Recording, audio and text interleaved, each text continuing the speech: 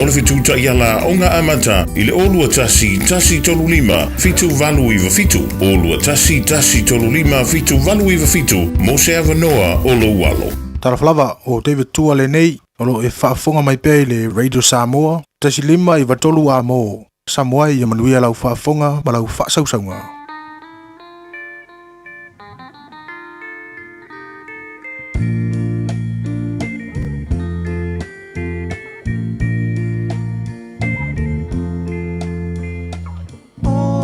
So I le lawa o Fiafia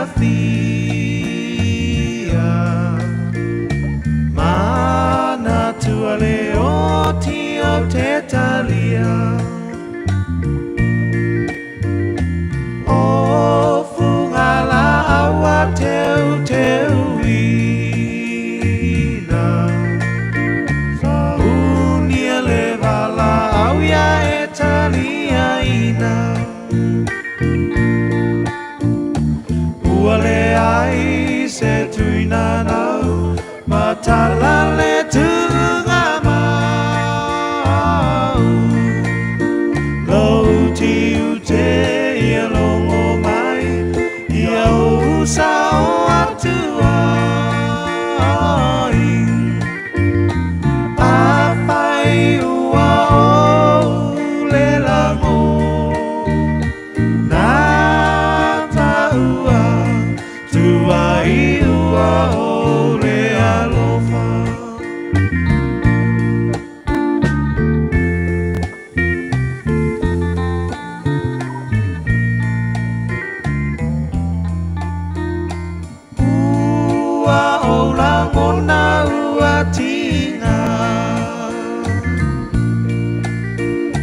Tango fatasi pua-puanga Elena o ita uanga sala E te sona moe aele ala Uale ai se tuina nau Matala le tunga mau Lau ti ute ia longo mai Ia usa o atuai Apai ua o le lango Na taua tuai ua o le alofa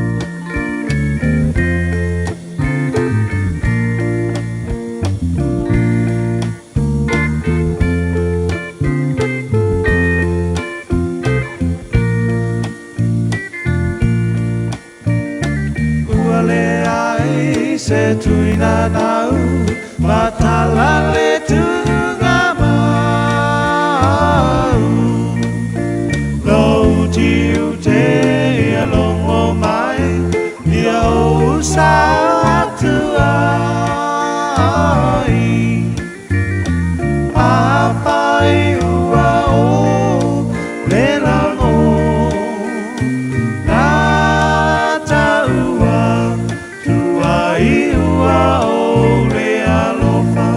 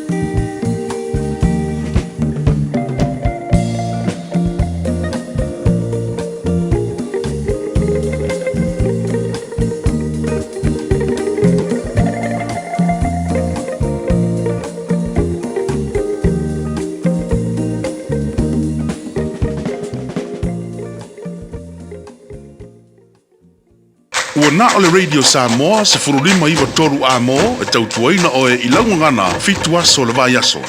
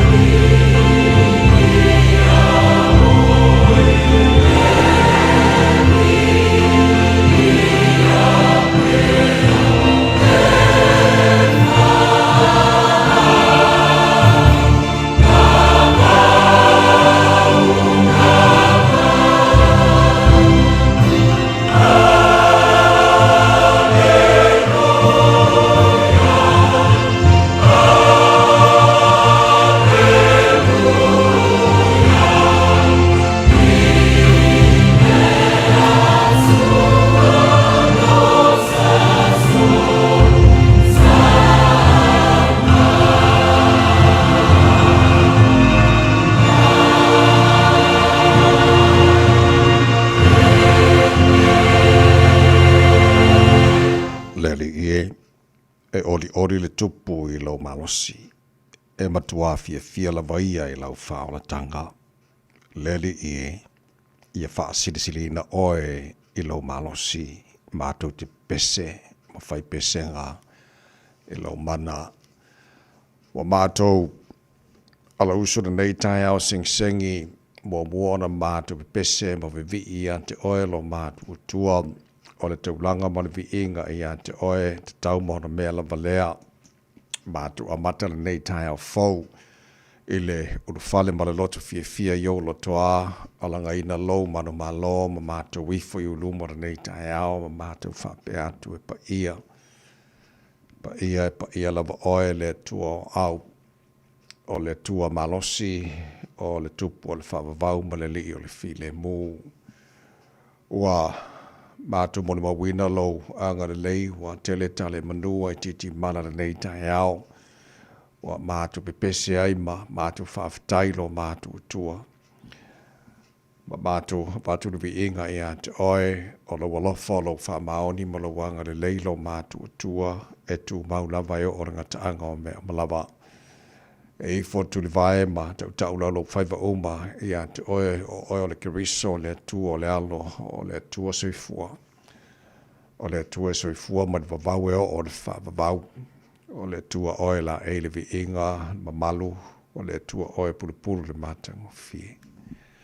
Tama, whawhitai tele lava e lau mea lofa lo la fau o mātou mawara nei Taeao. Whawhitai lo lofa o le fau o tute manu whai ngā malolonga. Sa tō whau te ngata ma mātou moe ma tau matele ete pe au lia. Nei Taeao, o lo walofa o e whapopori nia sa fau lo lātou si fua mo le mātou ni yola. Mātou o lia I fori nia sunga fua ua iwa ia ia sa Februari o le mātou whalaungara ni tu sanga. Mātou tu ina atu yo au te mawha mo le mole le mātou malangara ni yaso. Se e tau tai le mātou whalaunga o whai nei. Awali tia whaiva le whengai ma le tino. A matangora ni wa yaso o mātou iai. Leo mo puipuina ia mātou whanau.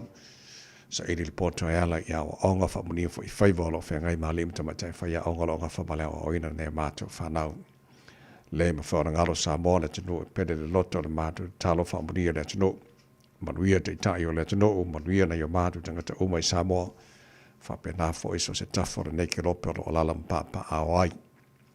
Whamunia le nia tino nusila lo mātou nofo mawai. Whapena tino malaba o le nei lano langi. Alo whangia le tu manu mulipanga ma le tapo inga. talo fo i malwhaafonga na i mātua, tu asin sino na tino i malu mo ta malaora ni yaso, te to waina pe lato le mawhana whana o la walofa. Whaafo isia pera lato si fua laule le tino sili lava e le anganga.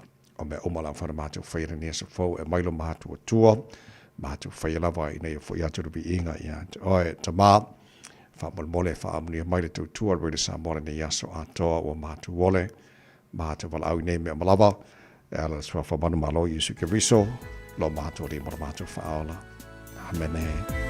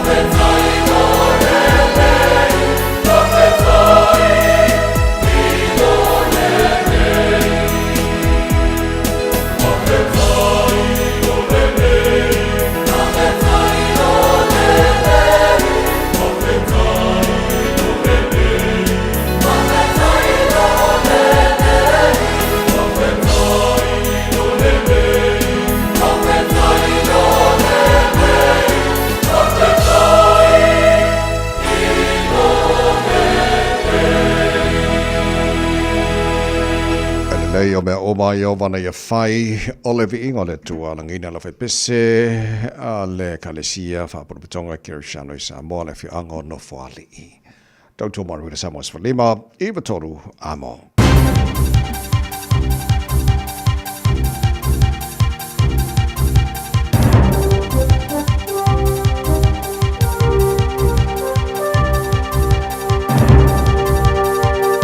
In this update, Christchurch mosque terrorist Brenton Tarrant is back in court this week, seeking leave to appeal his convictions and vacate his guilty pleas. He was jailed for life in 2020 after admitting murdering 51 people and wounding another 40 at two Christchurch mosques in March 2019.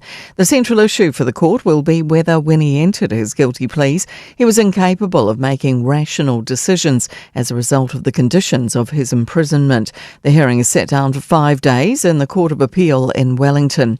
A major blaze at a Taupō high school's been brought under control. Fire and emergency crews from 8 areas were sent to the fire at Taupō Nuiatea College just after 2 yesterday afternoon as thick black smoke spread across the town. The school will be closed today and the Ministry of Education says it will probably be closed tomorrow too, while the site is assessed and made safe. Taupō Mayor John Fennell says this is devastating for the college, which has a roll of more than 1,100 students. It's going to impact the whole town in a significant way, and the council will do what it can to assist where it can.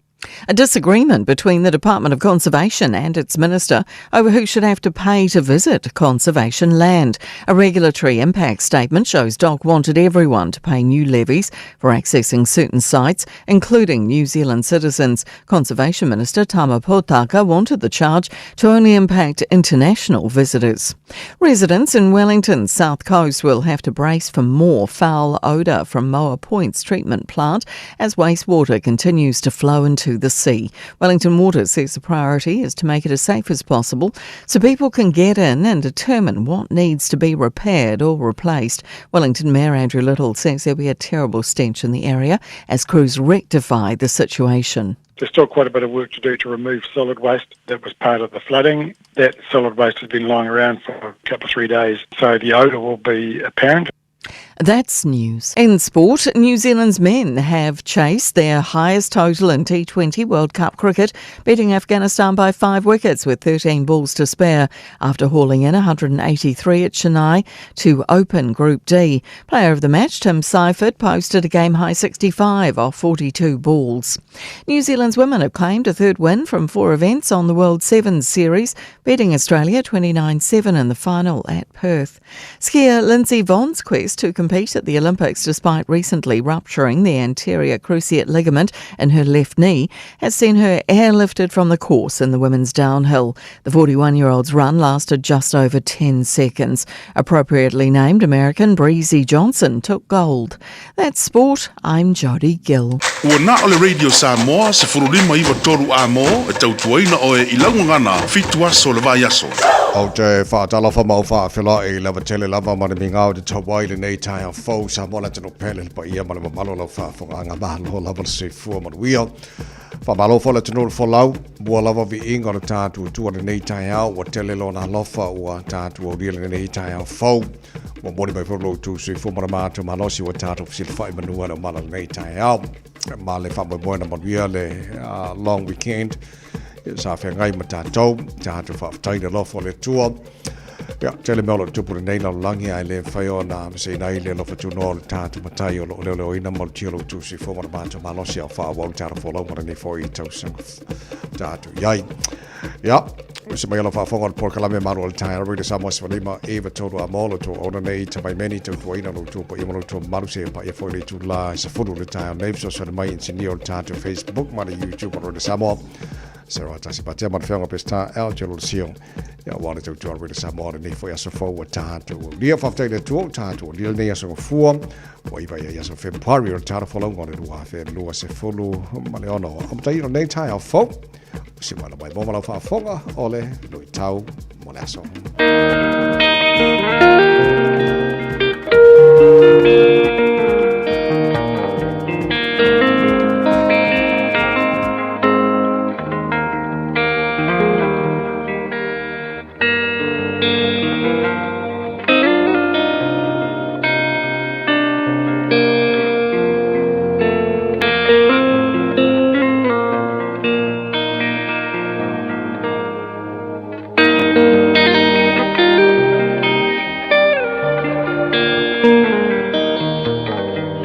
Lui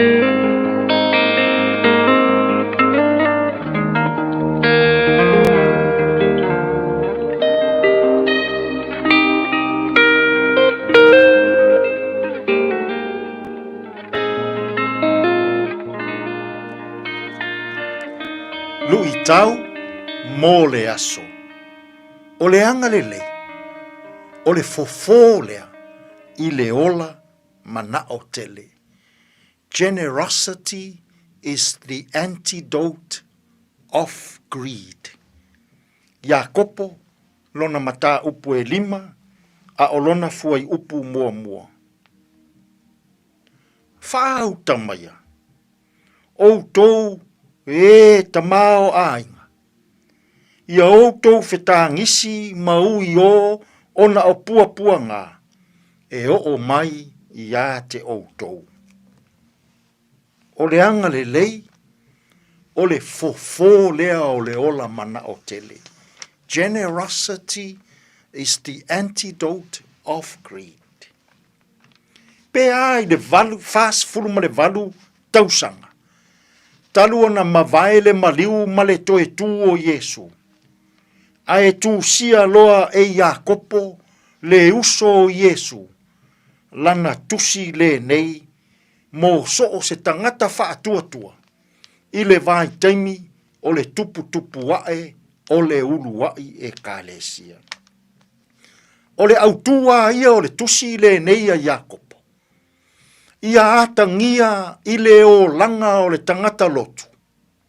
Ia atangia I le o langa o le tangata whaatua. Fōlinga o Yesu. A oa onga ma le o langa whaatua I le atua. E mana o Iakopo. Ia atangia I le o langa o le tangata whaatua. Le loto alofa.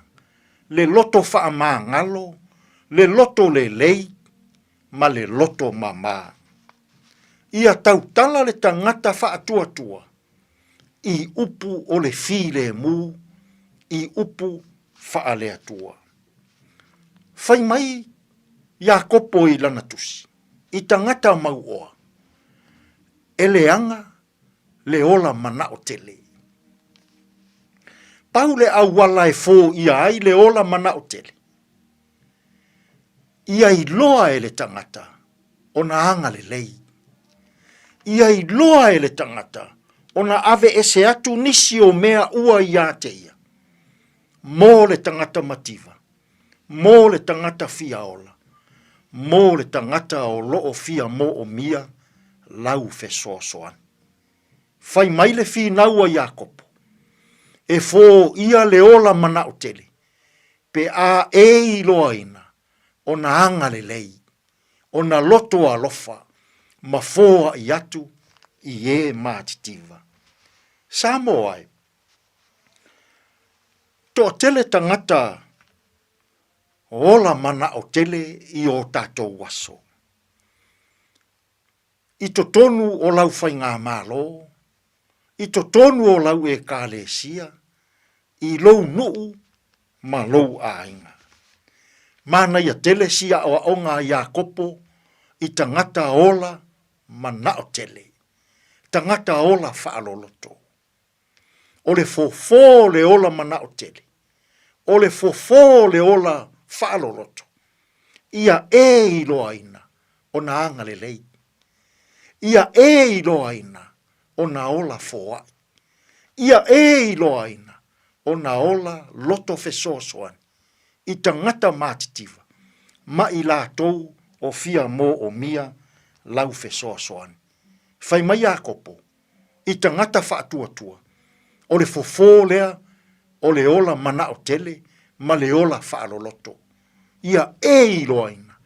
O na ave ese atu nisi o mea ua e maua. I le tangata mativa, ma le tangata fiaola. Samoa e, ua mativa si o tātou watu nuu I nei aso. I tangata anga le lei. Ua mativa Samoa, I tangata loto fōai. Ua mativa Samoa, I tangata anga le lei, I e o fia mō o mia, le fesoasoani. I le nei fo iaso. Ai a, pe a se I e anga le leitasia. O le fofo lena I lo wola whaaloloto. Ma lo wola ma na o tele. Tātou te tāra. Whawhetai le atua. A o mātou I loa ina o na anga le lei. Loto alofa. Ma fōa I atu I tangata mātitiwa. O le fofo lea I lo mātou wola ma na o tele. Tātou malaua fio I a mātou whiau mga aluenga o le nei aso. E tonu malelei ai mea umma. Lo lava suafa Yesu lo mātou walii ma lo mātou whaora. Ua mātou tatalo atua I nei. Amen. Yeah.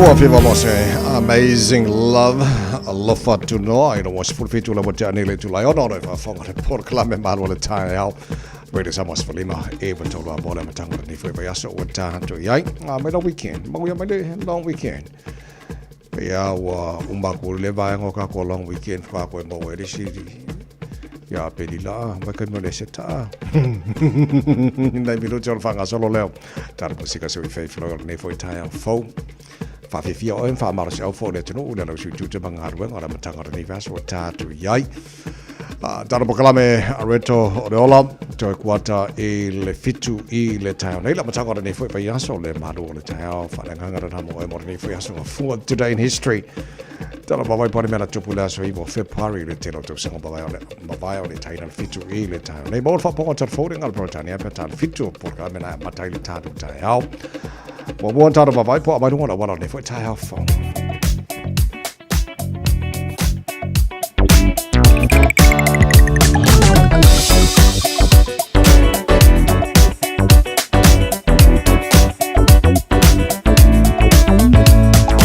Why not much I don't want to one on if it's Taeao.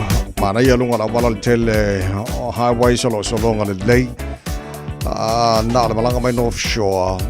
Northern motorway city bound around Albany and Rosedale. Mauna bang a lot of battle of my late Taeao.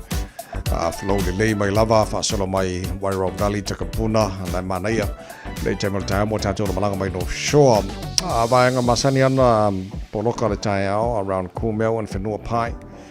Audio my lingers Fuluono, Malanga by Sifora, and I told Kilani Pona Bang a lot of Lembu, my late Taeao. Pasimaipa Pakuranga at Kanini, Botato Malanga my state highway 1 and Tolanga Kilani. Pona Banga for a month on a piece of my name on the Taeao. Is Vanga Monawala, Seki Paling, Yata to Lane Taeao after Valley, Sound of the Bulanga Jutamanga. Amataka Nevaso Tato. Tala Falava, or the Siufonga le Neo Samoa, le Radio Samoa. Battle Talo Tower Day for Taeao Fo Tamaki Makoro, Kilani no Fanga Fasa local radio Sam was for Limalo Yai. The Malu do the air and Nevanga Ole Taeao, wing of my window towel so fast on our daily Taeao, fast on train a langi the daily towel, so a tom. Luas a footman feature Madunga or the Bella from my window, Kilani, and Yaso Sifurvalu, Lord of Mawalalo Taeao, Diana, langi the lay for the towel. The tell of au Kilani to Tusa Lele Villa name Taeao, Los Fitulona Maurunga, buying on Tuatu, Fasona Awalang the Daily, so Lulu, Fasona Awalang the Lay, like teacher tell me about waiting when he's buying au Kilani as Toffee, Fasona point Awalang the latest for Riley, Fasona like the latest or Nai, Male, Aso Sa.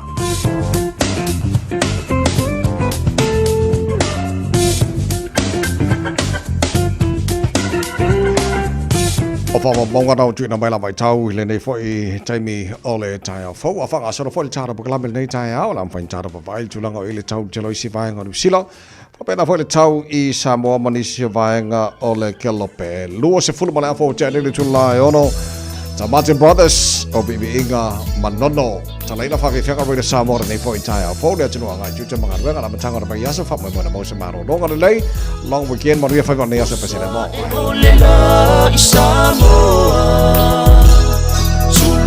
Ai mane nei motu atu lau fanua ualanu lau hava ai si omia ele samiti oata ei ata ua male feta lainga ya futi male mamalu ile ainga samuti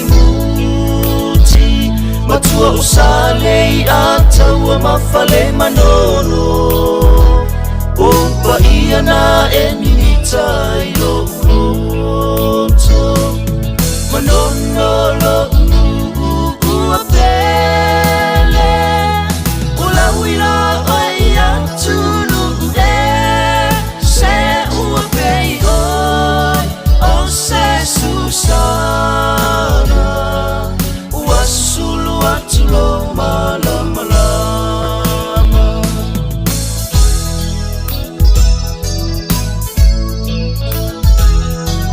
The telefoni lena ole vainu Ianu pini tasi oe ile atunu Ulo faiva masani ole anu foe Vitali tawa fa malua imamoe Tali uanela ila utale ni masani Tafefe wataule aini a ole sami Levave a ole a male a fiafi Se ibanga na uangi mai se matangi Manonolo uapele Ula wila oia tunu Se uapei oi o se susana Wasulu atulo malama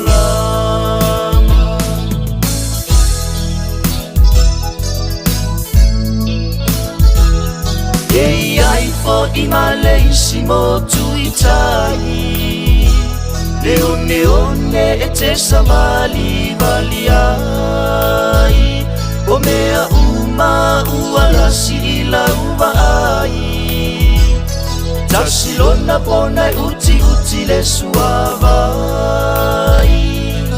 Olanga mailo amasio fale tua Ete tamai ilevai suolua Le puia io apai masalua Ako faleu osiona laumua Velua ipongo le talalelei Usili a ilohu aulele Ma ua pei Se Susana Wasulu atulo malama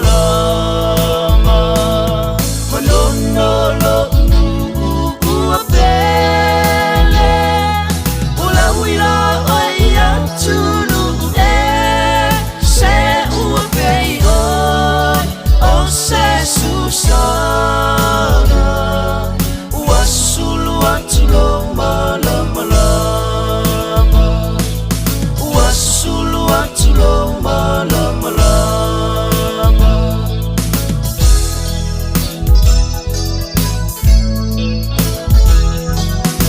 Wena sa mas malima iwa tola mo lua se folo maleli male wajane le tula e ono fa tala fa tu pa anga fo ele tara pa kalame ono tara fa tasine nei Taeao fa tailu tu fa tala fa mai ma fa fela mai lungo tata Facebook mari YouTube ro Samoa mai mo mal fa fonga tino ile tino peli Samoa ma se fo I ale FM 106.1 Samoa no tara so ta I fo I ne Taeao ma ne Taeao ma no lava ia le so I fo mo ia tino tara pa anga fa tala fa mai le fo I Taeao fo Simeona Suena Malole se fo Maria le ne fo I Taeao losa mai fair good morning Malo fa taile fa tas mai se pa sa beli male malo weary Monaco malo la se fo Maria felaka ya kako le Taeao fo oro petipula malo se fo Maria all the way from Hawaii aloha la fa tu le Taeao fo mai ava Simone Talia good morning fa taile fa tas mai ya pa pena foi miu fa mosa Trump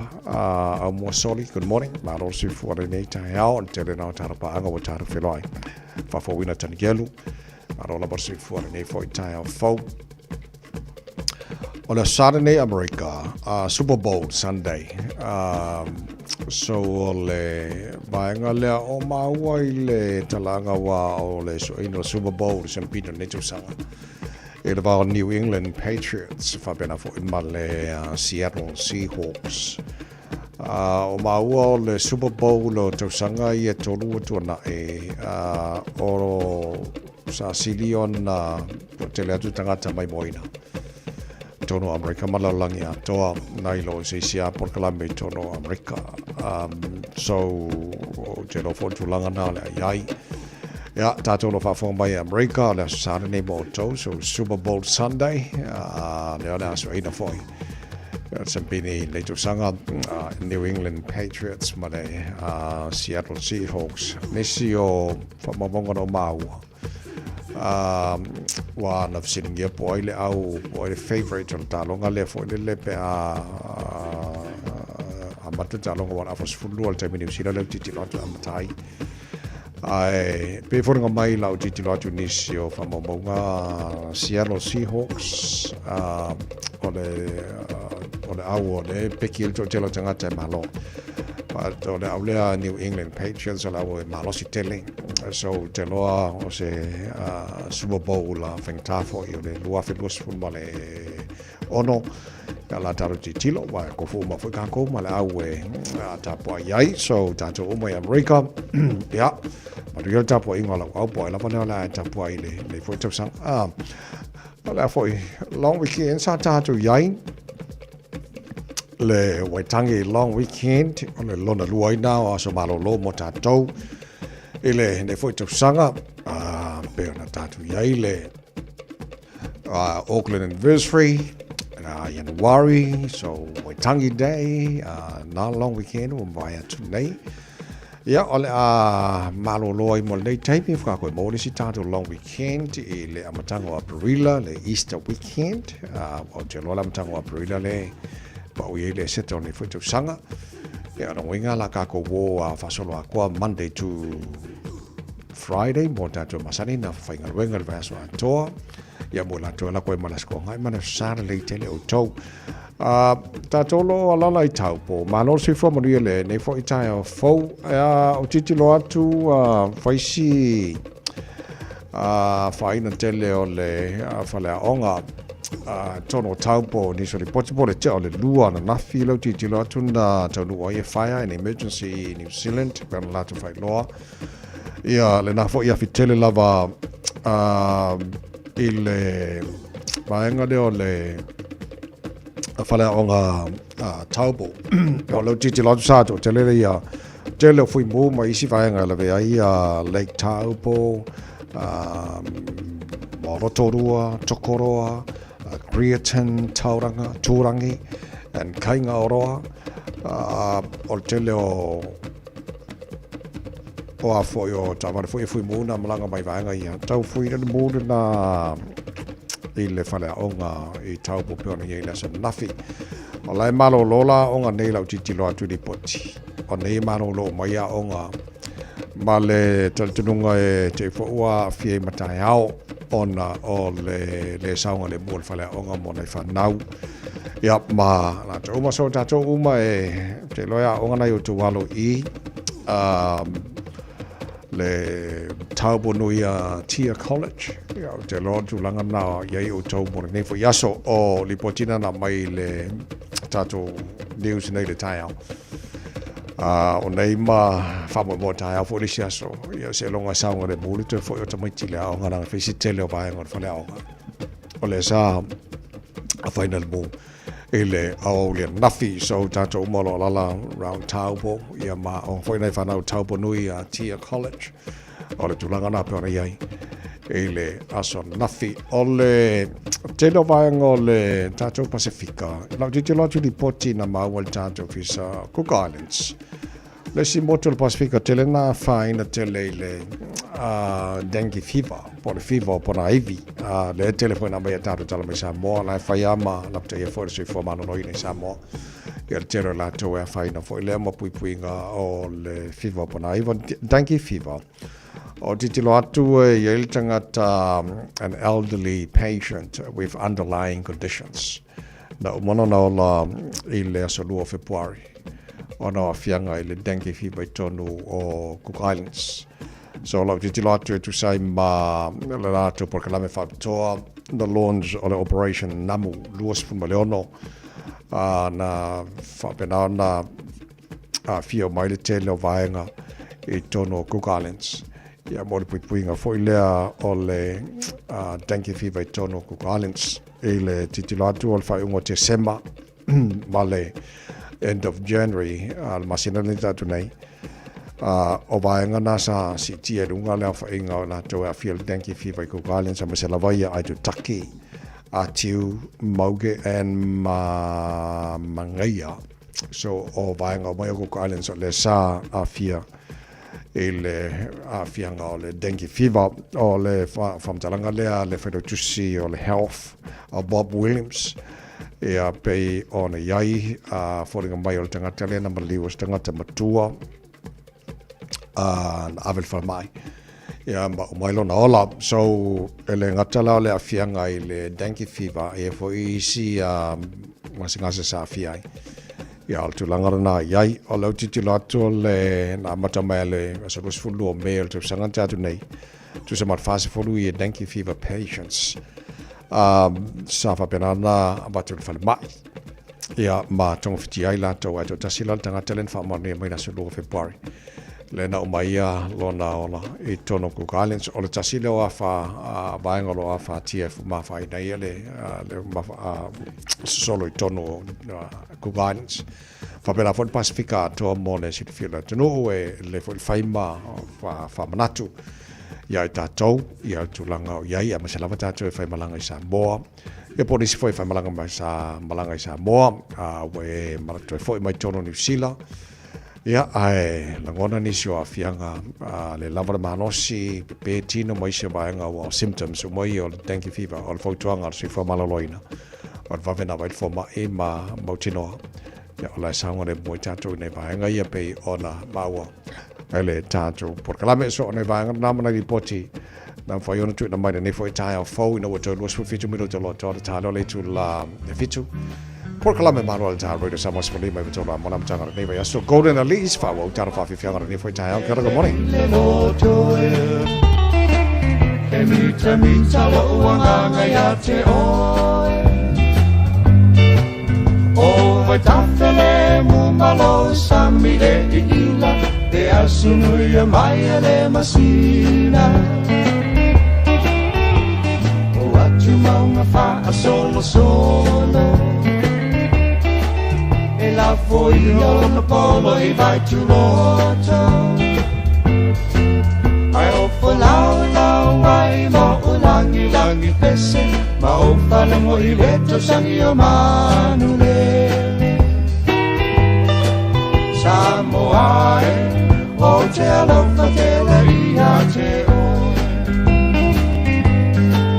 E mita lo ananga ia te o Tinanga o malanga ia tinu o kapalangi E le ngalo mai Samoa i lana masani E maua pua tolo mawhaki Ungo mau ki makalu sami Masina e ina iai Utamata uma e alo fani E alo lofa pua e so o se tasi E le tio amoli mau vai le tasi tu si tala O samo o le penina o re ne basa Samoa o te alofa te laia te o E mita lo ananga ia te o Le masina Samoa se i e susulu maia Susulu i le taulanga o apia Se i tala no ai tene matama o Fiafia I lalo lo susulu manaia O la au uma ua funa Ua ina le manongi mai maunga O tau sangi ai manu o le tonga vau I vi o le penina o le masa lau lau Samoa o te alofa te laia te o E mita lo ananga ia te o Aua e te ata se I whai la utala Sa aula tonga o Samoa maunga tangata E maua fua lava o siapo fo I mawala e le popolo nei molle le manava a e fiata fao to solo pao pao e ossa se la mai se lu mamao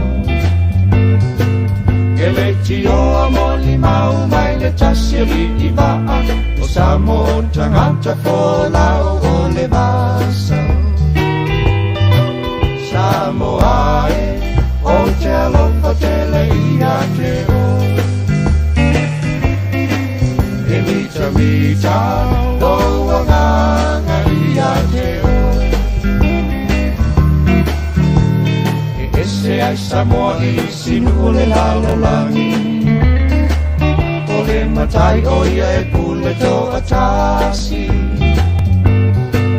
e le so ona pule a vei o isi atinu ai apo pe a lato wanganu na o isara e lumayana mua e pai o lato matai mai e tadua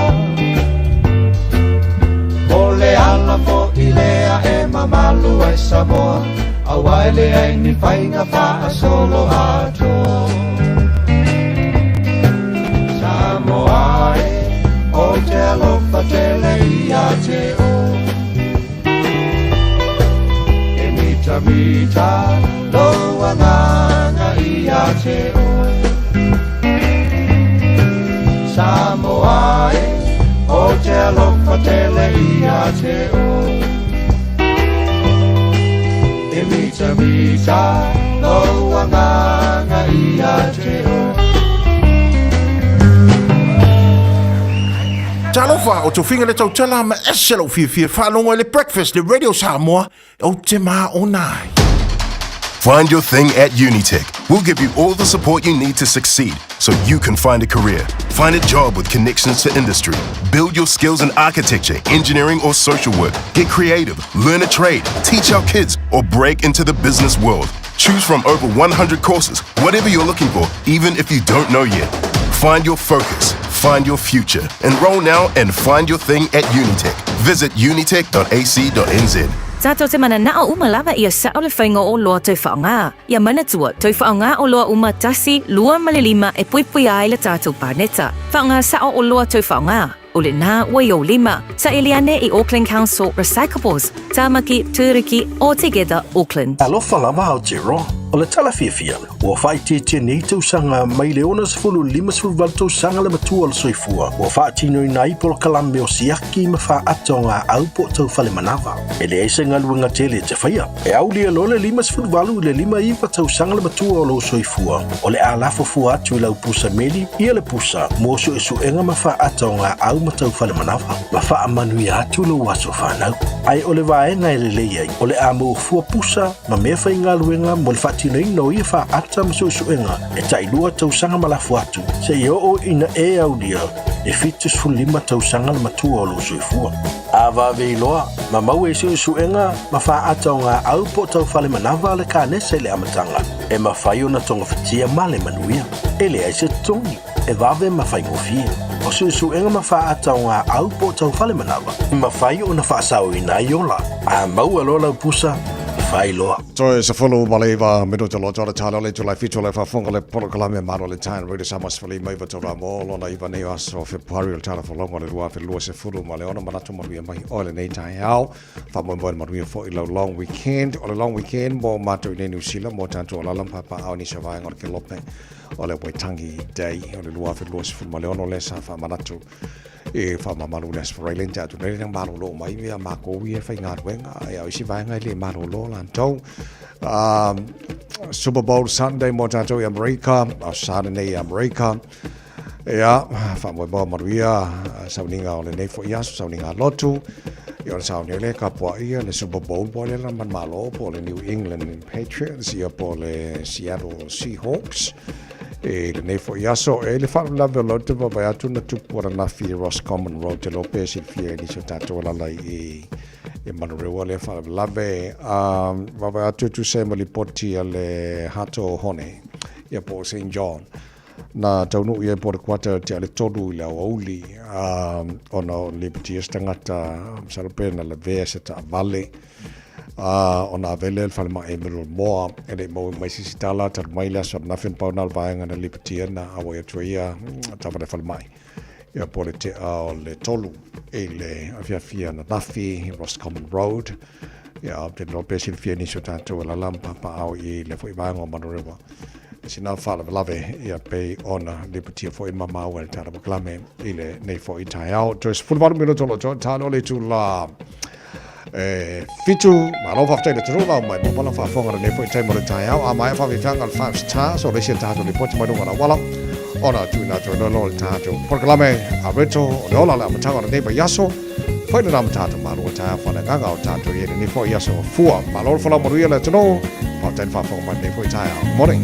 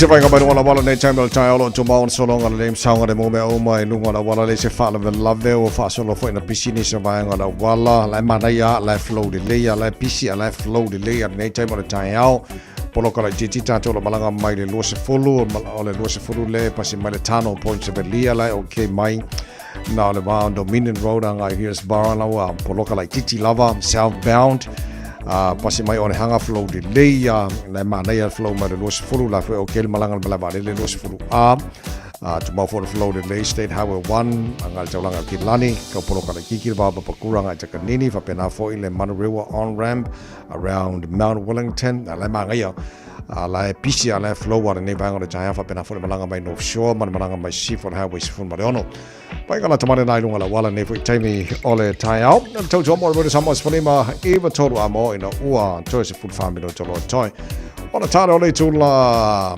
features malo mai mo malo fa fonga fa pongo tara kalame reto le olo ne fo I Taeao bread of life sent down from glory many things you were on earth a holy king, a carpenter, but you are the living word. Say it now. Come on.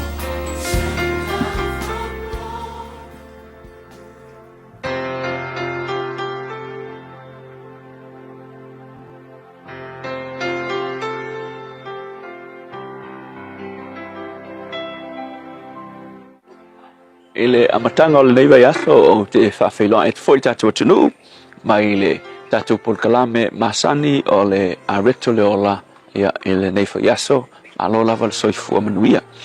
O le tusi mo muala no fwa inga tupu lo no pata upasifu fitu whai upasifu o no whapea o na alu atu lea o tā vita manofo atu iluma o Iova. O na whai atu lea o tā vita Iova le tua o ai ea unei o ai fo'i lo'u ainga ina ua e whao o mai ia te au I le nei aso. A le upta ua mo o I laso le nei whapea ia e manatu natu I lona angalelei. O e manatu natu I le angalelei o le tua I lo wolanga ma lo ainga. E le ngata I le malosi ma le ola o na foa ia te oe. Ia e whapena fo I mea olo o whamanuia tua I le tua ia te oe ia so teitas. Mai le ai o se mea I le whamanuia o le tua ua e maua mea. Ia pesa e mativa sa I le tangolima ia o le nei teimi. Ua maua mea I ulima. O e ma fau loto I mea na ia mata ua ia te oe mea ua foa ia le tua ma le teita inga le tua. You know, a whai e te leo a mana ia le vaenga le na olona winga. E o ina e manatu I fo o meanga ua e maua ma le malosi ma le atamai mea lava na ua e manui ai o meanga maua I lo malosi. Tai pei o ka malo fo I lea le tupu I longa lea o papelo nia tu spa ia e ingoa ia nepukanesa. Pai mai tala tu spa ia na whaaya ina le tua ma wha malu le tua whata mau ainga ina le tua ilona vai tau. A le mela le tupu whai ua le acknowledge pe ava I le tua I le malosi ma le mamalu ma le oa. Ai whai mai ua mita o ia mai ua savali lungolo na whale ma whapeifo. Pe leo papelo nia ele nei na o whaia I lo malosi. Mita I longa malosi. Ia le unga na wha maua laloina e le tua. Ai e vaila ia tāvita. O tāvita I le taimi longa o tāvita ma le mamalu o tāvita lenga mawhauwhau e whaisa whale mo Iova. A o lea lana whitalai e Iova. Ia I le ainga o tāvita ma si tia lona ainga. Lela te vai I le tala tāvita ina ua whamanuia le tua ia te ia. Ma tau atu e le tua le lumana I lona aina ma lona tali I leo Solomona. Whai mai o na alu leo tāvita. Ua nofo I luma o Iova. Le whalonga I upo le tangata I loa ngā awa I le tua ona o whamanuianga ua whaia e le tua I lona o langa malona ainga. Mai mai lo le tala tāvita. O ai ia unei, o ai fo I lo ainga, ina ua e whao o mai ia te au I le nei aso. Mai e ka ua ke le mele nei. E whata mau ainga e le tua, whamamalu e le tua. Ngai loa e tāvita whamau lalo. Ki ro le mele o le tau whaasei. O le kau whaasei o le mele o le mamalu ma le whaaeaina. A e le loa le source. Po le pongai o le mamalu ma le whaaeaina pea o ngā sikia o I se mea. A e le loa o ngā e whawhitai I le tua I le mele ngā. Ki ro le mea o ia te oe. O le vāweia o ngā koe se le melea o le whaaeainga ma le whaamanuianga mai le tua. So o le upula mo o le aso le nei. Whai mai le matua mana tu natu I lona anga le lei. A whai whaamanuia o le tua mana tu natu lo loto ma I loa o na whawhitai I le tua. Le tua whawhitai la mo mea mātou te maua whaonga ana mai we e whaonga I nai o mātou o langa mea lofa o e whaai I o whaamanuianga o mafua mai I te oe. Ia fo ia tupea le vi inga ma le whawhitai ia te oe. On olo suafa Yesu. Amen.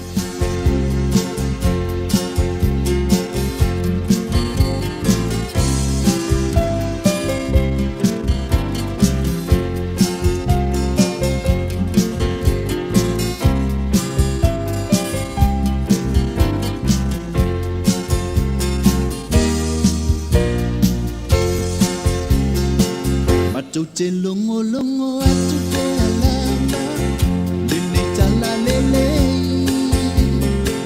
le tala winga I le paahola a winga mai le atua longo longo atu ia te oe una matango pie le ne ua o maua wa muni ai lo Fiafia ele ai se Fiafia sini atu nai lo le nei ave a Yesu e fai mau tutu no lo lo to tali tonu ma e fa atua tua na paulea ole alla o a fai ngata ole olana ave umaya teia fa apetai lo fa aola ana lese anoa lo alofa o lo mala mala ma ua fai mata iala I le komisa wana o oe e maua I le Fiafia e tu mau wa o tauta mea uma ina ua o maua le manuia tupu nei loa iai ma e tali tonu ai ilona matango fie e sili sili e se ele mita mita vale ai anga malu za ili nei so ma usana e mawaya Yesu ele ai se Fiafia e sili atu awa e moni e o oi le pa amamau ole oli oli sanga e tu mau se ilonga te talia Yesu fa apeta la fa aola ana lese anoa lo alofa o lo mala mala ma ua fai mata iala le komisa wana o oe e maua I le Fiafia e tu mau wa o tauta mea uma ina ua o maua le manuia tupu nei loa iai ma e tali tonu ai ilona matango fie e sili sili e se ele mita mita vale ai anga malu za ili nei so ma usanga e mawaya Yesu za ili nei so ma usanga e mawaya Yesu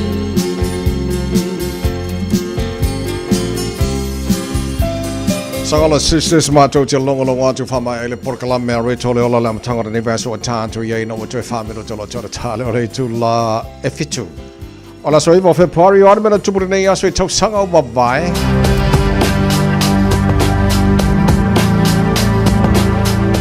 Aso iwa Februari o tausanga a whewsalau iwa se fulu male ono te wawa I atu o le aso na matua whatua wha mai a ile se fulu walu masina talo na pomu.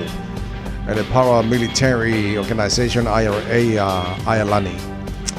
Ia te tonu o le pomu na pai tono lontona. A lau te wawa te to lua e na ma li liu ma to suriwa na ma na luai. Ele na foi fala lave ole asoivo February ole afim sala wona suma ivan fa mawina malanga mua valele Boeing 747 na fatanuina ele asoivo February ole afim sala wona se fulu malaiva asoivo February to sanga afim sala wona suma fa la sana fa mawina na malanga ile afoi pese fa i launo na vai time the Beatles ole la tour i America Fabawina la soiva February ole tausanga ape salau ono se fulu malefa. National Bell Fabawina tupula soiva February tele tausanga babal te jomo re Samoa spolima toba mo no to lua mana afa me jolo talo le tula fitu telephone ngal Britania pa mai afa fianga fanana Jerome Gray ole Ellen.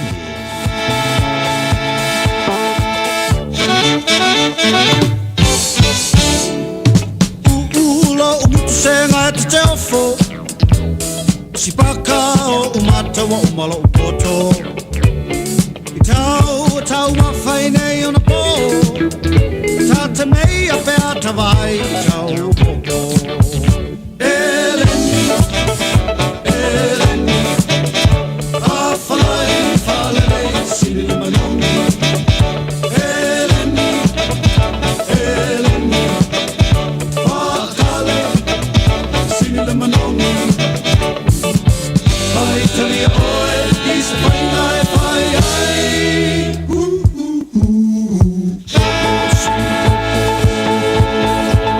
Whawhai ai ai Whaatau aloasi whai malofa O le manatu e oe o mātou polonga Atasi I matasi tai tau I le langi Wale loa e leo wangelu wao I ai Eleni, Eleni A whalai whalei sili manongi Eleni, Eleni Whakale sili manongi Whai tali oe is whaingai whai ai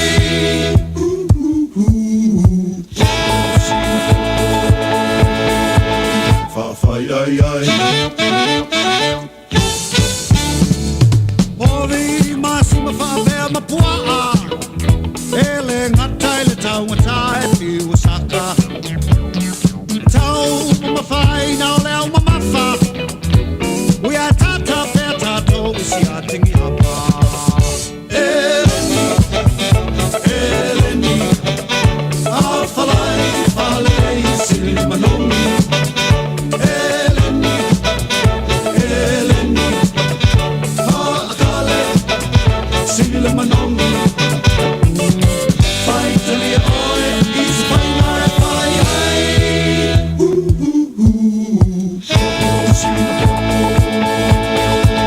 Whawhai ai ai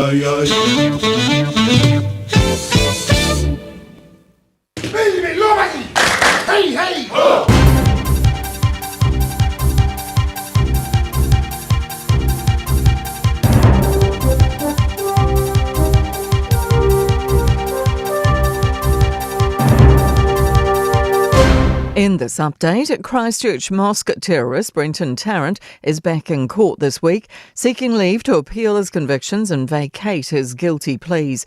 He was jailed for life in 2020 after admitting murdering 51 people and wounding another 40 at two Christchurch mosques in March 2019. Students at Taupo Nui Atea College are being urged to stay off school grounds after a huge blaze. Fire and emergency crews from 8 areas were sent to the fire at the Taupo High School just after 2 yesterday afternoon, with the blaze brought under control last night. The Minister of Education says it's working closely with the school to minimise disruption and to plan next steps. Taupo Mayor John Fennell says the school's closed today and there's a lot of work to be done to tidy up the impacted area. In fact, I understand a number of the classrooms have been destroyed, so that will provide quite a challenge for the school for the year. Hope that a critical stretch of road on the North Island's east coast stays open for good. State Highway 2 through the Waiaweka Gorge, which connects Gisborne and the Eastern Bay of Plenty, can be used again for essential travel by convoy. It was damaged by flooding and landslips several weeks ago. Gisborne Mayor Rehad Stoltz has explained to officials how important the route is. It means our businesses can plan. Our residents who need to go to Waikato Hospital for treatment there know that they can travel. Our students going back to uni can travel that route. A man's death while trying to dispose of explosives has prompted fresh safety warnings. Donald Woodford died on his 79th birthday in February 2024 while attempting to get rid of power gel in Southland's Dunroban. He previously used the explosive for fencing work. Woodford tried to return it to the store where it was purchased before approaching police. Both refused to take it. Coroner Alexandra Cunningham recommends police should contact the Defence Force to help with guidance on explosive disposal. That's news. In sport, the New Zealand women remain the benchmark in Sevens rugby after claiming the Perth title, the fourth stop on the circuit. They've beaten Australia 29-7 in the final, their third tournament win this season. The men finished fourth. The Black Caps have earned a 5-wicket win over Afghanistan, chasing 183 to open their T20 World Cup cricket tournament in Chennai. Golfer Kazuma Kabori has finished at 11 under par and a share of 9th at the European Tour's Qatar Masters, 5 strokes behind winner Patrick Reed. Zoe Hobbs and Tian Welpton are Poland-bound after posting World Indoor Athletics Championships 60-metre qualifying times at the Sir Graham Douglas International in Auckland. That's sport. I'm Jodie Gill. Ua na ole Radio Samoa se furulima iwa toru a mo e tautuaina o e ilangungana fitu aso le vai aso.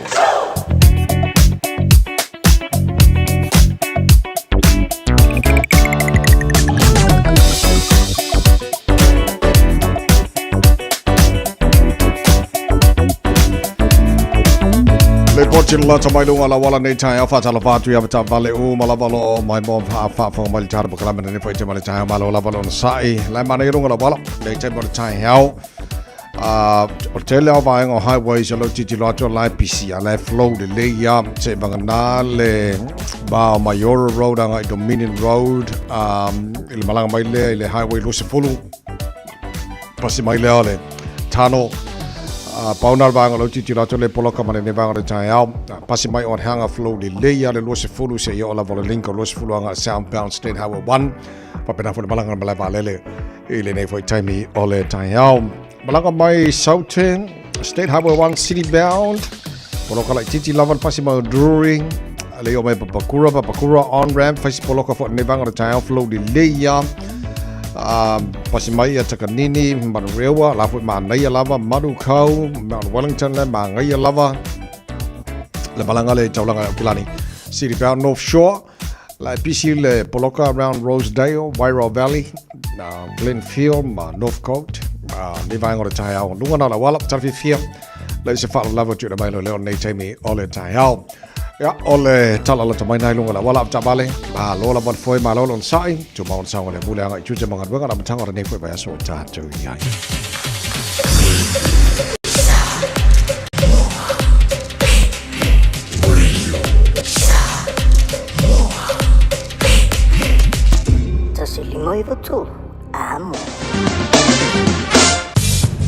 Mai kala sa mai le talo le tau le nei fo I taimi o le Taeao tātua amata mai Samoa. Malosi fo manuia le tunu o lo mai mon whaafonga mai Samoa. E le nei taimi o le Taeao so o wawea kupo ilen whaatalo wha mai. E ili tangata le no wawea kua whakalo wha mai le mako ngui kua iau whanga. Whio iei, kiki laku. Me alofa, whawalii. Good morning. Whaafo mai o iau whanga o le ngu maanga ia leo le piko ngu a kōlenga o le pāma wawau ma loko whanga ma vāenga umana e ala fo e le wharkal malo maanga ia o Sea Breeze. Miso, alo se fo. Luas fulo lo ilma whanwhana le ea I Samoa ni vāenga o le Taeao. Wawea tulai marelangi le mau le tau I Samoa ni vāenga o le Taeao. Winga o le tau I Samoa le whasoro na awaoe pa utimoni so taimi. Ile atono luas furvaru luas furiva degrees Celsius in verno ile vela le Samoa. Nei temo nei aso anto luas furlima lona mawalalo. Le to mount out of so taile Samoa. Sri Lanka really somewhere pile fianga ngal mana tu marwa tanga veti pe tanga vaiona mai folo la toanga palo tele ni semolo tu Samoa. Ya mal atoanga le talo tawala vai tawla tamai. Tono Samoa fa monga online na lo titilato. Ile tulanga ile tau Samoa. Se mai talo tau toro ni sala nei taro mata mai motu saute fatala fatu I pa angal taro pakalame so se vanga motu saute malo la versi fu mo io langi de lele tau Alexandra los fu lo mo ngol van fana langi de le blenum los fu tolo mo ngol de villa va pa atu grey mouth langi de le in me ka go langi de le kai kora langi de le Nelson langi de le o moru fa soron awa langi de le for le so Queenstown langi de le tau los fu lo mo ngol ma fana le so awa pa uti moni so taimi Timaru langi le Wanaka langi le Westport Dunedin langi le for the tamo to le so full van monu or Malu lu karestete malo si for moni o mai tato nei Taeao pa soron awa pa uti moni so baeng Banks Peninsula le so pa soron te for langi le la o ni mana Fiafia na le lu su tasi monu ma fana fa mo wina mo karestete le so Se mai talo tau le motu I Matupi, te lawa nunga motu I Matupi kai taia luas fulima mo nunga le vela. Pasolo na awa oalangi le leifo le tau le neifo I aso le lau mua Wellingtone, ma lo le sui fua manuia. Panga o maltara po kalame whawhau mai. I le lau mua Wellingtone langi le leili tau mo tau le so. Luas fulua mo nunga le mawhana whana, pasolo langi le lei Wanganui. Awa oa, pa utimu langi le lei tauranga le so, lusu whan mo nunga le vela tau po, pasolo fwina awa oa. O timo le Fiafia na reilu su farma lunga le vela. Lu su farma lunga le vela o roto rua. Awa pa o timo ni so taimi. Langi le leili tau Palmerston North. Lu su farma lunga le vela langi le lei New Plymouth. Asoro na awa le tau Napier. Lu su farma lunga le vela Masterton. Langi le lei for le tau lu su farma lunga le vela Levin. Langi le leili tau Hastings. Fasoro na awa le tau le Somme. Fasoro na awa le tau Gisborne. Kirikiri ro Hamiltone. Pasolo na awa ola tau mo tau langi le leini so taimi Pacific vela le mo tau kirikiri roa lusu fitu mo lunga le vela wha mawina mo Hamilton le so. Tama kima kaura o kilani no whanga whasalanga Radio Samoa for lima pe kau maruru e riri kai aori. O tātou e o kilani pēr. Papa atu mai langi le lei ora kau riri kai aori. Winga o tau le so le alangi le leili tau te la vaenga o kilani lusu fitu mo lunga le vela. E ko kusari ka kori ma loi Hamilton ali lo su fitu mo lungo vela nei Taeao pe ria langi le fo le tau lo su fitu tu sale de le vela nei Taeao pai ko tu atu langi le so lulu pa so fo langi le stofi malas fo raile astona I male asosa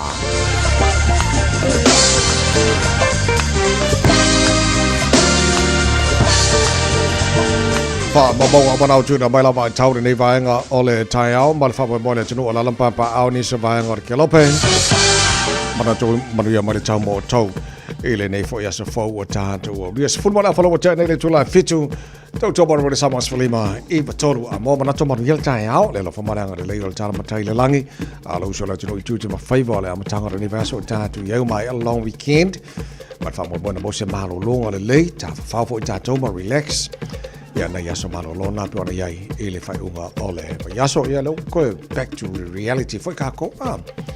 Ele fa pe la fa umi ala wa samano no. Alo se fo mriale. Ne foi taimi ole Taeao. Pa taimi mo talia mai alto tua. Tono lo bauta, tono ta vale ton fa fainga wenga fa pena foi lungo Facebook mari YouTube ro de Samoa tato ya America. Ma lui sa uninga ro nia sa pati. ia ma le Super Bowl le lua felusu ma le ono, New England Patriots ma le Seattle Seahawks. Ia, se o foi la ori ka ko vai. Ia po ile la solo ma le champini o le Super Bowl le lua felusu fulu ma le ono. O te lelo pena mai mo inisio na mai mo inisio talonga sa fanga solo o mata i le tatalo alo ia ina o talonga foi le Winter Olympics. Tali malo ai la ia Milan da Italia sole ka FEB mako ama ka kiali ile. Le tali malo a Italia ile fo i vaenga ma ngai o le sauninga ato maka ma ngai o ka sole. Ia, o le Olimpeka foi leo tele au talonga la fanga solo Olimpeka o le winter. Ia talonga foi ia ke o ke leo kalonga foi le aisa, ia ice hockey ma telo isi talonga. Ia o le tulangana na iai. Ia palasi mai loa i le malo ia New Zealand le T20 ta alama Afghanistani ma malo by 5 wickets. Ia palasi mai loa kai kua fiku i Perth Australia wo sole. Ia mkua maanga ia foi ali. Kusa ua koe wha kukupa voi le awa kenga New Zealand awa Australia sole pe whai aku laari. O ia maka e fui maanga ia sole. Ku whala awa tama. New Zealand. Na sao lunga le sa ringa le ipu autu ia edi sao. Whainga foi a fiti. Su ela e fiti ma South Africa champini o le vaenga o li. Ele taito fitu le a Perth, Australia.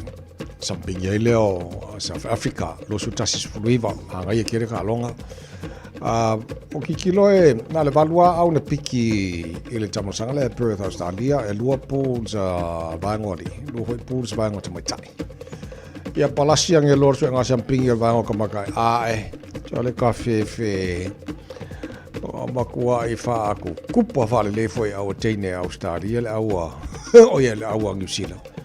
Makau kire lako kuri umi ngā sawa. Mary Levi, sole. Ke whai aku e whai ngā isi au Iapangi. Ia mga i au fwoi Canada ma whalangi. Palasi mai loa New Zealand de kumbo mai ngā. Ia au lang kire fwoi ngā yalo Samoa la iai.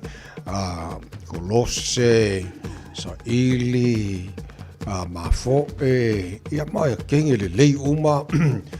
Fa Samoa mo koe malisi vaenga o Stacey Walker, Pori Lane, ia fa Samoa umale vaenga nga. Tole. Banga so koe mang malo e foi New Zealand o le whailo da sanga. Po vai o le teto fitu wha wa malo. Vaenga to mai tai kolu malo o New Zealand. A kasi Australia. Ko sala lai lead la le teine Australia New Zealand. Ele tamasanga to mai tai. Ia fikila e lead mai le tamasanga ali. Ele tulango ia whanga solonga IRB Sevens International. Anga ia sol. Ia le leiso po nei talonga na sa maua le tano pokalame. Ele fai ungar ba yaso ia la ka whakari le Super Bowl.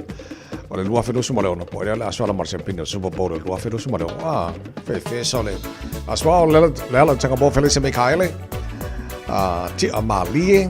Aba ele so mal le fa ponga mata le vai so po kala benga por tania fin que mele ton taro taro no ile samo le foi aso fo malo se fo samba o se au fui patasi sa baila tu ile ama no foi po ma si o mo o que lo a ni ta o soy po ma wa alo malo o le ata no pia pa lo ma tinga ma pia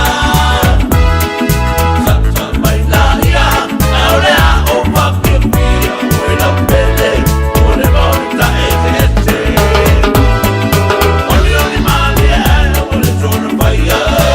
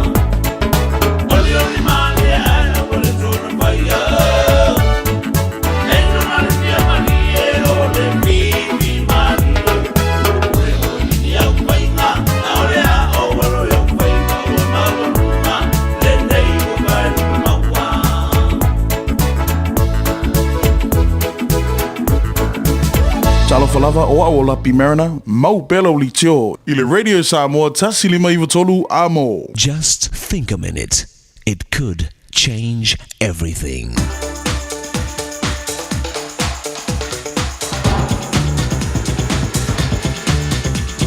Think a minute. Have you ever made a New Year's resolution to break a bad habit? You determined to finally make that needed change. But after just a few weeks, you're back to your same old habits. And you think to yourself, I know what I should have done, but I didn't do it. How many times have you felt that way? It's a struggle we all fight every day. The constant battle between what we know we should do and what we actually do. Between our conscience and how we really live. Why can't we simply do what we know we should? It's even what we really want to do in our heart. Our problem? We have a power shortage in our lives. A shortage of willpower. We're like this couple whom I know. The husband and wife both are marriage counselors, but they've now divorced each other. They've counseled hundreds of other married couples, yet they themselves cannot work out their own marriage problems. They know all there is to know about a good marriage relationship, but they can't do it themselves and follow their own advice. We all know that honesty is the right, best policy, yet corruption and dishonesty is everywhere. People know that loving and giving to others is the happiest, best way to live. Yet we still are proud, competitive, jealous, and even hurt the people we want to love. Fathers and mothers know they should be spending more time with their children and being a better example for them to follow, yet they still don't do it. So is this just the way we humans are? Will we ever have the willpower to do what we know we should? You see, this is why Jesus Christ came, to connect us to the power of God, so we can finally have all the willpower we need to live up to our potential and live the way we know we should and were created to enjoy. Jesus came to forgive us so we could live in peace with a right relationship with our Maker. Knowledge isn't your problem. You know what you should do. It's power that you need. And Jesus has all the power you'll ever need for whatever you face. His empty grave shouts it loud and clear. He's got all the power, even over death. And His power is yours, if you'll ask Him, to forgive you and take control of every area of your life. Just think a minute. If you'd like a free CD of our top 40 programs, write to us on the internet at www.thinkaminute.com and catch us tomorrow at this same time when we stop and think a minute. Radio Samoa, tasimai batolu, amo. Radio Samoa. Tasilima tu amo. Lua se folo mo le tasi le ua te ai nei ia leitu la e fitu le tautua mo le British Samoa Swalima I batolu a mo le songa fua o tātu iai o lo mo wanoa tātu tipso tātu ai isui o le tātu Radio Samoa I pia ia le fionga le loli le fionga malmana tumarabao tanga vaya tipi tanga vaya tatala noa whalau tele tele nisio meo lo tupu I Samoa. Ia, ma le tala la tamai fo le tau, le ngate lea, tau wha iwi ufo le porkalame, o la mai fo ile tulango ian tāpenanga, wātaru tala mai Samoa la matangara nei fo I vaso, tātu e pia tala tu la balu. Ia, ma lole, se fo mania la fionga, ngal malmana nei Taeao fo. Ia, se fo mania tamai, ma lole usu, ia, ma lo fo I whenga iei ma lo longa pa I mua vai aso. Ma lo, whaftai fo I mo le tautua mai le tātu ngarwenga la matangara nei fo I vai aso fo tātu iai, ta amataia o amaia le tulango iei le nei aso fo ma le tau I Samoa, wha mole. Ia, o le tala le tau, lo wha marusia le pta inga mo timu ko mamafo e le tātu o tino o, wha marusia fo I, whautuanga mo lo longa, wha bea whautuanga o sabiri marolosi lo wha marusia. I nei Taeao ua whape maile o fiso le tau o wha maunga la te mai ata o satelite. O lo wa iei winga ua o le tau o lo ufiti aile sinu e a fua ona o se vaenga o peteia ingo sa wiri matimunga. O lo ta oto pe ilunga o Samoa. O le atu langa e wha awau na au maia timu e te unuwa wasolo e mamafa ai pupu ini si o vaenga. Whape a wila ma whaingi tili, wha ta sia isa bidi e malosi mai wha tau tau. I teimi o timu mo le so. O le isi la whapoponga, o le isi whapoponga ono i eile aba noa fia iwa I tape, mano fuanga maa wana lalo I lo longa. Tanwai ia winga lolo wa le tau, wala ngā te tawai o na wha malo sia pere la te inga ma whaantuanga o lo ta uailunga, ia wala ponua umos o tātu. Tino, o a fianga i ono o aria mai winga i o le tau e ma mawhati munga, pua oa ma masi e se e awala i no fuanga mawa lunga, lolo waia no fuanga i tapata whaala, e ono iai ele solo wha pelo longa i vai tafe ma no fuanga mawa la lalo. E wha tau sabiri i teimi o timunga ma mawha. O le isi la wha mtalanga winga lolo wā le tau, wha moe tu ina mai i le lima i le Fiafia o le so. O le wainga le tau mo polu ma sa i le so fua le nei le so i bo Februari. E to uru wā solo timu e ma mawha ai papu inisi o teimi, wha pēr wila ma whai ti le iai, e ono wha tau sabiri i teimi o timunga. E ale tana leo le tau nei so fua ta vai i wha fonga le tātou tino. Malo fafte tele mo le hene Taeao o mana tata a matalanga to telefo ia tātou lo o whamoe moe malanga tu Samoa. O leo lo tātou iei pele mai temi foi lenga mana pēr whasa mai au pēr por sa o lea. Mai temi foi le tele na matangi foi tātou i Samoa mal Pasifika. Sa pe antio le masingo maki pēr. Ia, ole nā tonu aua e au maia te bai, o le iei le tātou o tunu i le taule nei o winga lolo wā le tau i a whāmati munga mawha. Ia, e tau ai lama le tau longolongo pēo le official wā i tau, e wāfo le tātou o tunu. Ia, e mesia, o te mine o ti munga e te tafe i vai tafe. Ia, masaro e le o tue pōmala e nisi o whaamilavel nā vai aso tula i atu. Ia, whanua e fo i ola maso i fo nisi. Ia, ona o tūlanga lawa i le i tawhenga malolonga ia mese si manu le malole na afia soifua ia ona o ngā ruenga fu isa whaatino i ngā taifale ia whapena na afia i fu i masanu o malemo ia i ngā taifale fu i piona ia isa i ringa maua mai ia tonu o le ewa atoe au mai ai lava le whautuanga fu i mai le ofisio le tau mo le tātou tuno ina ia utangia le lei whautuanga nei ma teimi nei ia o le mene ka kouka mai a paro i kapinga ore kumaka hore ia ma o pioso i tonu e ta ele mfai e ile di fa kafe ai ele ia la fa ta fo ele la sa ngale mu ai tulanga fo ele o le ia malis fa vele sa tula i me sa unia tu e si o lo sto le ana sa o le pa fo se yo le vai a me sa a sonne vai te minuti bunga ele i loa te me fa fo se ele pa o le vai ta ia tula i melo tulanga whapea. Ai o te roa na web siri mai. Tā ua fu muna i o tātou tangata nai malanga mai wa o isi nai puto au mai e. Whai malo longa wa te mino po upa se seo bālele. Ia, wa kamanga pi e fuere whakarikari se i kaupa ura kiki raro pa se seo rua te pao. Ia, a whetau ila ma le sauaru e fia ka ere vai kafe e te ua papa po se i mai. Ia, tūranga na, te wao na longo sa iai whautuanga fo i mele official tau. Mātango fie, mālo whafte tele, mātango fie le whamanatu fo i, ia whawhau le tino le fo i Taeao fau.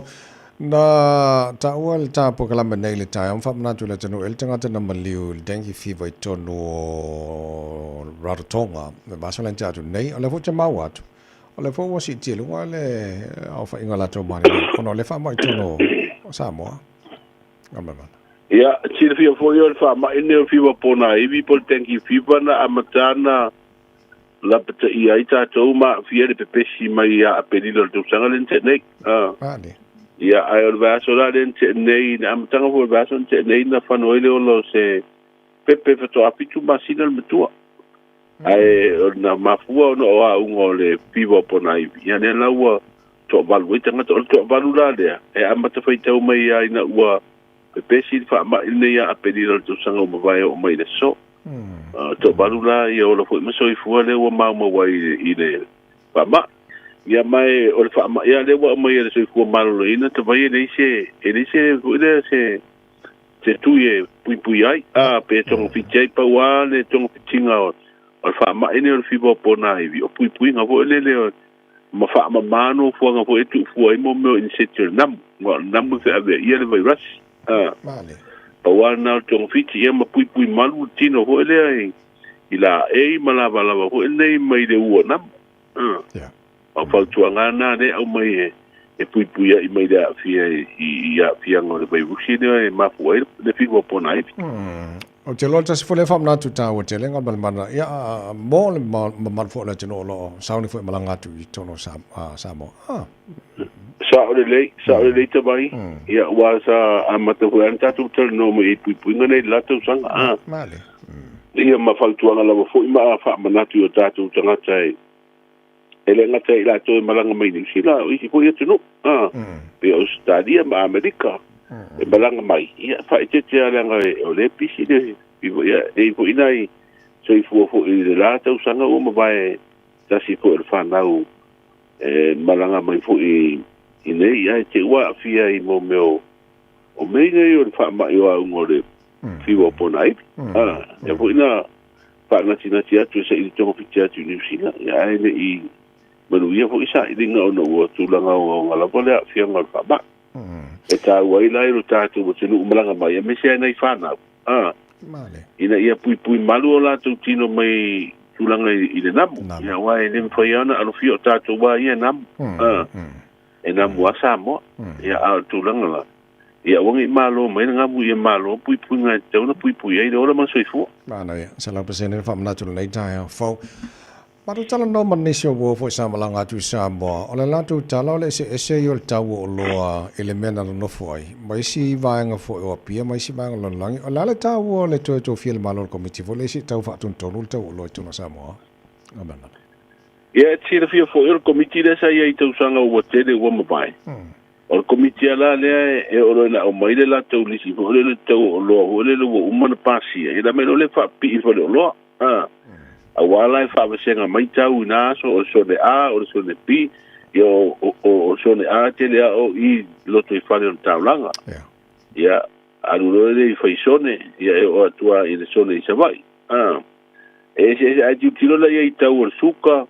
o mea ai se huere mana mia mai si vaenga whapena e se a ia tau mai le vaenga le tunu le e anana mafua o no tūlanga hule le whaave ina le oloa e me se ala oloa ave i savai le tau tau alu le tite lunga mai se le tau ai o komiti le la tu la le wa va tu fa tu langa le yai si si le tau le na mai le o lo mai fafo o le tiu tena tongi ma tu langa se ave inga o lo ya no fai le la tu le estimations vo le o le tau le lo tau fa tau wai o tu la yai ma le tu pe ma polo fitel fai o lo e le tau la se fai o lo o to si dia tu lunga se ne o na tau ma le tau le wa va tu el komiti o tu langa na sa tu pulaso e ole waku o la ua e fe mai merkalo ole le tau fu le fa ton tonu e lu su sene le mo fa te tainga a lu su sene ia le pauna ole tau le pauna suka i le sone ai waku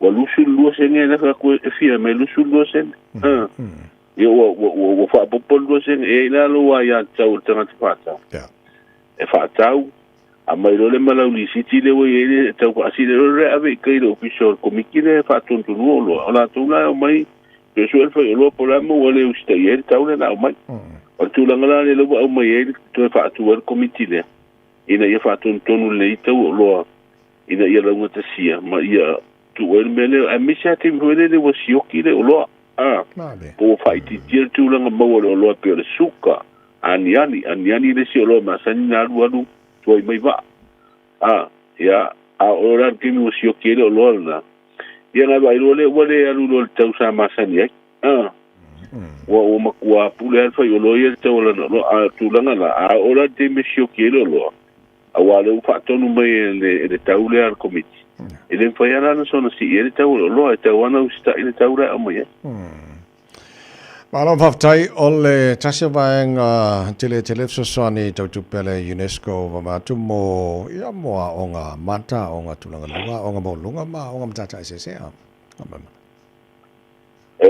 fata usanga so soani le UNESCO mana pa anga pe malo stadia mai si pa anga ifafo lua te si 5 miliona de tupe Amerika atula ile pa liunga tu Samoa msaro pe mo ase la desiono miliona tala Samoa fata usanga le wa email so swani le itono tu usanga na mero le tu pe na vai so swani ai I vaenga lai mana umia e whaane dea. Me se ia o ngā mata, wow, I vaenga mua e wanga I e whanau.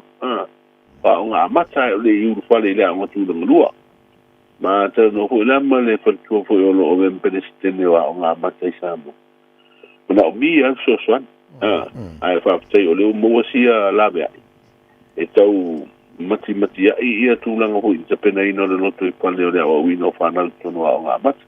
Au te lo se so ta ua lea ta sia ia umata usanga lea amata ine ko kalamel nei e fa au pe nei ma lo fa te tele mo le fa lo tele no tele nei vanga ia me lo tupu tele sa mo lam tanga nei va so ta tu e ma tu la no fa mo le ngal mana fa I fo I le tunu o ta pena mo ta ru tala ma sa mo pa ta mar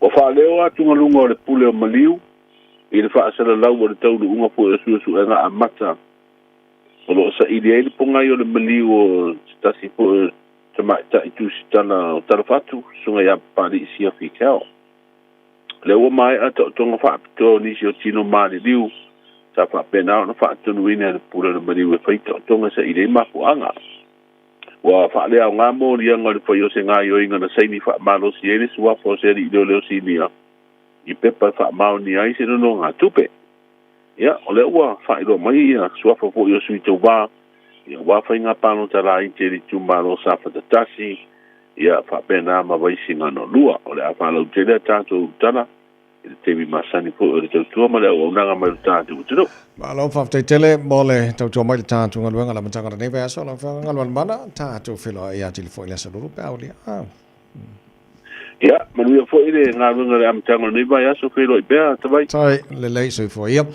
ala fa ngal mana tu mana va tanga va ti pi tanga va ia su el ta to read Samoa pia ol fa lo tele ina tele melo tu pi Samoa ia na fo batu ia nai va ngo te pena ia ia wa lo fa fo nga ta ru tala mai Samoa pe tale tu la evalue le tau il to read Samoa sfole mai tolo a mo fa mnenga sfara le foi tai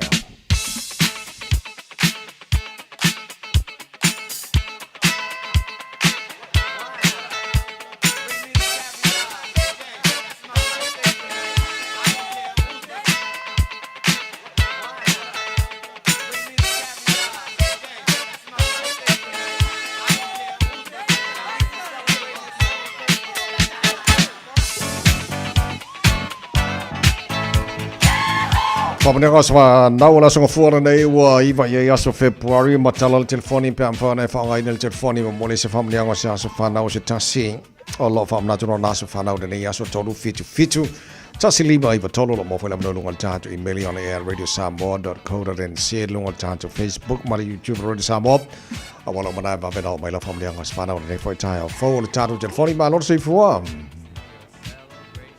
Taeao manuia lua va se tua ia o whamanianga o lea se whanau.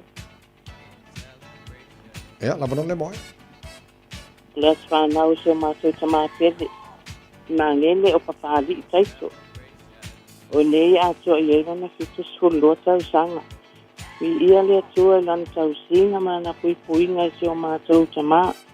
Ia o lo whaanga ma whamanuianga I mori atu I tanidi. Lana whanau o iai o tahere ma lewa. Ia, lana whanau I Samoa nei. Leota ma whaaso o tau loa pa dima na is mai Parani o ana grandchildren o Pepa. Great grandchildren o Pepa Suri Matamilo. Ia, ai mai se o seo mātou tina o Pepa pādi I nai mangele se o uso o whamanu. Ia, ai a se se o lo whaanga moli atu Samoa nei. Loi lunga lainga o iringa noa leota. Mai Fiafia Malu, alpa tele mo o ese o mātou tamā. Manu yalo was whanau. Tai lava ilinga noa. Ia le lei, ia madia. Mandua va a se edua. Tai lava. Madia fwere nei Taeao fau. Le se ta tau wala o le nei Taeao ta lofa. Ta lofa ta vai, manuia Taeao longa luenga. Ala se fwa. Foi le tino malo, sima le tino malo lo ina la sunga. Tai.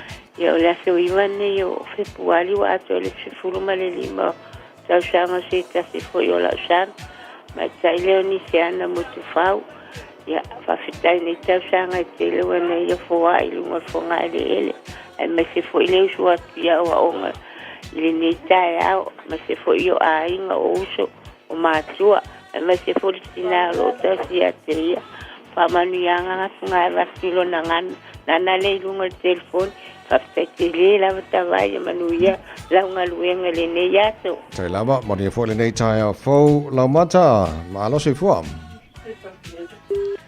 Au sorkano whae lau maka, ia wapea marikele whonge lau mata, ia lelei. E le whamonianga le lunga tātou Facebook o ne fo i Taeao.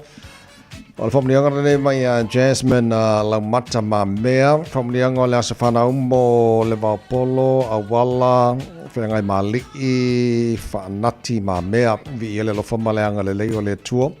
O le ne lana tu singa i ante oe le atalii. Ua mawhaione e au lia mai ai le whāsu tolu neo tu sanga o lou sui fua. Ia whaftai mo lau loto alofa ma me malaba e te whaia mo o mātua. Ia mai se alo ainga talapea i le tua. Ia sanga fo e tu pea leola ma le malosi. Ia wale tautua ina o lo ainga ma o mātua. Ia mai se au tūte ngā ruenga lo whenga iai. Whaftai mo me malaba. Lo whaanga mai o mātua le vao polo le malu whanau polu ma mea. Ia mapātu fausanga fou ma mea. Mani a tele lava, ia lo wasa whanau i le so. O leisi whamanianga mai runga le tātou Facebook o le asa whanau. Si au tama a vea e, moe sama a boa, fesolai. Vi ele lofo le tua wa ulia lona limas putu sanga o lon sui fua i le sole nei. Lofo ngia le tua, ia whapoponista sanga mo oe le pele.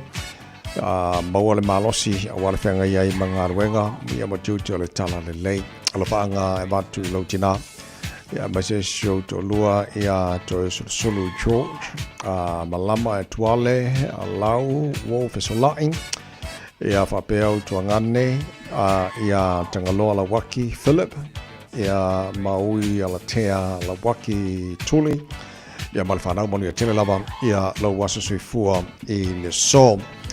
E le si whamanianga le no vai atu nei o lunga le tātou emailing. Whamanianga le nei mai le emailing momo ngā lofa e ama whamanianga mo le tamapele ina fua lau si lilo paulo mangele whaaftai lea ngā lofa maleanga le lei o le tama le langi o mawhai o le tama o naunia mai le fitu se fulu ma le valu nei o tausanga o lau si fua ia alofonga e pea e le tua ia tama mao ni mai o taurala tamai a te oe.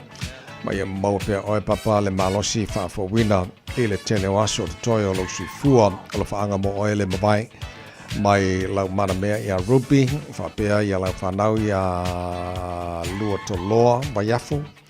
And Tanwasa Victoria, Atapo E. John, Imelda and Wesley. Your grandchildren, Natalia and Jonathan and is it Ellie? I thought you'd see a great-grandson, Carter o Mangele. Happy 78th birthday, Papa. But in Telelava, Yalo was a sweet fua a song. Se o vai atu pe foringa mai o taro whamnianga o manaole me foi Taeao fou to filau so di fale se fia me spoia na o man falatu ta whamnianga na nei Taeao. Lelei so taro whamnianga o manaole nei foi Taeao fou. Ole pesele family to le purenga mala fenga renga really Samoa mal tara bakla me Malu le Taeao mani e tele lava to wasa whanau le so ina wato se fulvaru mino to Talia ole tula e Malu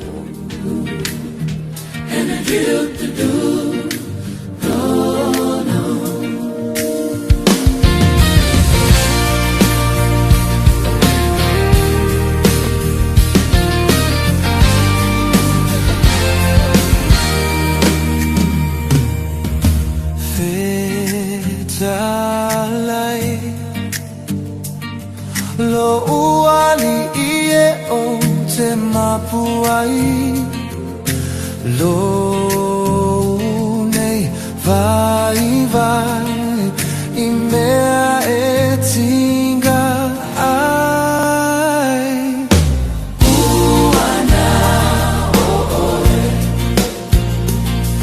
E fama lo si mai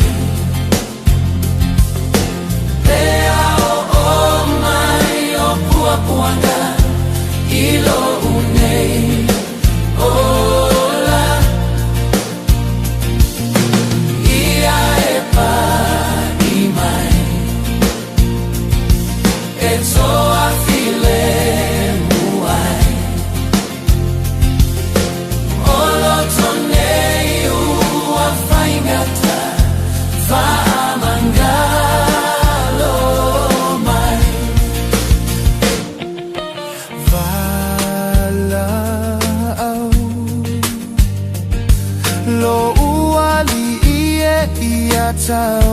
mau lo uola io au e songa le muai uana e fa amalosi mai au mai o papuana ilo une ola ia e pa i mai e toa file muai o lotonei ua faingata fa amangala lo mai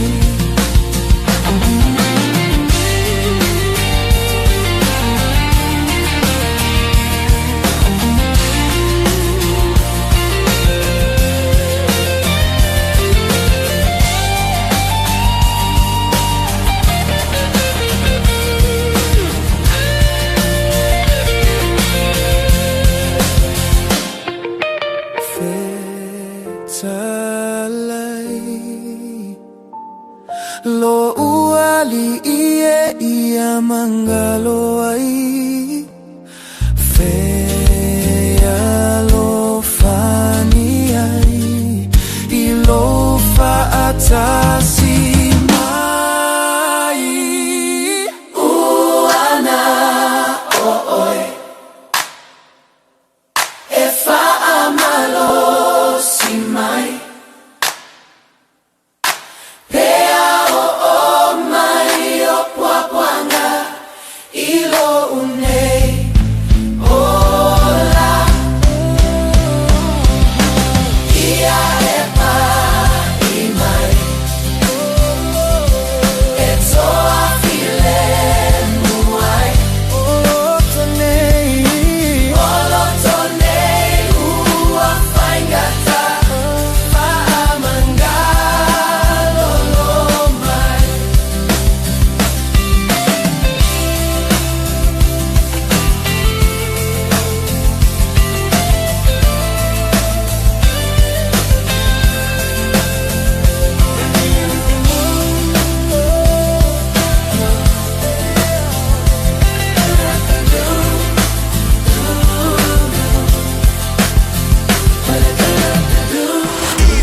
Radio Samoa.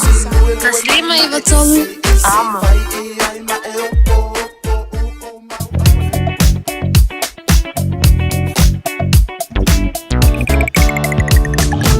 Solo na pisilo ngala wala nei vai ngale Taeao ma se tanto la malanga ma si follow to maona polo kalva ku me wanga finu pai pa solo mai le highway se fulu maleono lai okay the link mas fulu valus fulu on around Westgate left flow le mai lai pisia flow fa si polo kalva Tiara 2 and Rose Bank pa pena fo il fa solo ai point civilian Western Springs wata solo malanga ma si full highways fu maleono lo to maona polo Pasi mai Albany ngai Rosedale, Silverdale, Wairau Valley, Glenfield, North Coast, Poloka, Motatolo Malanga mai Sifo, to Mauna Poloka, I el pasi mai le tunnel, le va Mayora Road on ramp, ma Dominion Road on ramp southbound, pasi mai on hanga flow le lei lava, alai o kele malanga malava le los furu a, fa mai Massey Road on ramp lai Poloka I flow, pasi Poloka le va Pui Noma Lambi Drive, nei va southbound.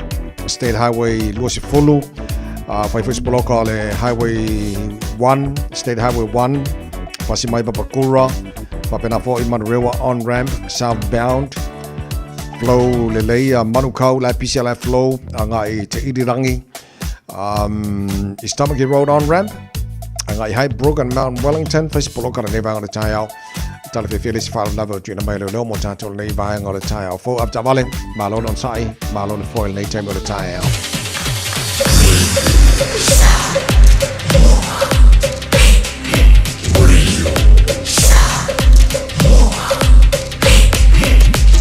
Tasilimo ivatulu. Samoa. O lo whanga solo I le tamide ilsa I linga se leni mo le malanga le Pacific Justice I Wellington e wha o le Visa on Arrival Petition I le Parlemene o New Zealand. Maua mi te afo whaatau le Pacific Justice I le na o le tolu se fulu tala I le whale o loa o le Fresh Farm Egg Shop I le lua fitu East Tamaki Road I Otara. A whaatau so mi te afo na to esele o le lua tala mai le tau o lau Trey Whamoa. O le a maufui a tātou mi te afo I le stona I nei le flea market I Otara. Tali eso se tasi e fia malanga. E tu e le pasi o tahu I le aso lua aso se fulu Februari I le tula e valu I le fiafi. Ma toi tali mai o tahu I le Taeao le stofi aso se fulu lua o Februari. Whamulmolela e yanelo mi te afo I le aso lulu aso se fulu malatasi o Februari. Ma lafo mai lo wata mo le tātou social media. Mori si whamtalanga so te mai le Pacific Justice I le olua tasi tolu lima fitu valu iwa fitu. Olua tasi tolu lima fitu valu iwa fitu. Ma o mi ane lau like ma share le tātou Facebook page o le Pacific Justice. Talofa Samoa. E mawhagirap sosoni atu Dr. Chen I ngase o le maisoka, toto maulunga, ti ngā le tino, whapaui no pauna, maisela, mangeso ma le kānesa. Mau le tie whaamamai lo puta ma le paste mo nifo ti ngā ma le whaamalongi no lo fufonga. Whapea product po o loha e whasosoni e whaala ma le mole ma dark spots o fulinga. Ua tele ungali I ua mawala tau pepe o nar sosoni a Dr. Chen. Hala au noi le lua fituono tolu fitu, lua fituono tolu fitu, pea fiuane I le lua ono, Great South Road I Otahuhu. E te manae maua se luma nae manuia o la wata li I polo wa whawhine. Ua se fulu nei tau sanga o whaatino le Pacific Advanced Secondary School lea au onanga. Na whaawaile nei a onga e Sir Michael Jones. E whaonga I nae ngana le Pasifika I le NCEA. Maua fua o ngā toile ai ni pilia onga. I le tau sanga lua o loa whana maua lunga I le whainumera o alonga whana wale pass na au sia tongi e ulu whale ai I le universite. Polo university entrance I le tele o kolisi I au kilani. Ua uti awa noa mo le lua o lua ono. Mo nisi whamtalanga wala au loa le pass I le ovart se lau valu o fitu lua fitu. Over se lau valu o fitu lua fitu. So iwa miro tolo to talo le tula valu le tu tomo le Samoa spole me tolu a mo mana tomo le Taeao le lofa maranga le leil ta to matai le langi ma tua te pena ina nei whanau mo le aonga la matanga le nebe asu. Ma lo la vol pesile mo oe beautiful Savai.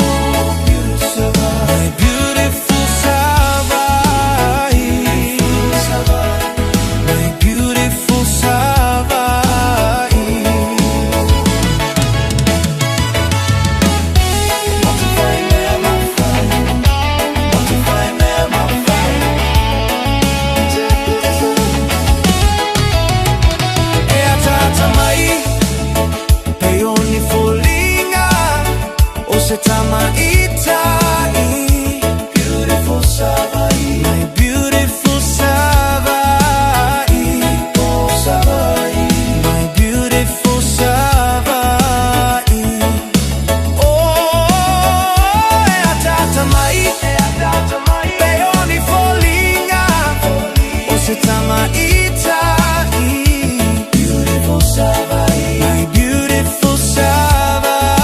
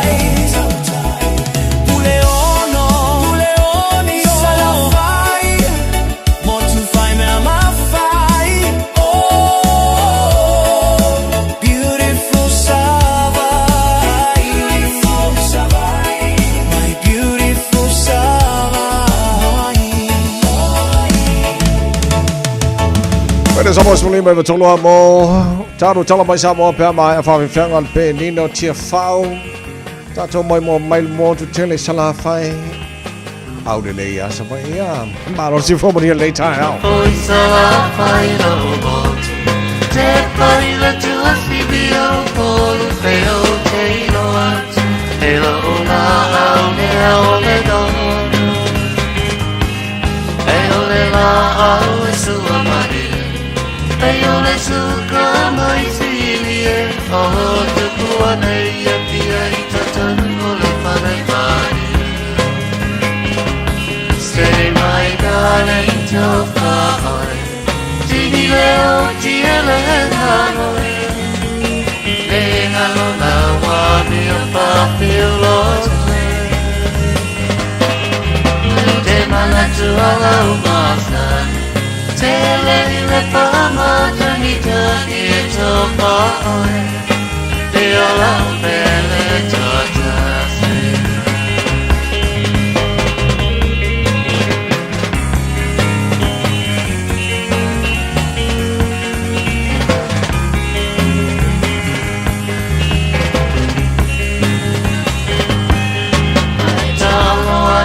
security Taeao se moa fiti se o pulu moe ma se au fa te atabe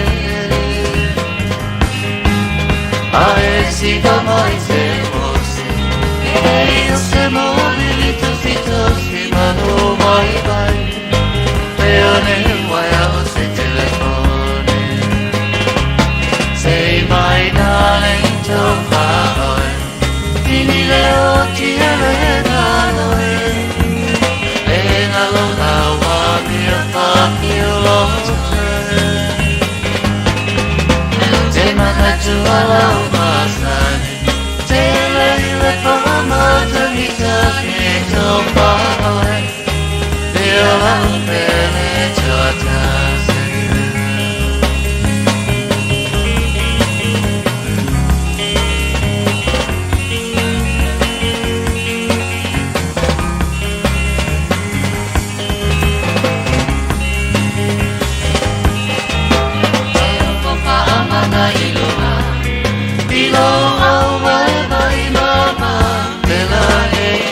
se fea se au nei paha ava tu ya lau me ai ma se e malo ai papa ko e padua ai so ya te talai say my darling to far tini leo ti elena Nengalo awa mi apilo de mana tu ala masa te le fama te vita e to pa de ala pele totas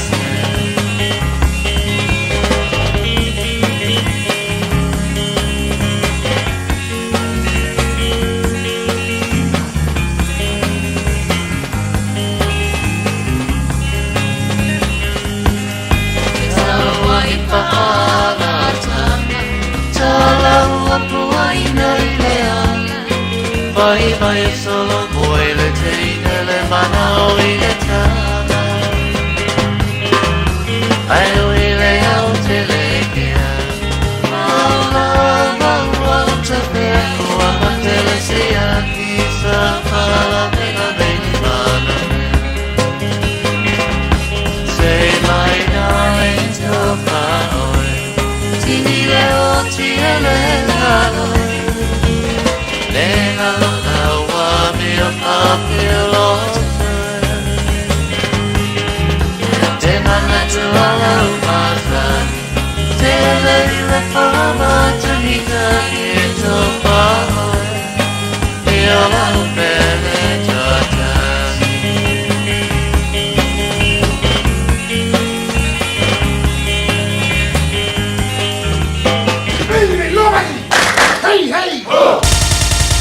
Usi mai alau whaafofonga o le whaapoponga fo ele nei o talafou mai Samoa. Awina sa o mai mo oe e lau leiti o whalongolongo le Radio Samoa. Tasilima iwa tolu amo. O te whatalo whero tātou atunu o amatanga fo ele nei vai o sa fo tātou wheroa ima mafuta tala tau longo usi mai alau whaafonga. O le sui komasina o ntanga aruenga o leo whare pui mare toi fuata ina sa i aile na whaatangana. E whaasara lau whaalaua I tele eire taunu ungo su enga a mata po o preliminary findings. A le fōma I e whaia tautonga whaapitoa po le pathologist mai New Zealand. Le tautonga lea na sa ili aire mafua anga tonu o le maliu. O le tama itai o papali I Fiafia o silia ma le tausanga o nofo tau fia le vainga leo le whare pui tanu malala. O le whaasara lau wai le Fiafia les Freire o mawai o lea taunu ungo su enga a mata. Wa faa leo ai atunga lunga o le faa masino o ia leo le pule o maliu po le coroner. O ne le ifaya sana faa ai unga e faa asara lau faa lau wa I tele ai. O le vaenga faa asara lau o le Samoa Global na lato mua faa ai lo le faa ai unga o le suenga. I lunga o penga te faa ilangi. Ma o le asato na ina au mai ei lo le faa asara launga mai le pule o maliu e tau fia ai. So se awalo faa asara launga ma viso o ta inga tele vavave. O na faa ai lo lau tele le taunu unga o suenga le fōma I faa pitoa.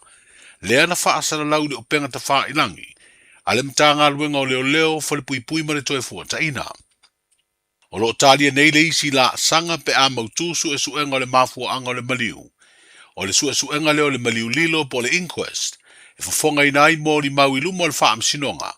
Ma au mai ei le taunu unga aloa ia o suenga o lo sa I di ai de mafua anga tonu. O le maliu o papali isia fikeo. Le e whanolo na soifua o lo talia le asfareido le vai aso asau. Le aso luas fulo Februari. E fafonga ina i le wha I unga o suenga le wha amsinonga. I mōri anga o le fasio di tangata wha moina, fasio di tangata pa I valea. U mio se a upenga matautia ma le wha o manua tunga. Na mōri ai papali I Fiafia le mafua. I le maliu o le tamaita I polofesa. O Dr. Caroline Sina Vaiana Cabert, ia me o le tausanga lua o lua wha. O le whaasara lunga na whaia leo ma le Samoa Global leo noa ma se I oenga le wha masino lo I aide malosi wha le tū la fono. O le pule leo maliu. O se soli tū la fono I aia ingo le tū la fono o pule o maliu. O le tausanga luafes fulfitu. Le Samoa Coroners Act. E whaatino mali liu na whaatunu ina le whaio ni tautonga whaapitoa I loa tonu ai mafua anga ua mai o na whaatino. E peo na whaafutei ai e le sui komasina leo whale pui mane toi fuata ina. Le au nanga le South Island Pathology Services I New Zealand mo le whaio lea ngā ruenga. Wa whailo le sui komasina o mta ngā ruenga. O le tau au ina o whaai unga o tautonga whaapitoa. Wa tu ina atu le pule o maliu mo lana ilo ilonga. Wa whailo ai fo I se whaamtalanga whalau I tele. Mai le sui komasina le sunga le a tau o le sasa mwelu afa masanga. Lo ava noa le mtanga ruenga mo a ingo la tau o mali liu sa whaia tautonga wha bitoa. Mo wha mtalanga I le taunu unga o ia sa I iringa wha fo mai. Ai mo le mata upu le maliu o pali I Fiafia lea sa o fialo na tino maliu. I tautonga wha bitoa na whaia. O wha mtalanga uma le suenga le fo mai e whaia tautonga wha bitoa sa I ai mafua anga o maliu. E maua lea a inga mai le pule o maliu. E leo wha iloaina le sui komasina I le pepa o wha mtalanga wha lau I tele. Pe ai se ana whaasara lau whalau I tele ai le taunu ungo suenga le fō mai. I le maliu o papali I Fiafia e au noa ma se whaatananga mai le pule o maliu. O whaalea o ngā le whaamsinonga māwalunga le tunu se whaai unga o whaai loa lau tele mai. Mōri anga e lua le forgery, po le whaio se ngai o inga I se awala soli tū la whono. Na saini ei le suafo se leo sinia. I pepa e whaamaoni ai se no ngā tupe. O le asfareile ua mawaena au mai ei le whaai unga le fionga I le whaamsino sili. Le fionga sa tiu si mativa perese. Wa te ena i le fina unga leo na tu ina tu ia morianga. Sa tua I aivi se sio Anthony Penny sitani lao. O morianga leo na mafua I le tangi le whaaudu se leo sinia. Le sunga ia vani vai. I le tua inga e whaapea na saini whaamalosi e le na molia lona suafa. I le pepa ua whailo ailo na loto malie, e aveo se tasi e whaamaonia le no ngā tupe a vi se sio malona tolua, I le whaalap tonga whaaputu ngā tupe lumana I menui o tangata le nupi wha. Wa whailo I le whaai unga, o mauna tu ina atu leo bo le mawhai na whaamaonia I au noa ma se maa salo salonga ta tau ia morianga. O le tui nā tue leo leo le tangi, ma mau e lango ai tua inga. Sa le mawhai o na tui nā tuai se tangata e poto wha apitoa I seini, e wha maoni ai le whinaunga, e le I seini le na tangi le pepa e wha ilo ai lona loto malie, e avea ma tangata e wha maonia le nono ngā tupe le ua moria. O le whinaunga fo ia le tutangi e le iloa pe wha pe whea, o na o e nupi wha pepa o wha amtalanga o le teo ngā tupe po le bank statement, ma le pepa ilo ai wha maunga le tutongi o le na tangi po le payslip, e lei vala awina e leo leo ni moni mau mai le whare tupe, wha pele ofisa o leo leo lo ngafa mwha amtalanga o tutongi. O nisi o vaenga o tāpena ngā leo leo, e lei wha amari e nai le wha amsinonga mataunu uai le wha ai unga, wa le mawhai e leo leo na wha amaunia morianga ma ua wha alea o ngā. O le wha amautu uai o le aso luas fulfito o Februari, e wha atino ai palo tala I te tu malo wha palonta o sa whatatasi ma vaisinga no lua. O le ua whaino le komisina o whainga palota, suafa o sui tau wā mo whainga whiriwhiringa I tu malo, ina ua tāpunia le whaurui nā atua sui whaatutu, I le aso whareile ua mawae. O sa whatatasi e toa lima sui ua whauru atu suafa, e au fiaita maa I tai e toa lua. O I lātou ua whailo mai suafa o lua I le pou tiki la pilesa misi, ta whafunai ai ali I anampu, ta whafunai sa o le tonga fui mono mimio, tuinga mala vaisilika va inga tuinga mala, matunu mafono Claire Taitin. I le tu malo vaisinga no lua, e to lua sui whaatutu ua le sitalai. O le sa manu malo I le palo ta tele ya ukuso le tausanga umabae, le fionga motu o pua a seve Henry Papalii. Ma le sa se eile no fo le tu malo I le paya inga sa furufitu le pa le mene, le sa avea ima minstao le ka peneta I le nā paya inga wha pa le mene, le fionga valasi lua pito whanua ta fito sele. Wa whairoi au walo so o ta inga le pati wha upu whai e puipuia I a te tau o tangata. O le fionga ia valasi, o le lato sui tau vā lea I le palota le titi a vaisinga no lua. Ai o le fionga motu pua le atau vā I le vaenga wha upu whai o le wha tua I le atua Samoa o tasi.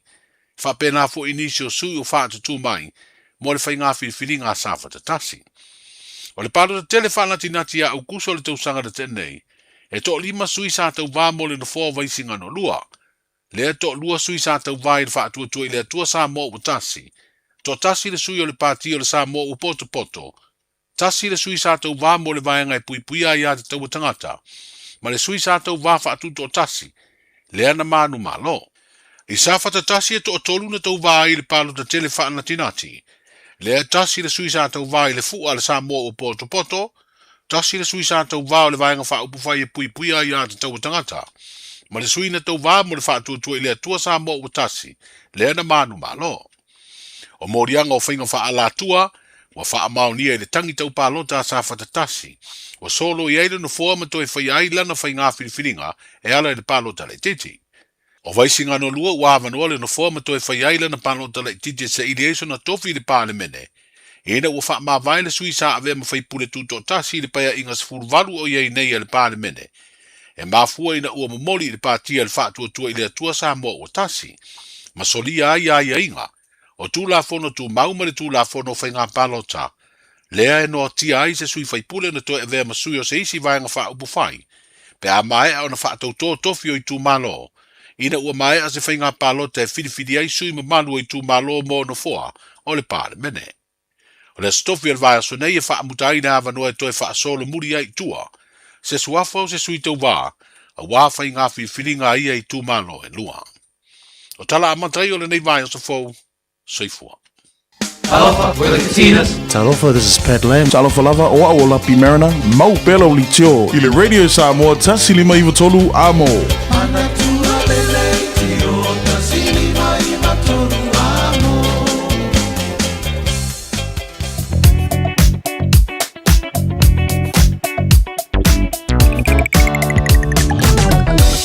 Painga lota mai lunga la wala nei tai mara Taeao, whai asi pisi tele o tātou highways in the nei vanga Taeao, ese mai lunga motorways in the nei Taeao, o isi vaenga babai atu, so di tilo atu I Great North Road, Point Chevelia, Waterview, whaisipolo kara nei vanga Taeao, au anga I le, anga I motorway, po le on-ramp, o westbound State Highway Furuono fa pena for citybound Furuono fa spoloka ne vanga o Taeao Te to South fa spoloka o anga i le link o le on ramp o westbound Furuono fa pena for citybound Furuono fa spoloka ne vanga o Taeao Mount Wellington Highway poloka around Silver Park male on ramp o le southbound State Highway 1 ma citybound State Highway 1 fa spoloka ne vanga o Taeao ma te isi vanga o Wallop lunga State Highway 1 poloka nei taimana Taeao Manu Rewa on ramp Manu Kawanga i te irirangi East Tamaki Road poloka on ramp Masolo Dry High Brook Tip Top Corner Mount Wellington poloka na nebanga Taeao Tatolo malanga mai sifo anga mai sau tenei southbound Lusifulu Tumauna poloka al pasima le tano around Mayora Road on ramp and Dominion Road on ramp Flowed Lima and after to Poloka Lava southbound State Highway Lusifulu Pasima Massive Road anga i Puini Road on ramp ma Lemby Drive on ramp ma le link o le Lusifulu anga i southbound State Highway 1 Baanga Poloka mana ele nei taimi o le Taeao Poloka le titi lava ia le Highway Sifulu Valu malanga mai le Green Heights around Whenua Pai Hobsonville Faisi Poloka le nevanga o le Taeao lunga na la wala nei taimi o le Taeao after vale le wo o le taimi mo le tamaitila onga fa mo le avel fa mo mua taimi ko se ne fa na mo la tu sango le mo amatanga onga nei fa na o nei foi vai so fo Talo va Samoa wa ule nei o kas futialu a wal sui al ngila wa le kio ai eva mai ina se fudu lima iva kolu amo Radio Samoa bevela Malo se fomoria le tonu fa tel tel yavel tu tono lo mota tono tavale fa pena foi tono fa fainga luenga lungo Facebook mari YouTube Radio Samoa FM 106.1 in Samoa malo se fomoria nei taimi o le Taeao vainga la tamai nei le talo le tauba vai atu lua se fulu male lua lo su tolu wa ele vevela le Samoa nei vainga le Taeao tu mauna pa uti munga Samoa ele nei yaso o le na mai update la tamai o lo fai lava ma ele ta inga la vai tau ora nei foi vai taimi o lo e pe tatou tono season e tele na a fatia i tatou Samoa ma Pasifika ai fa taile tua e o ia ena ti munga foi nisho taimi Samoa alo tu maun so longa le pea ia le tau o vinga na tau Samoa fa solo ina pa utimu sabili nisho taimi fa ina o luos fu mari van tonu se fulu degrees Celsius mo longa le vela le Samoa le so luos fu lima e lona mawalalo lo fa tuai tara pokalame nei Taeao pa angal tara pokalame fa fonga lunga le FM 106.1 ia fa pena foi Facebook mari YouTube ro Samoa le ngate Samoa fa pena foi America Samoa malo la se fo mari nei taimo ro Taeao taro pa val tula ko ile tau Australia malo se fo mari Australia talo fai ia le lei o le la mua I Canberra football ile malu le air ile ne vai ngole Taeao fo la fa solo ina awa pa timoni so timing Dosu mari van mo le vela fa mawina mo Canberra e le so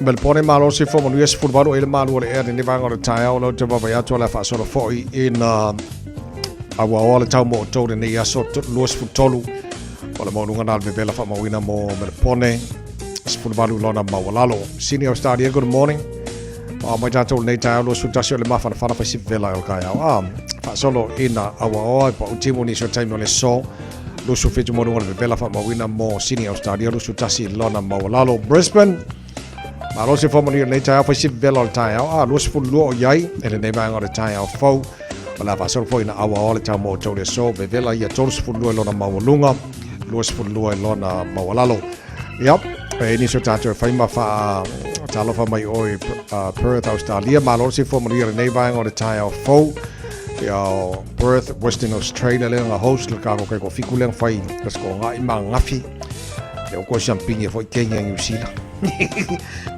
so ka fai Kenya New Zealand Kenya Australia surma tango fiela la mo tato I Perth Australia lo su tolo e bevela ne va ngata Taeao em fai na o tolo su lima mo ngata bevela fa mawina le so lo su tolo don mo la so bevela kele le mo to e ne foi yaso so o le tele na va Australia ma va ya tu lango ile tau ne foi aso forward to Savalia tama ki ba wo kilani no fa pa sala Radio Samoa su fitu ele malu ne va Taeao va tu fa formal pot fa sala I manu ko nei to maua na langi de leile tau de nei foi Taeao fo winga na le tau mo le so fua langi de leile tau lo su fitu malunga le vela Taeao langi de lei foi tu tusa leile vela ne ma Taeao lo su fitu lo na maulunga o le mainga on tuatu la solulu langi de lei asa foi langi de leile stofi ma sprele ma stona I male asosa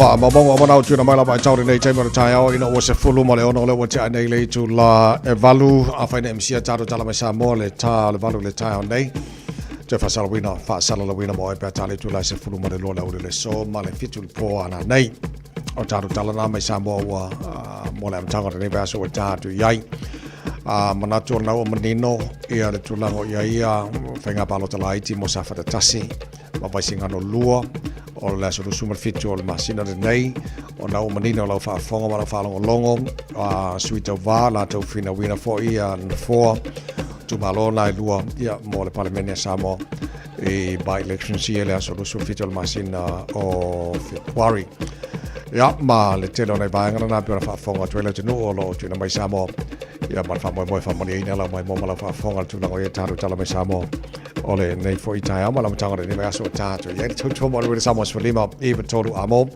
se full fitu tele tu la valu smaila fa fonga fa ponga mata nei mai aso tato ma fa Samoa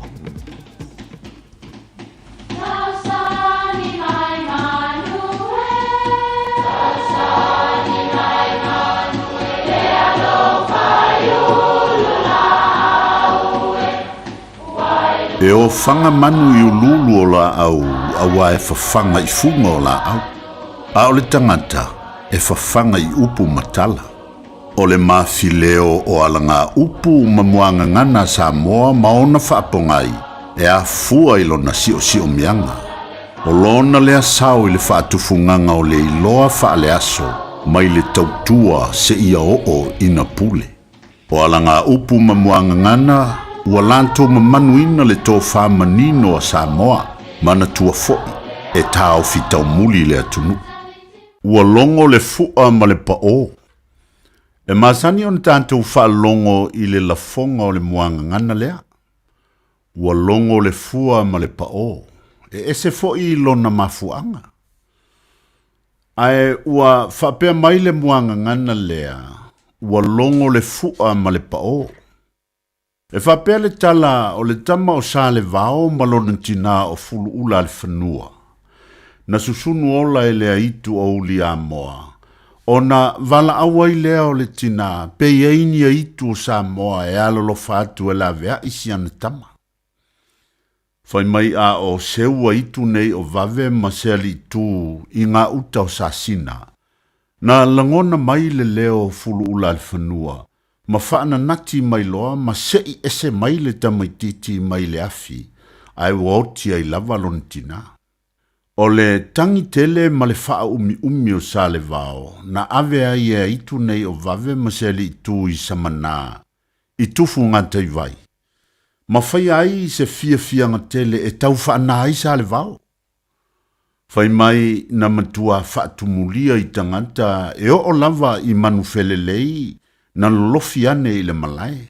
Na tu I fua uma, ma faa lea faa taa milo, ma tata faa lia lali, ma taa lili le napo. O inae mawai le upu le nei, ua longo le fua ma le pao. O lono winga ua lea fua ma taa lili faa lia. O upu e faa matalai se mea ua manaia I le faa longo. Po o le vaai, ma ua tosina I ai lo tangata atoa. Ta fefe ua matua manaia tele le tautalanga le profesa. Ua sengia uma mauli o le au whaalongolongo, ma ua matua lo longo le fua ma le pao o no le fia malama. Longo ia le fua ma le pao, Samoa e ase I opes, atu isa o manatu. Peanga lea ia te oe mahau, e pa asino ia so pa apenei, ma eule mata moke ma lelei, atu uio o amio pa anupo, pe alo pa isolo I papo. ele manuia le nata umakainga e tau vale ai o e malo ainga sila sila la ia i le aso o aina ilu ilu matalo talo i le paia te le wao pio mai le sili le vi inga le papetai nai loa e aso mua e papenei le tua mai e roa galelei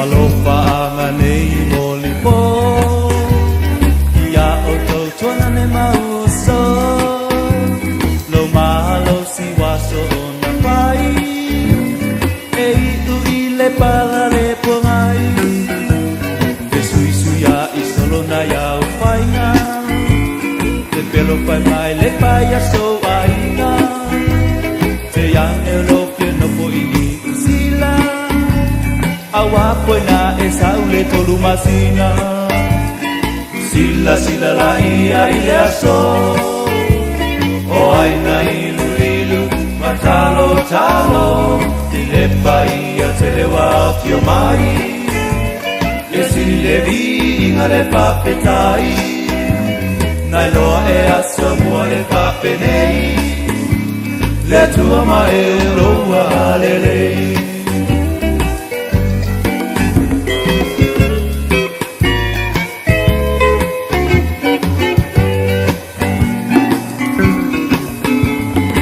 Au pai upu o le atonu Wa e sauni mai po i le anganu Le pau tau pa ia o le ausu Awa i o le atasi ai le tu Ai au te pau tua tu mo le aso Tu mua mapule alo pa ia saramo La wanganu ia pa a kersiano Ai le me mana ia tele le lapo Sila sila la ia i le aso O aina ilu ilu matalo talo I le pa ia tele wafio mai Le sili le vinga le papetai Nai loa e aso mua e papenei Le tua ma e uloa galelei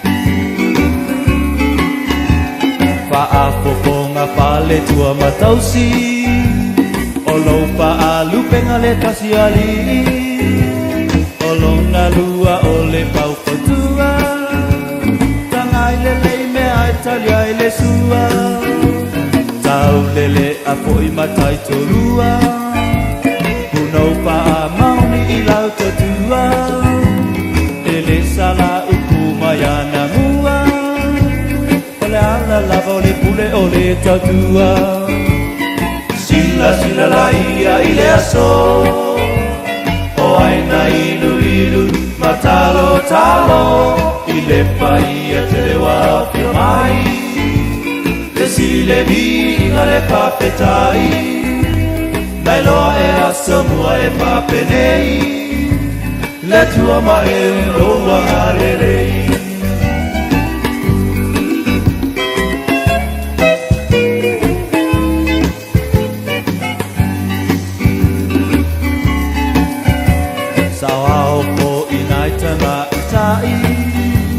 Le i o mata le anu tai tasi E mata uma i ai pa alo alonga A mei se rava pe a tali ai ni tonga Pali i o mea mama e ui mai luma Pe awa e mana o i se mamusa A leo le tau paloma i tua pusa E po i le ai ngama le ulua puta Sila sila la ia i le aso O aina ilu ilu matalo talo I le paia te le wafio mai I sili le vinga le papetai Nai loa e a Samoa e papenei Le tua mai lo wagalelei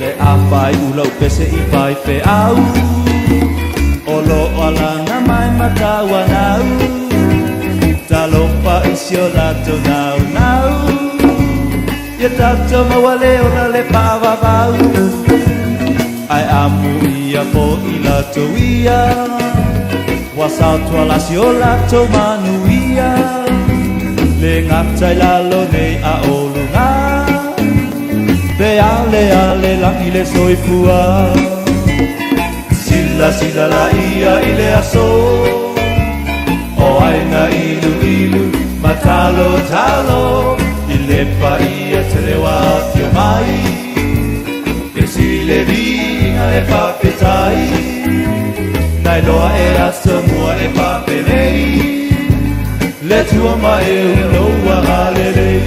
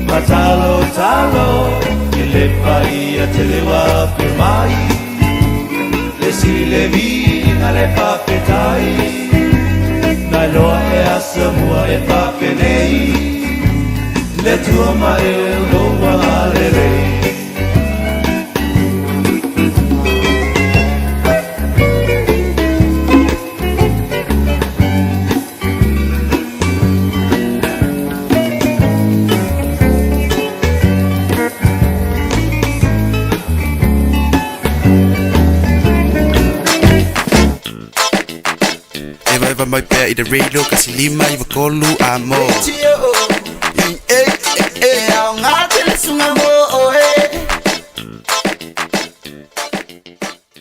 Got something unusual to get rid of? E-waste or a hazardous or random item? Don't just chuck it in the bin. Find out where it goes at aucklandcouncil.govt.nz/where it goes. Tāmaki Turiki. All together, Auckland. Talofa sa mola tunupele. O leo tu amtaria le unanga le tatu tui sa mau Manhattan Function Center. O wale tau tuaino le mamalu o so tatu watunu u ile nei tausanga. Mo so se whamoimoe, whaipoiponga, maliu, aso whanau, reunion, company functions. Mātou te keiteira fo I tau maftanga mo so se whamoimoe. Tui sa mau catering, tui sa mau band. Olo ye fo ye tui sa mau bakery and Island Food Limited I le tasi walwan o Great North Road I Avondale. Ngā se sei whalawa, panibide, ma le telo tau mafa SS a wale fonga tau mafa. Mo niso whamtalanga, wala wane loa I a lease and waki te o I le olo tasi, oiwa tasi, o fitu o walu. Olo tasi, oiwa tasi, o fitu o walu. Awana ye misiele papitoa ale Moda Furniture. Maule iPhone 17 Pro Max, lua fatala ile vayaso. Samsung S25, male speaker ile na le lua tolu tala ile vayaso. Maule papitoa muenga fa apea seti nufoa. A faide te whaailoa I le Moda Furniture. O le radio Samoa na mawaili nei whaasalonga. O le amaua sau mea lofa. Le Moda Furniture. Tuatu si tolu lua Sales Yard Road o tau. Te tala leiva le Taeao ngai le afo le lima. I le asunga fua ngai le asfareile. Asu tona I male asu sa. Se fulua ngai le afo le fa. Le Big Pots and More. O whaiti tia tau onisi o loa. Maua steamers, woks, olo la pupua, ipu te ata, ipu popo, maisi. E iai fo I o ngā mukesi. E whao ngai tutonu mufafu. E whetau I le lei mo a inga e ka le sia ma so o si wha moe moe. Le Big Pots and More. O mea uma e te mana o mea, I le whale o loa e tasi. Asia siane I se la lai lata I fo iate oe. Tolu lima tolu Great South Road o Tahu, Westfield Mall Albany, Unit 3B, tasi on tolu Stoddard Road, Mount Wasco, tolu no tasi Great South Road, Takanini.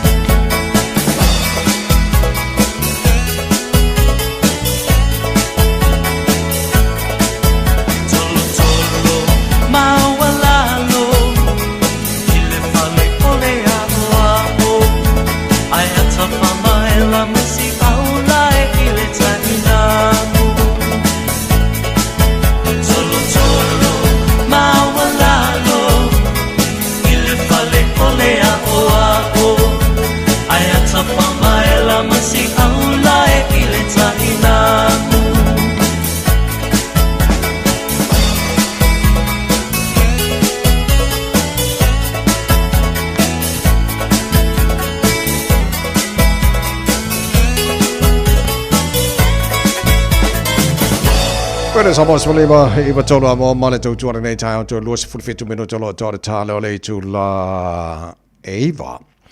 Ja, oso nga fua wa ia so te tasi ia mona sili fiole tu no tatu proklame. Mal mtanga wenga leo ole te wala le mal fa manato mtanga wenga leo ia mole tu no saunga le mu oe saunga le mu au saunga le mu tatu tono ainga longo wala tono whainga wenga so se mea. Ole te mari fo le tino le whenga tu maravao siki a shu le whenga satini e olo wha penao nga wha maltana po kalame mtanga wenga leo leo song fo vasti tasi ia mahalo si fo maria le whenga satini nei Taeao tu maravao e fo maria lo sima te vai le nei Taeao o le vinga ia mal whaftai le tu mo mele nei as fo o le vai aso amata fo i ngā luenga lo whenga i mal tātu tino tonu sa mawa le tātu tino use weekend Fiafia manuia ia whaatalo whātui le sofa Malu tātu tapa sili le langi le nei Taeao. Malo fruta tua tawai. Malo whaatai mo nei Taeao. Ia, well, back to reality for kako. E mo ia tawai le nga maloro, ai nga lue mai ia whaneka ue. So mele nga ia tau tawai le va ia le tinoa o le ai whaatinoa le tautua i le atunu, e whaatai fo i le atua ma fu ina ia so e malo lo la titi e foi ia pe lo e foi mainga ia manisi foi wo fa nei tai fa fele to inisi uso ma fa fino foi mala foi nga luenga nei aso ia fa dia le tu fu fa nei aso so nga sili ma to fine a ruta ia ma lo ringa lu e ia laso lo langa ia nga lu e ta ia nga koku a le ta matai le nei tai o winga foi e sawa male o te maiti tono aonga ua whaasoloa ina whaina fo i mainga la tau bullying at school. Ia, o la se vainga tanga benga le fo i tūranga whamun mole. O si whaatuputupu la i o le vaenga lea ta vai e pe e fōninga mai e le o alwifo i lunga fo i le li potina e tangata. O le kumoni ta vai. E se le unga o whawhita au ria lo tupu i tonu a onga. O le fasile le ska me kiki o le sta me titi whawhewhe le sta me titi ia o awi. O a i vaenga o le tue fia o ngai nisi o whanau. Lua. O i vaenga o i le langona i tamaiti fo i le fia pule le lato so i fua ta vai. O le whautuanga la vai ei a inga. Ia e le taimi kau furufuru le e tātou ta vai mātua. Ngāne. O le whautuanga ni tanga luenga. O tele tua ia fo i mātua te leo taimi. Pe a whai o tele na tala noa i le a onga. Ai le isenga luenga o lo whaia. O le whautuanga la vai ni tanga luenga. A whai te tala noa i le a onga ai le eise vaenga o whaia. O te tauna li poti mtanga luenga le leo mantu fo te vai. E iai ani i le vaenga mtanga luenga leo leo. Iai leo leo. E ngā lulu e te tonu a onga. O lona wima. A mai lau li poki. A vele i leo leo nei. E a tue whai se whaataltan noanga mai la tolo o whai al whaafita uli lea. A wa fo i whaamanu mole mātua ni i whaatunu ina le whanau e o mani au penga mālosi. O i te tonu a onga. O mai a vea lea ma vaenga e ono a fia i la tō a onga. Ai li poti ni tanga luenga leo leo matala noa i le whanau e whaamarisi au vod whanau ata vai a whaifu i olo walo le whakupuinga le whawhita uri whaina e vidi mai o ke le whawhewheina le whanau ta vai ai tauna o mai le whanau e whaisina whaamtala sina tala noa ngā voi lele ma whaamarisi au e le tauna tupur vanga le la whamanu mo ta vai Na lei, tātala noa o te loe tele in mulmulta i leo i maenga fo i whaongai nei pasika pia a me sama liu o kengi fo i ia walanga ia whainai fo i mal community la tau ia o i sui maenga ia lo tele in bawai leo leo o lo sa i lea tunu ta vai mai o tele e fu se vaenga o te whaitio i lea tunu i le sa i mai vaenga nei mana tua ta vai e ele langono le tunu o le mawhai al mtanga luenga leo leo na whai se vaenga ia i la tau nei peita i ane ta vai e le i ronga luenga leo lo whai al mtanga luenga leo leo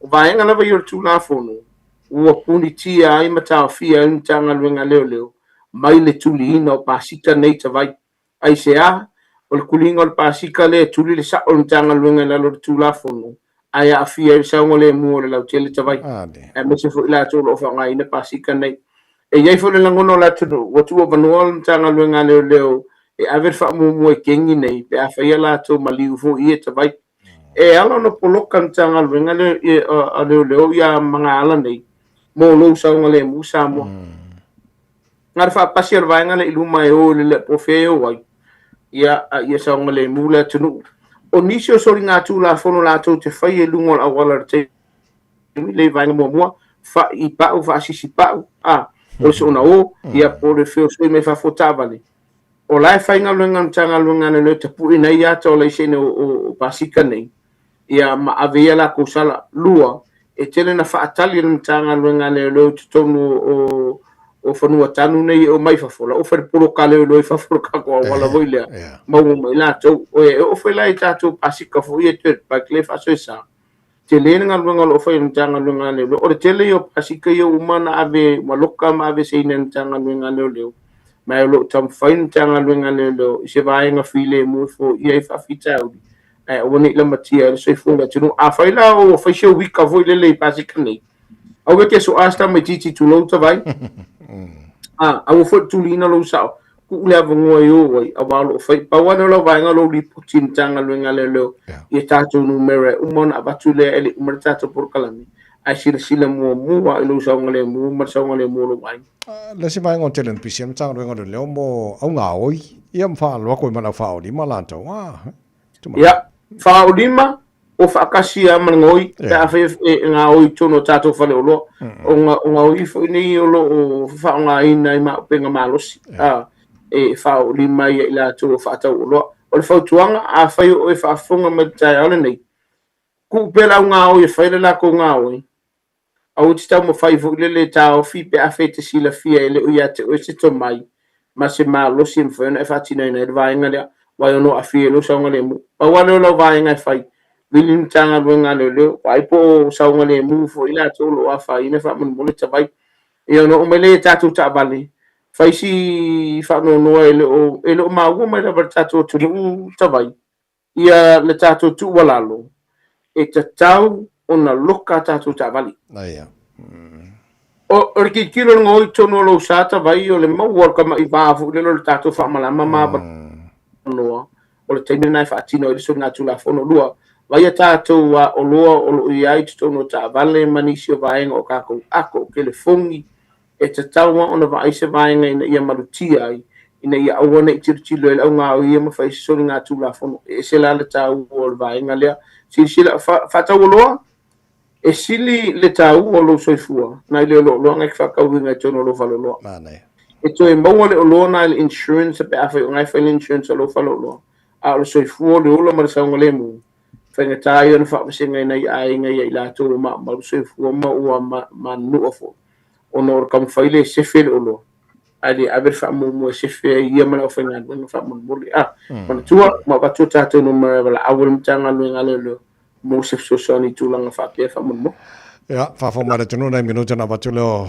numero 4 ya leo fa na bala wani ai fa fo mai nei ma tu fo ya boli nei fa na nei Taeao ya awala ma nei ngalo fa ta wala ma sa ngale mo nei fa na fo i lunga da wana ba tai tai mo fa manatu e tu ulau fa mo ya la to lo kolosi ta to manga ala po ta to wala kolosi nei i lunga ta to wa fa le a po se si la va vaenga fast food kilometer le sa ya lo sa ta to kolosi peta a tu se pasi a onga pa uma ya fast food le 2 kilometer lo na winga e te tau no sa ngale mu le fa na ma tua o lancha le fa na po la to me ai mo le aso o la to la e po la lava o se vai ya me se fo o la to no form fu spa o te o fa ma wina fa mo ti no le fa mo le o lo sa ngale mu fi le fa na pe a fai o la sa va vali yo e se tu mai lo la po lo mauta a nga ile a onga a tana no le fa na o so na tal no se si fu le ne ma san yai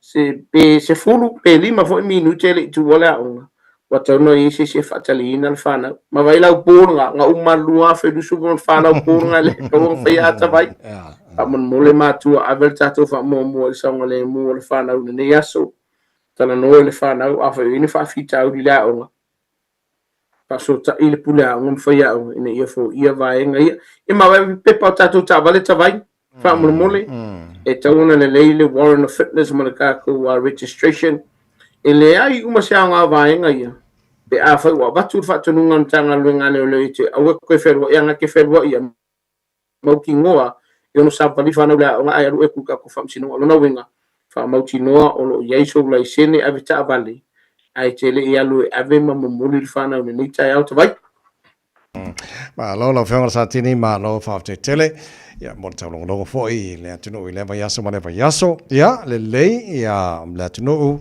bala awa le so se kai awangi e ma fo ke de kuri ngoi e le kuri pe a fe ngexa sa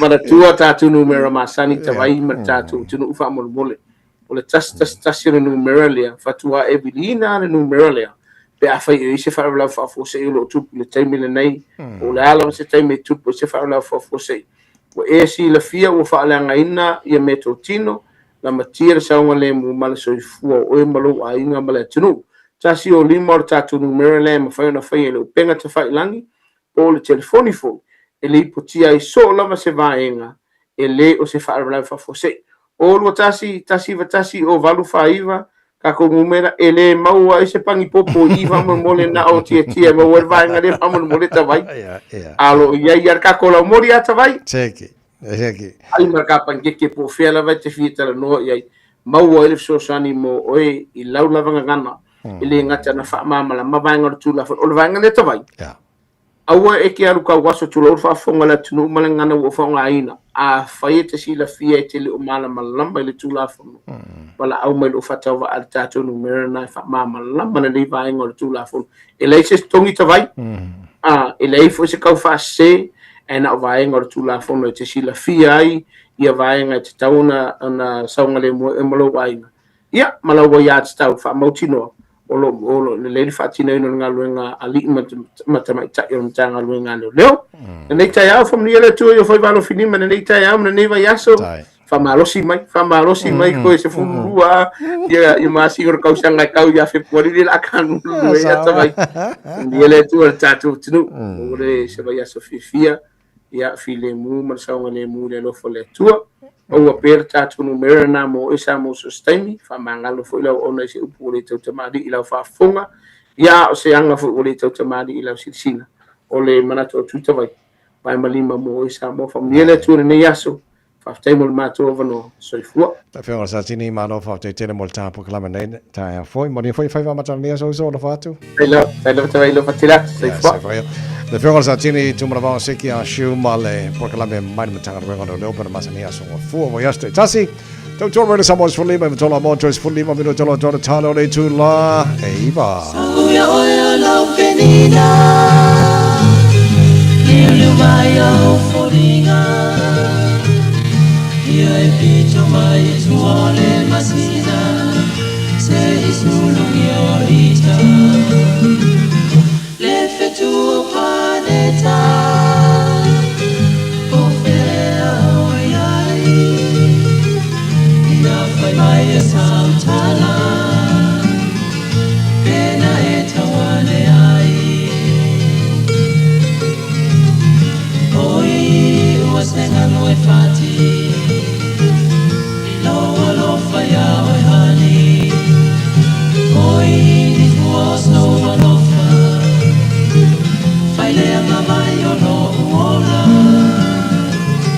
Fapena o esunga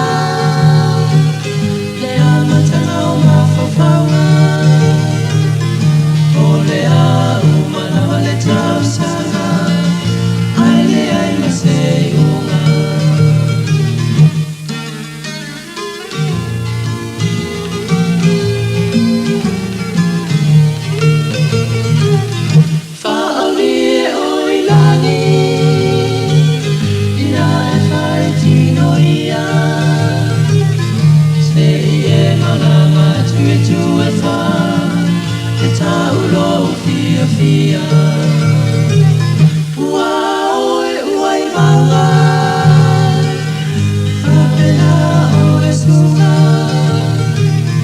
Na ole amatanga Aile ai maseiunga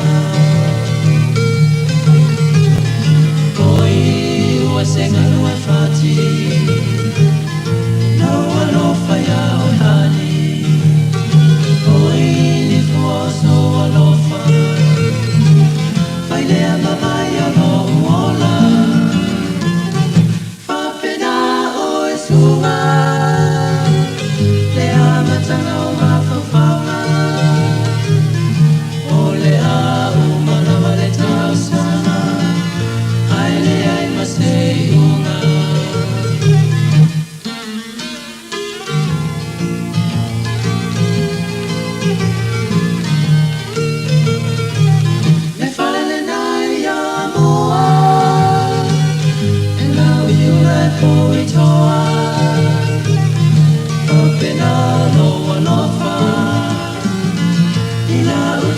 Samoa le fale le poi a rasi le fa pena o e hani le poi si o uloto nai ula vai na palasi oi o senga no e fati lo fa ya o hani was no alofa Failea mavai o no uola Fapena o esunga Le amatanga o mafaufaunga O le a umana wale tausanga Aile ai maseiunga sawi o la peni na ni se fantunga tua ia le puni ala ba ale tautua mo re sa mas fali mai batolu a mo Joyce fulu i le ba telefo le ngana sa mo pe tala i le ta nei fa mo le afiane se e mai mo le telo ta vale tono lo talo meka kas e me man ne pe afia le ngata na fa mai mo o sunga tong si el telo ta vale ai so sona for le sunga tong si fa mam la mai ata oi tulanga umala ba fa mam la la ta tong ngana sa mo la ngai ko ngala ma le ta tong I vai ngā kon kalake a me se pe a hai a purchase lau ta male a tātou sia si tono lo toa no mega cars nei tāu so ngā tung sia Bill Wilson ma tātou ni poti a matanga nei wea so tung sia pa te mo te nei tāu ma ro sifu ia langi matafi ia mananga Fiafia nganga fa tai mananga fa maulan le patalo fa toi lau sunga la wow ai tina ne to yo le tau tai o tatu pulu kalami o Malu o Taeao wa fa fu anga sa mo te tono a te ro kun mami fia le lalo langi fa pe fo tatu lau fanua I Samoa i tatu lau fanua I Samoa fa pe fo ia tutuila tatu so I sai fa malo se tu mo mi fa malo lo su le Taeao a tabai malo fa tai a manu ani to sang fo le fa ka ko firo e ri ka ro ringa ma ka mai lua filo o no ri ya so le la ba sa nga ba bi fo to sang ko la sunga ko te fa tu man no fa fa pele pu le nga ne video Samoa fa malo ki bi le tu le ne wo tro ya pe fa e mo ma to ni to sanga tabai le fo mo afa ya yo le vela afa ke wali la ko al pa ma kale me Saturday le ko le fa kale le teme le tu e sexy yes wa tu ya ye mo mi si de pasi yo ai fa pe ngale moya ala ya nga to nga me mo yo fa va ye sa nga moya ala ya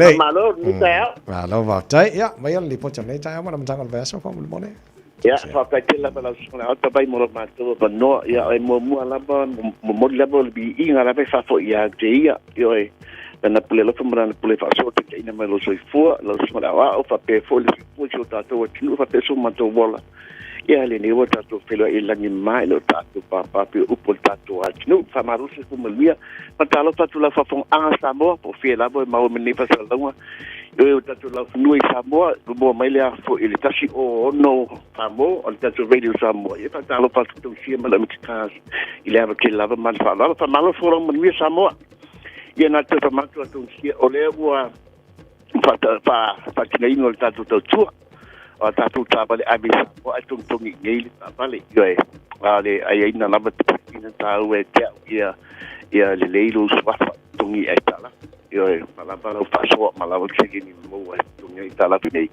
ai faili tabale abisa o e tatu tau a inge Samoa la limpeina fai tatu tau tua ia le neila ua mpaina pakino yoe ya ma benga to tele mal la tu e pili gepe ma to le tulang ya le la mo la ba no ma la pu tala la ba no pe afa pe pa to ta vale ai to ta se to ai nga mai Samoa no mu pe la ko ti passe yo ai la to for rangers 2022 yo ma la pe la to le 50% passe to ia ali ya luta pa le lunga ba yo ta mai no ta pinaina o to ta bala ia so e pule la o e pula tuen la skai la ka vale pra fo la pa o pra fo li mo lu le li fi ta vale tulanga pa pe ya o le faitalia la ba ya te o e pe vengo su de lango ta vale tulanga pa pe ai ya si ya fo le fi ma mi tulanga e pa ya ne su mai ma la mai ai la tu si go se la ke meni drive I pa te ma ka ve la ta la lu se la ke meni drive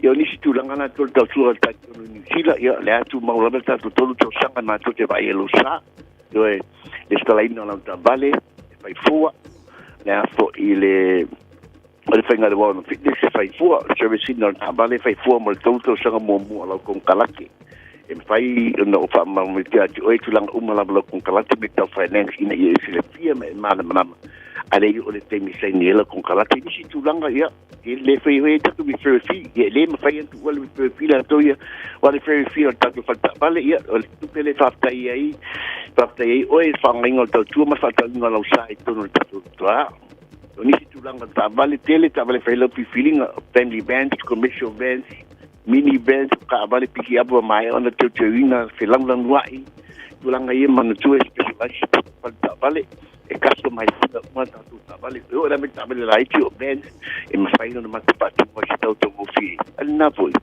tau ke le ke to ya tu la pata il mea na pule tu sia la to ya tau tu ta vale tu ngai la ba ko ni le tu pen fai mai ele finance ni tu la ngati ma mai ya bala ameritane 9 ole o iba lua fitu lima ban tu o iba lua fitu lima ban tu ala te foni te vea ole o lua tasi pa tu ono lima fantasi o lua tasi pa tu ono lima fantasi ya familia le tu fai valo lima tabai mo te nei fa tu pa so foi tu lo so tabai tong sia fa tai mo li potil nei tai mo ni foi va ma tal nei foi va ya so le so tong sia Bill Wilson mai lo mega cast ino mo joli mo biro jolo jolo talo le jula e ba lo fa fonga por club e maro al tan radio Samoa so lima va tolo amo nei foi aso fu o va ya so fe pari on tano fono wa de wa fe lo se fulu ma le ono mai anisio fa tu mo tu nei al tia ma a ona so le mataru tal fo le ngal Samoa te pena me so ase yuli malam ma lo fa tai le to no te le mo to tour e foi Taeao fo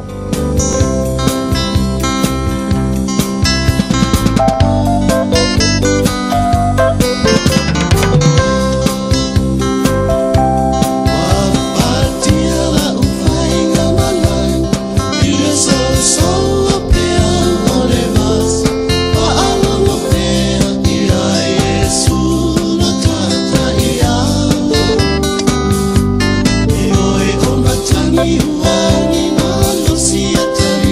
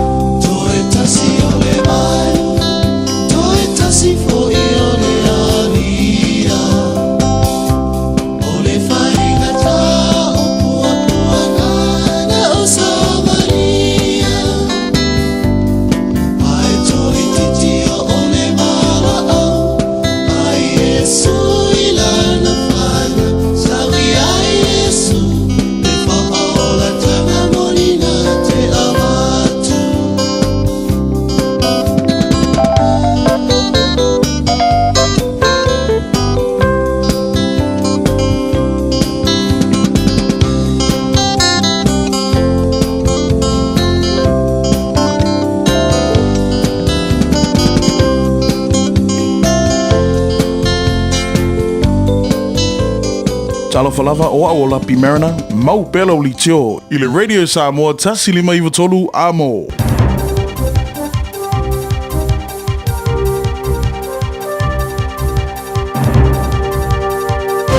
Taeao, talani mai atu ero ni sila mo leso, papungo mai. O te tamalosi tēne ni sila sa e ta ue pai tau te lau i studio o na ainga, telo le so tanga mo na ainga lau tele o Fiafia, ai le i lava lea vau i ai le toi whaki e te mariki poki ni New nei, o na ona tala anga whatu pe vesti whaalo toi whale a mta mai le lus futau sanga o tuanai.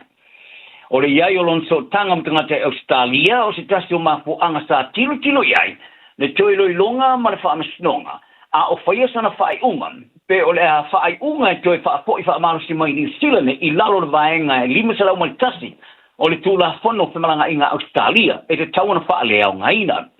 O sa uni simi e lima simalinu tausanga sa tulis fulfa masino na whaatalanga at paripui a le Cessnock Correction Centre i New South Wales, mo le whaatu vesti i lana paanga momoa.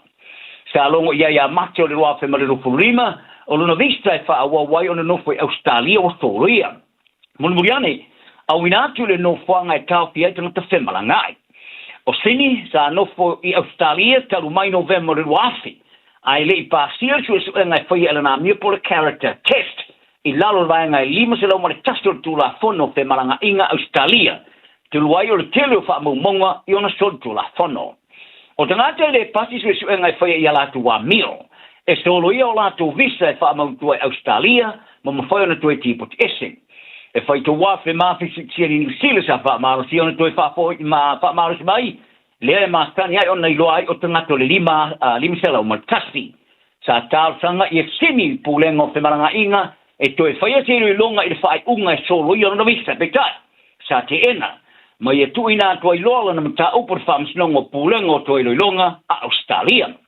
I nova siningia, e whaamatala i e whamarasi anga, lona nātura, ma le umio so tanga i Australia. E sa i e tūsia i se pepe whaatumu, e to a whaona usamu to a whawhine, to tolu e kāsengi, luas futau songa o na mātua, iwas fulu i o na teimar whaitau salau, o isi kāsengi lo na nofo e Australia. Munumuliane tūra i loi lumon whaamistonga ma i te whaalia e to lima o na usamu to a whawhine, ma re isi whaapoponga re numero na tangata o na inga.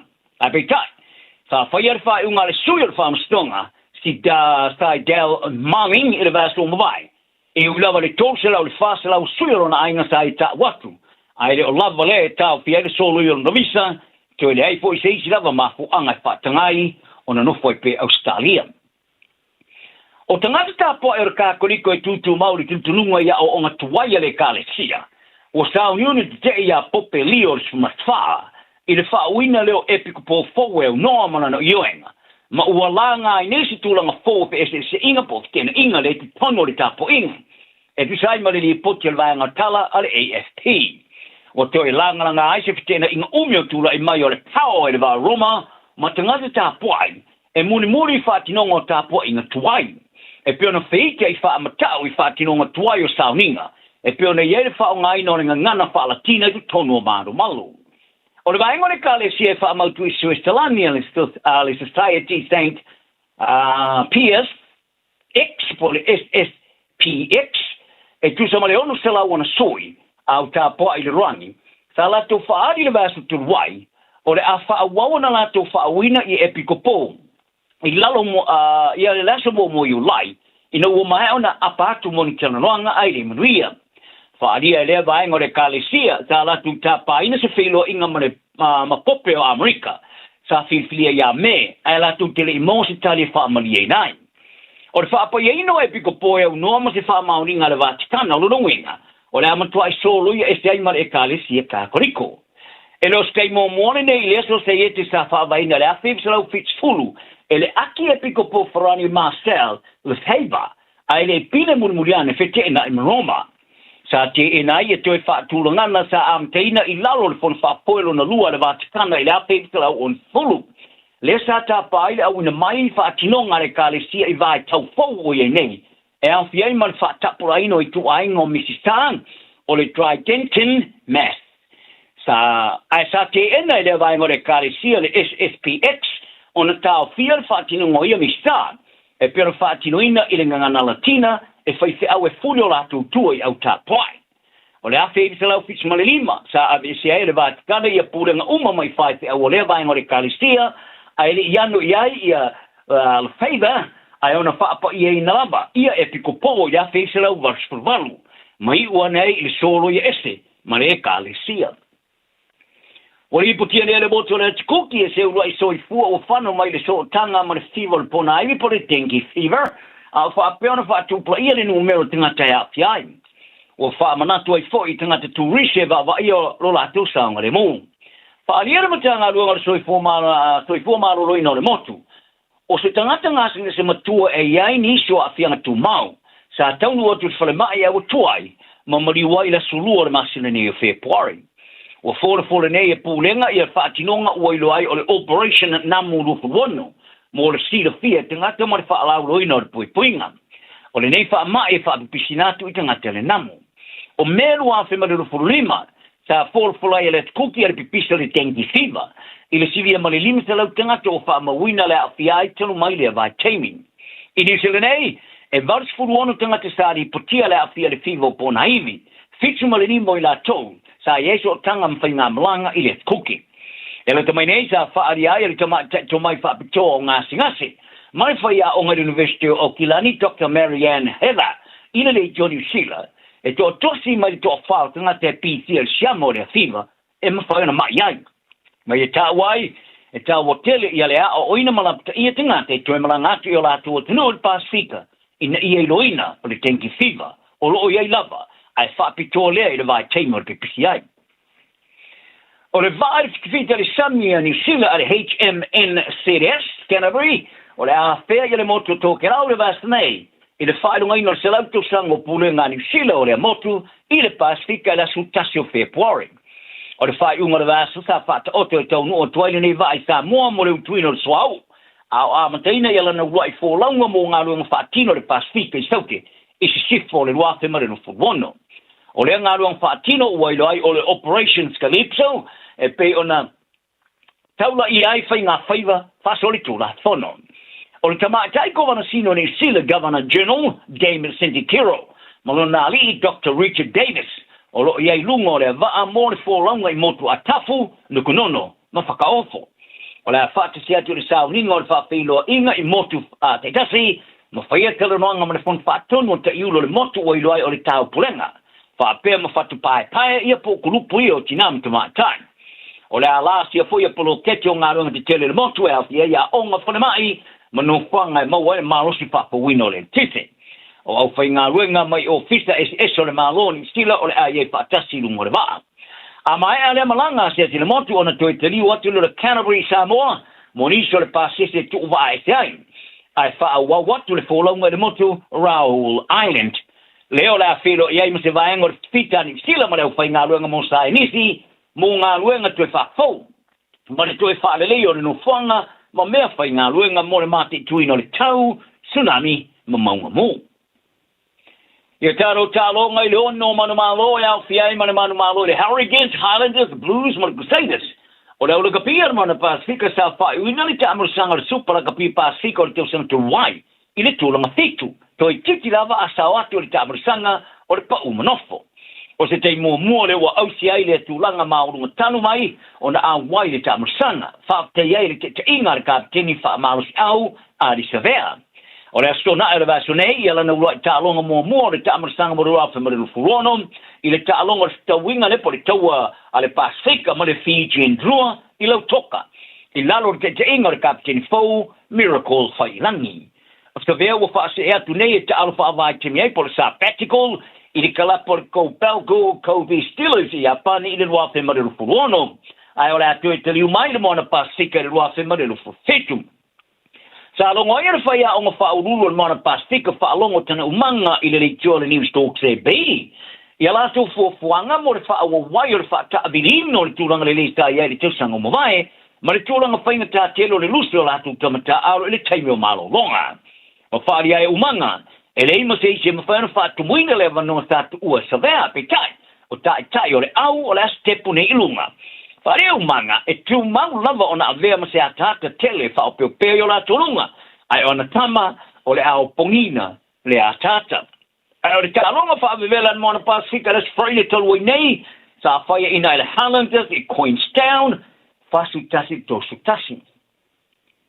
O le Champino fusolo rangi le IBF, ma le The Ring I au panga le Cruiserweight e chai o Taeao Australia. Wa iai nei sana panga mo pui o na fusi I le mati le fong, o mati. I lalo company fo e whaalau te lina whai plenga, le Super Boxing. O le awhetau I nei ma le tama America Brandon Glanton. O petea wa ave nei ma se Champino rangi le teminei, o sei nia sana whengainga ma le company o whai plenga fo le mati no vai. O le awhetau I McClanton I le so valu o mati. A e whaasala la wina le company le Paramount I Las Vegas. O petea e luas male iwa na fusu ang wha professor, Manu Malu umai, luas utolu o Manu Malu tioti. Ma wa lewa na pisa I le fia fusu le tau fa ia almost fusu le langi I le naupanga petai. O I sitama o lo umea se fusu o lo fe alo fai. O Clinton e luas utasi na fusu anga tolu fai ina se furu valu Manu Malu tioti. A o le sainia, o le lato whea ngainga mara company fo o le Super Boxing. Wala ngona I o petea o se la sanga telele iluma mo fusu anga.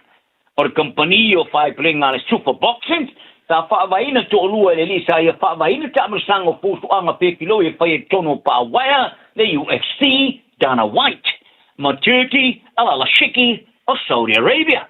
Ma o le a whai ala to lava ta amasanga whai pele, I ala to lava fusu Champino Rolangi.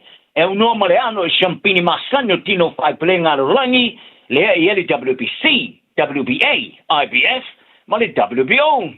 Ai o le a whaongai tu ai ngō tāmarisanga whape o le UFC. E taula iai, I le nā le tasi lava Champini lau panga, e amana iai nā o fusa le Super, ma le The Ring. Tala nā una yaso whalo alo leisi leisi, manu I leso.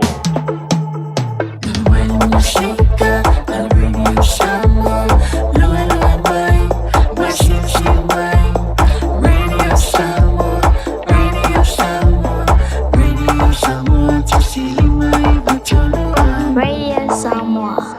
O le Casa Beds and Appliances, o le tali o manaonga, I o loa I whaatotonga ilo mauta, ini tau le lei, toi anangata, e mawai moenga ngau si tutona New Zealand, whaapea se tino fōa le potumalo lo, lau ai manofoa, TV, la au pese, usa aisa, masini tā lava, telefoni Fiafia, maisi. A fiu ane loa I le whawhituwha Great North Road o tau, po le tolo fituiva Great North Road I Henderson, le Casa Beds and Appliances, telefoni ovalu selau, lua 5 ovalu selau, lua 5. Mo tupe wha momoli Samoa, mana tua loa le Pacific Easy. O lo wha wau pēr le tātou whapitoa e nao le $5 le tongi pēr e whaongaina le Pacific Easy app. E wha tino ai o tupe wha momoli mai lau telefoni FEB ai. O lo awanoa fo i le tātou direct transfer, ti posi mai ai au tupe le tātou account, ma wha mali eina fasili lunga le telefoni, ma wha tino la fo ina lau tupe ai inga whapitoa. Mo le tongi no video le vai, mo li te ngā tupe so se whale tupe Samoa, pe te tongi ni no ngā tupe le nupi wha, Samoa House Corporation po le Samoa Land, ma so se au nanga Samoa, o loa mawhai na whatino oma I le tātou au nanga le Easy Pay. Manatua ua whaasopolia so se vahenga o New Zealand I o tātou lala, o loa wano fo I o tātou visa I o Tara Mamangele, pe whaunga le Pacific Easy App, po le Direct Transfer, e whaasao I lu teimi, ai sidi ona whaasao ina I o tupe o taunga tāle penisini. Mō nisa whamtalanga, wala au le telefoni o valselau, o tasi ono, po onu mera masani au kilani o le lua fitu ono fitu iwa fitu wha, ma le lua fitu ono fitu iwa waru wha. Pacific Easy, o lau anga, mō tupe wha momoli Samoa.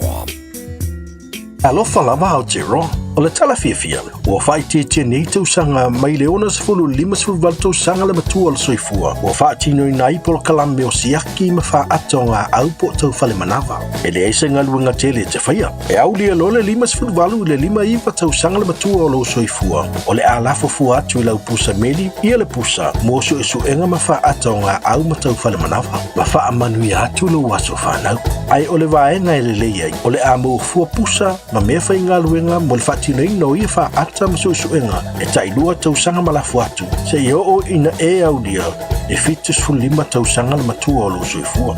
A vave iloa, ma mau e suenga, ma wha ata o ngā au po tau whale manava le ka nese le amatanga, e ma whai o na tonga whatia ma le manuia, e le aise tongi, e vave ma whai ngofia. O suenga ma wha ata o ngā au po tau whale manava, e ma whai o na wha asau ina iola, a mau alola upusa, whai loa. E te manae maua se luma nae manuia o la wata li I polo wa fafine. Ua se fulu nei tau sanga o faatino le Pacific Advanced Secondary School lea au onanga. Na faavaile nei a onga e Sir Michael Jones. E faonga inai ngana le Pasifika I le NCEA. Maua fua o fua onga toile ni pilia onga. I le tau sanga lua o loa whana maua lunga I le whainumera o alonga whana wale pass na au sia tongi e ulu whale ai I le universite, polo university entrance, I le tele o kolisi I au kilani. Ua uti awa noa mo le lua o lua ono, mo nisi whamtalanga wala au loa le pass I le over se lau valu o fitu lua fitu fitu, over se lau valu o fitu lua fitu fitu. Aloha, we're the Katinas, and you're listening to Radio Samoa on 1593 AM.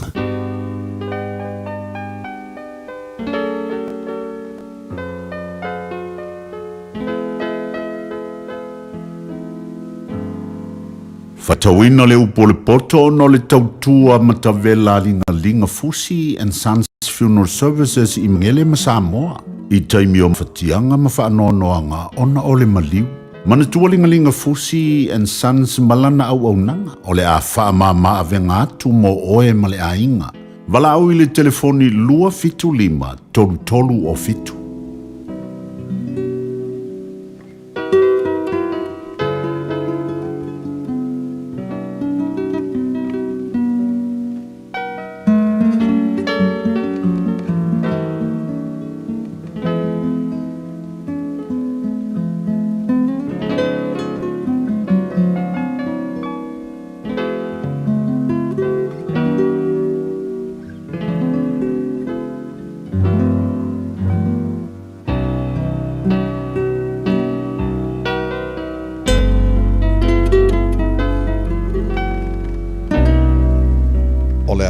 Poto o le tū a leo ua valea o le au tū le leo poto le nei Taeao whaitawina mai le matau poiva o le tusi o whatawato. O le poto ua whaia e iolo na whale moia talai ona pou e fitu. Wana whasia na manu, wana suia lana waina, wana laulau atu fo'i mea e lana lao ai. Waia au ina atu lona ngaru teine ua tālai mea mauru lunga o lea ai. Ai se whaingo fie I afe mai o ia I nei. O leo o le isona mawhau, waia whape atu I ai, o maia, e nā aila areto, mainu ila uwaina o housuia. I au tautu la whai atu I e vane lea, tau te olai, ma I au tau I atu I le ala e ata mai ai. O le na te awa I atu I le ta wemu e maua I ele whamaina. Ma le la te whinau ma le tangata a mio leanga e maua e ia leila.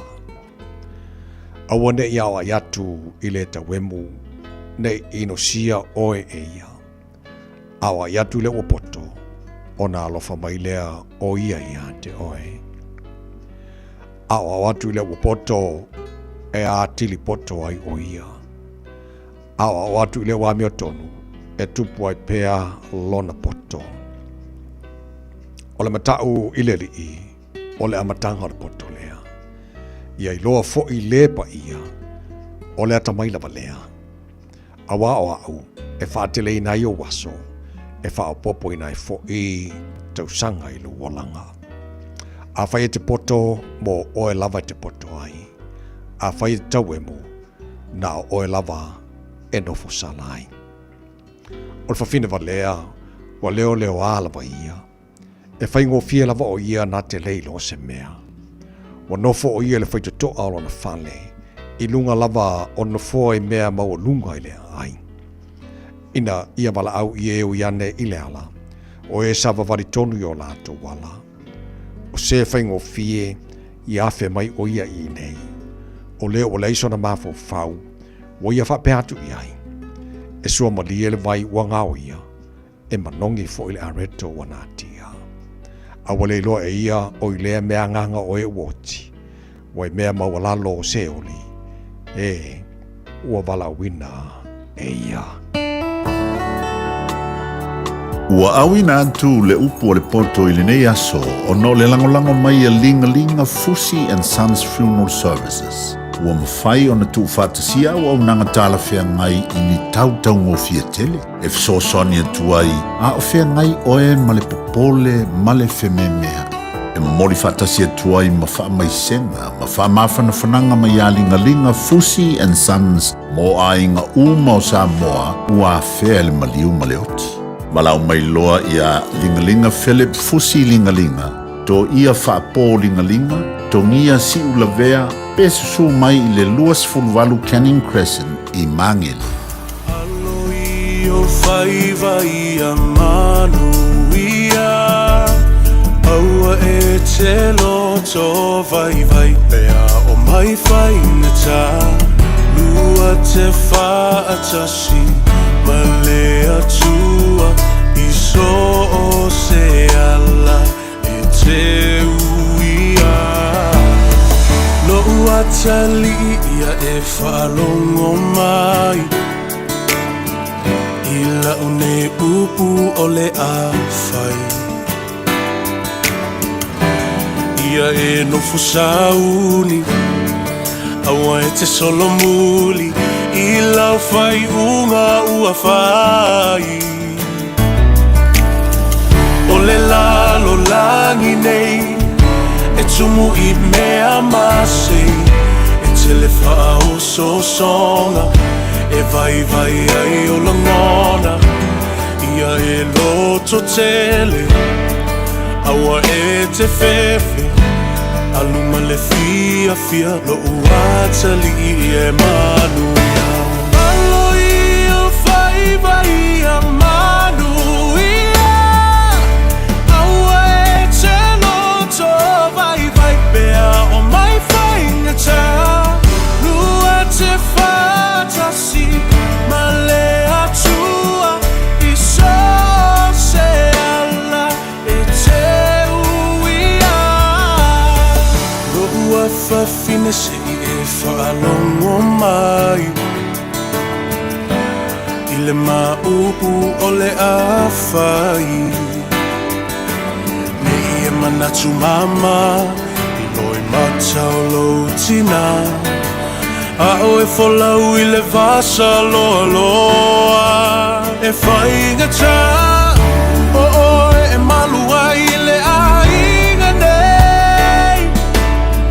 Loua whawhine se alofa whai le lei, ta ai e se lau whala, tu e se le alunga, whaamala si mai se ia o I le taununga. Aloi o whaiva ia manu ia, aua e te loto vai pea o mai whaingata, lua te whātasi, ma le atua I so se ala e te uia. O mamanga louso, alo ye yo whaiva I urulu maka wholau lo wha moe awa le kaua. Ia kolo loko ia manga kuolo o kui le muri papanga, a makua ngai a inga, ai mai se la whanga. Ngofka kalo kapua I whaaloloa le ala, awa lau savalinga nge I kui alo vai se maa. Lau se whalongo le lei I le au ngangi a mama papa whaukuanga e whai mo e kua I mangu le whainga malanga. Whalongo le lei mai manga kua, alu maamu ngai ka makua, au e ke whewhe loko ke le o e le lupe le a whalele. Ki ke ele fini, ki ke ele pia, kango e sapo le mangu ia. Ko anga le loku, ko anga kakalo, awa nge ngaro la kusupa ia. Oi se sone te awa ki kangi, ke pakau lai le kua le langi. Wha amaro si o e le koa, kau le kaua mo Samoa. Ia wa ke le ngā whaukuanga, ke o loko maloa nganga, ai sa ue ka whako whaia kui o pai o kawa. Aloi o whaiva ia manu ia, aua e te loto vai pea o mai whaingata, lua te whātasi, ma le atu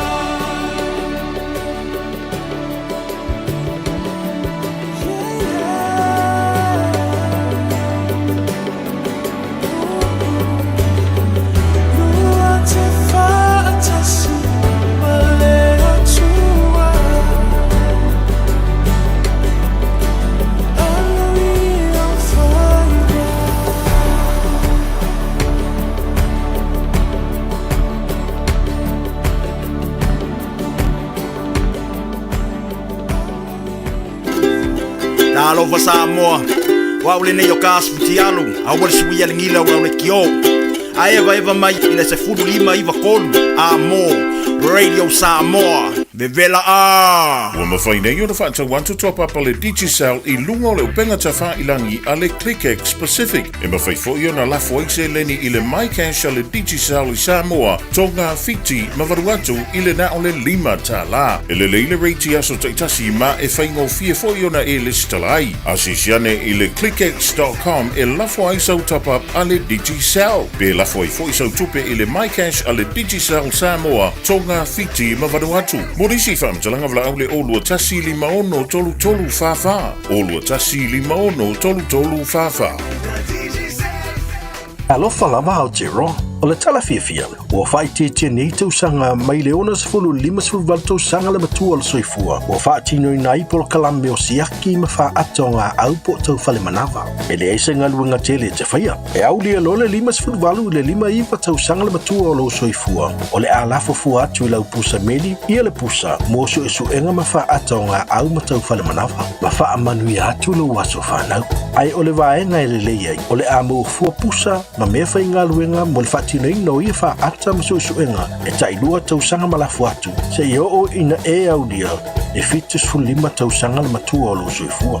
A vave iloa, ma mau e suenga ma wha ata o ngā au po tau whale manawa le ka nese le amatanga e ma whai o na tonga whatia ma le manuia e le aise tongi e vave ma whai ngofia. O suenga ma wha ata o ngā au po tau whale manawa ma whai o na wha sao ina iola a mau alola pusa whai loa. Mo le manuia o lou lumanai. O le aʻoga o le International Travel College, ua tatala nei le sitala mo le 2.2 i matatau turisi ma aʻoga tau vaaleli. O le ITC e iai ona lalai au kilani ma whangarei, ai mawhai foʻi ona e aʻoga online mai Low Valley. E leise taimi whaatulanga ina e te aʻoga ai. Sa ili nei loa so lumanai manuia, langolango ina malosi e le ITC o e malou ainga. A wā ua aʻoga. Asiasi lupenga te whailangi, itc.co.nz. Te alofa Samoa o Mr. Cowboy le nei. Whaafafonga ma mai mo mai pēr i le Radio Samoa. Yeehaw!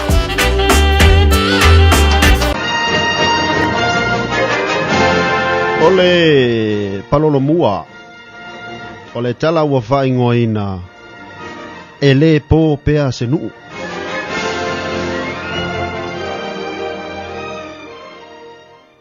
O le tūlua o pō mau. A o le teimi lea ua tō whawha ai le nuu. Ua taalingolingoa le pō se iwanga nā ai le vea o lo o tangi mā ngai iutai le tua whale. Le ai tali tonu tautai. E whailoa mai ai o le ata a uta le atu i le aso e so ai. Ua langona le leo le manua le tamaloa o tangi. O ia lea. E ngafa male momoli na mai o se tōwha i tapa au le awhioanga. Ai mai se pe a whaia iei se mea o lo o fia fono ai le nu. E ta ua lea o le sā vali po o le fono usu taua se awhioanga. O kae ao o le a fongo kawaki ai le kakongu. E sā se kangaka e le iai le fongo ngei. Ma e o lava fo ia ila ko fai ngā luenga ia awai umar ka ko fonga kai au. E le fa alau so oina. Ai alanga vai vaenga ese le tamaloa o tangi. Se ia so umapito nuu e o atu i tutua o iole nu. Ua avea le leo tele o le tofa ia tangi. Ma ala o lo unofo ana ilunga. I lea taimi o le pō. Ua ou te ina ua ou iloa tula utama. O lo o nofo ma sao whai le leilava. Ma tuulo na lo filima ilo na ala fautau matau. O nisi taimi. Ua li liulo na ulu ma tātalo na ngutu. E pei o lo o wha solo na ma faufaungai se mea o lo o mawhatia ailo na finangalu. Sa au I ite. Ma ua I fale fo ile matenga. E peisea I e yeile so otanga o le manu lea. Ma le whaanoa noa o le toia ina. Oi e sa o lava la o mate. Awa aina iloa mai loa ue lo utama. O lea ua au no foilunga. Vala au mai loa ia tia. Peki. Sausi o wakari e ngofo mai o kafakafa. Ua tuu mailo na lima ilo utau au. O na faa au leo la na tau talanga. Va ai oe. E leo se mea maa ia ke aulingi a venga o ke amoinga.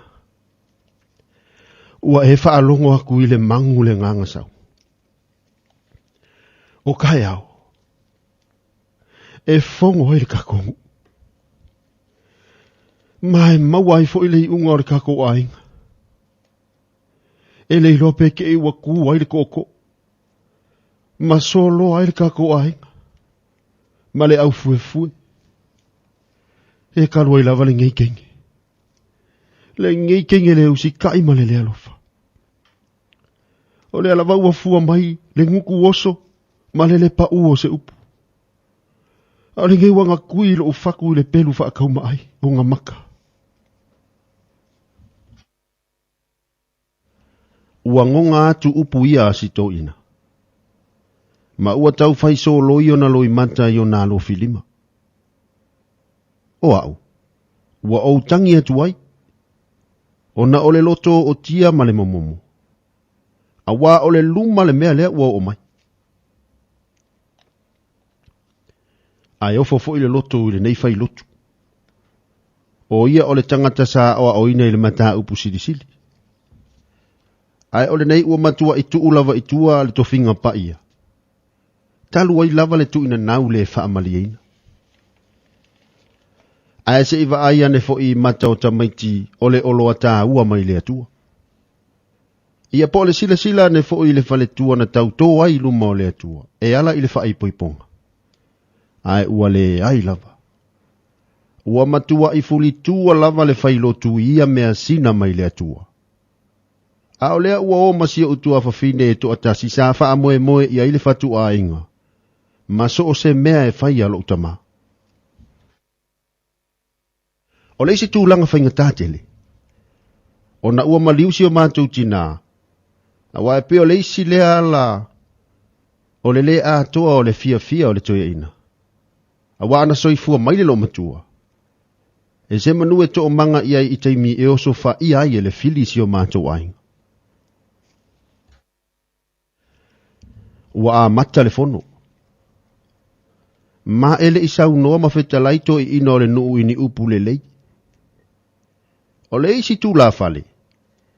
E se asi ialo na sape a fono le afioanga. Aena matua ava avau leo tele ma leo lewa. Ma lau le wha mawalunga o le mantou ai. Lea ua fua mai i le sola o le afafine o le toia ina ma le whaifea. Po o sia utu afafine e to atasi. Ua tasi moe le nu. O le mantou a inga o le a whaate a ina ma le nu e o i le whaavavau. Ma ia tale ono i le a fiafia o le aso lava lea. Ua mantou le ai ma le nu. Mantou te tau nu atu le mantou fale. A tu aloa ia atu loa ma le to o le nu. Ua kofia nge iau. E momoli faa alo mai le kofa i le sao makapa au.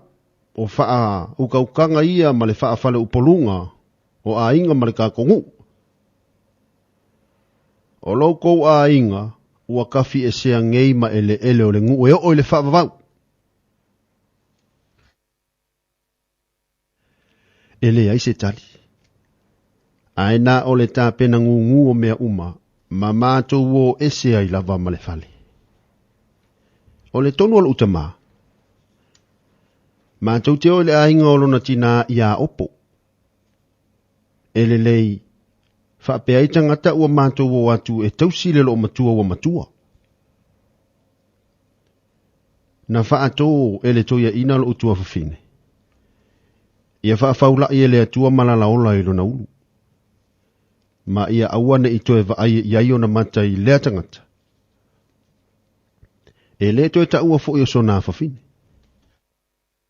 Ma ia pupuni fo'i le mata o le la. E le i whaingofia le urua i teimi na mātou taunu ua i le ainga o le toe ina o le loo matua i a opo. E toa tele tangata o le nuu e le sila fia ina lo utama. Se i vanga nala na tupulanga. O le loo matua fo'i o sina le tina o lo utama ua matua. Ma o le whanua fo'i le aai.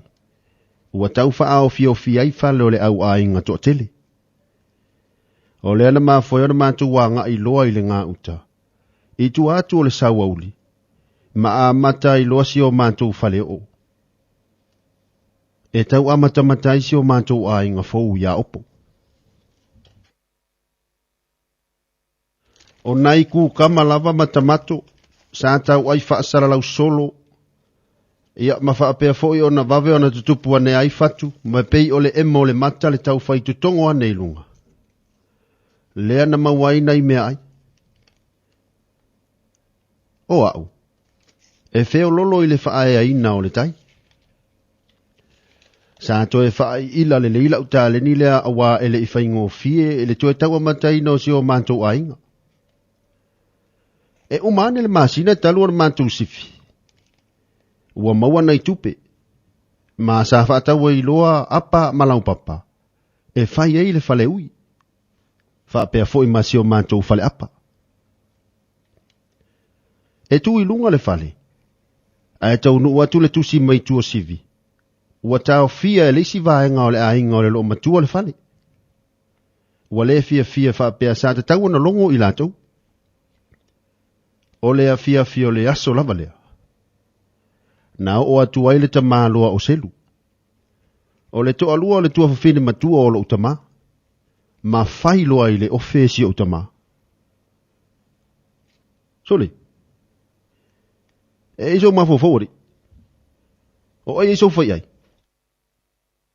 Oi. O le ngei mau ke ngongofak. A lea wako o mai whai ngā mea ai le whisiri mua mai. E wale o e kakaa. Ko mai ko le lo ofisi mai ama ko ngi ka usia lai. Se vai fo iri se kanga kai ke o mau. Oka ni upu matua fa sausili. Wa oso mai ai malefia tango lima ia selu. Na ova ai atu li tamalo. Ma ufa ape ifo. Se ai longa ama ona ila umuto. Ai pitai. Sa au ta ofi pea male ono sai. Ona ole alofa isi o mātou tama. O se tasi aso na o wae ai ile niwe au maise lau niwe la langa ai se ato e fu e aile suavai. Ai langa maile whanau mātutua aselu. Mavala au mai o te alu ilalo. Na matua fu e au ele atali matua o selu ile la au. Ai polili mai au i maa e le isi vaenga o lana whanau. Ma lau mai au, fai mai o le fai mea ofo, ma le fai mea matautia. Wa fai na ile ngā ruenga le whaafengainga. E moni ali, e fai vai o tala. Na outa atia ane i lalo le niu. Ua ta ei umau ufolinga, ma lo utua ua matua iti ngala. O lo ulu ua ngale mulemu ile tasasaina le whanau teine a selu. O si auto e mahalosi ile nātaimi. Na auto e tau tolo ai loa ile fale ma o tango ile anga ese. Wa ova iatu ile fale o selu malana whanau. Ma au savali sa o loa iai. O le atali i matua lava o selu na oso mua mai. O ia fo ile ana o teia ina ile anga ese. Ina ua matua i pongi sa a toa la uwa ai i lea taimi. O le uma o le whaalawelawe. Na o woso ai loa i le pasi, ma whaasa sa o mai i le ofisa o leo i tua sivi. Na loka o lima ma tuua o i tutonu o le potu pongi sa. E le ai i le lua aso a toa toa. E na o leo o tangata e langona atu. A o se upu fo'i isina malama. Ua matua le ai lava. Ua na o le whaasolo le mua uma faufaunga isi au ta mama na i au tei. Ai longa a mātou to e whiloai. O le ato le vai aso i le sela. Ai ulu atu loa le li i leo ma au mai au i fafo. Na tatala u lima ma le poloa inga o le a outu la i luma o le whaama sinonga e tali o morianga i le vai aso e so ai. O la ulo ia, o le ali i papalangi mai New Zealand. O ia le asafa a tautaia la umata upu. Na ova aia tu isi au ta mama na iau tei. Ai pangalea. Ua le mawhaio na mātou whiloa i matala noa. Ua a matala wha amasinonga. Masa o iloa le leilava. O loo tau mawhaila ulo ia le li i papalangi lea. Ini ana wha upunga e wha apea ana le fasia lava au. Ma wha o lima ia te au le whana o selu. Se manu lava e le tupu se wha alave lave. O le tau mawhainga na au whaia. O le pui ai le o au ma le saunga le mu o lo wainga. Na matua au umangutu o tangata ina ua lau mailo ui unga. E na o le lua tau sanga i le fale pui. Ma o lo whaasalanga foi. O le a tuli i ta whaingata. E lo kātua li i whaipule e to o lua o le pale mene i le teimilea. O lo o uia i tonu lava i le to ese. Ma o ina, na o whai ai male upu. O te le to e fia o i le ano foanga e o i le whaavavau. Na to e talia le mātou a inga i le nuu. O lo o tina i upolu. I le vai te mitonu lea o le kirisimasi ma so Fiafia. O i ua tau nuu ai upu o le atunu. E le po pea se nuu. Se e vanga nalo utu a whawhine ma le whaife au. O lo o tapu pea ma le a fioanga. Se ia iai se aso.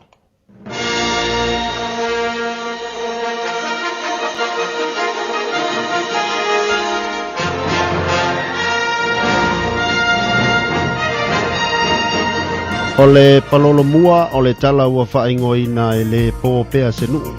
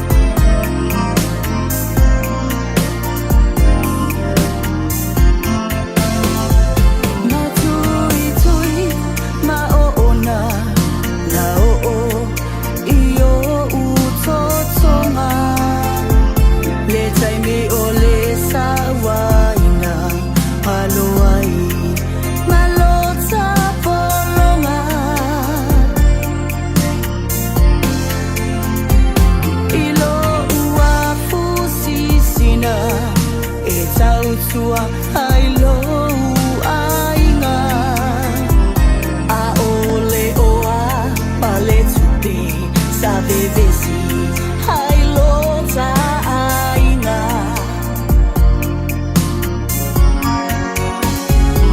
ele ngalo ile anganga saimi ole sauanga o upumatala na lalafo ai na ibula ba ilu toto wala saa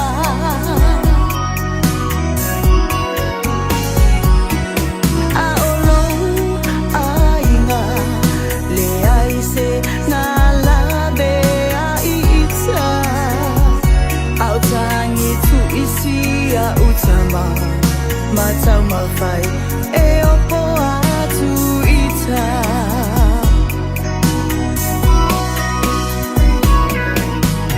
e lo ainga ia toa mamalu pea ole tai o upu matala wala lapo alolofa faamanga lo mai sa o ufi ufi lava faa manungase inane iluta luta ole tai awai auluta fenga vai singa no selefuti ai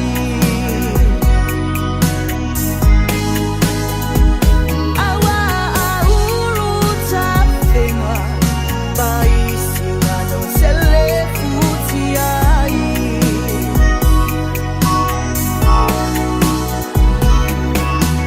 tu sabe tinga tu sabe falumaina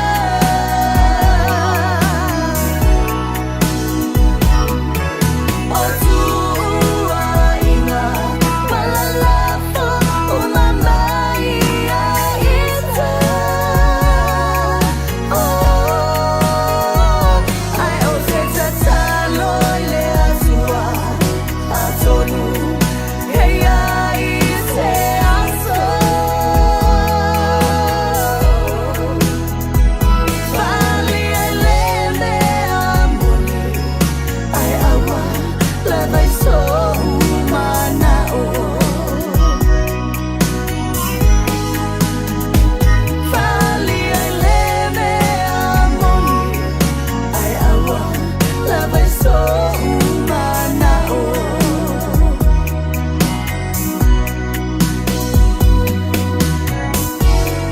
Sapphire e Sarah tusa peti ngā o iei Fiafia Radio Samoa nei fo i Taeao mana matanga vai aso o tātou iai ia wā o le pese alofa tua ia to ele i whātou whāle tātou pokalame Malu o le Taeao mora nei aso o fua whiala mai whafonga mai tono lo maota tono tā vale tono whalewhai ngā ruenga mai mo mai foi lunga le Facebook mari YouTube o le Samoa po e whafonga le FM 106.1 i Samoa nei Taeao pese le mo oe le Vina Records le fungala au Lena. le fungala au lena ola alofa lena sauta momolia ina oi moita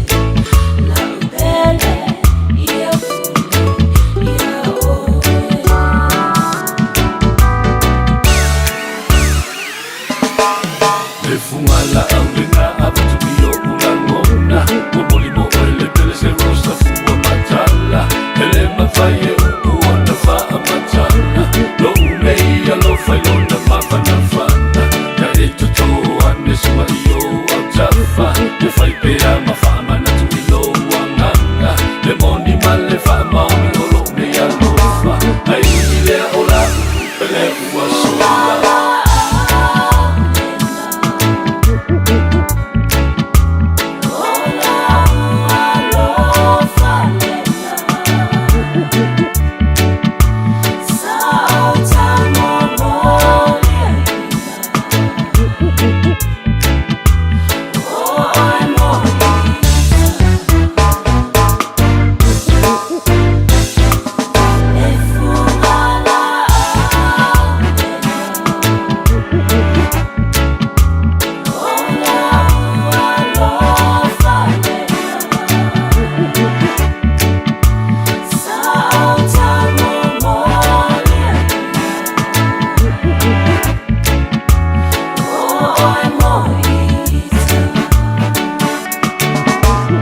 Samoa tino pele mai lau a wajalo lima o ta o fa o le ta Malu o le Taeao le na o le nei asu fua.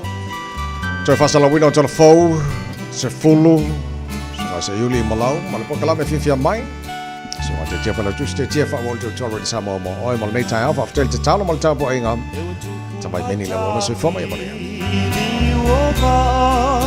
O fa la vela ve o sa o pe lava Ole aso malo na nganga Te ole lo malo na fuata Se ai o ita E le po mai O nei mau mea wa tutupu mai Ai ui i lea o te ono sa I se ia pele tai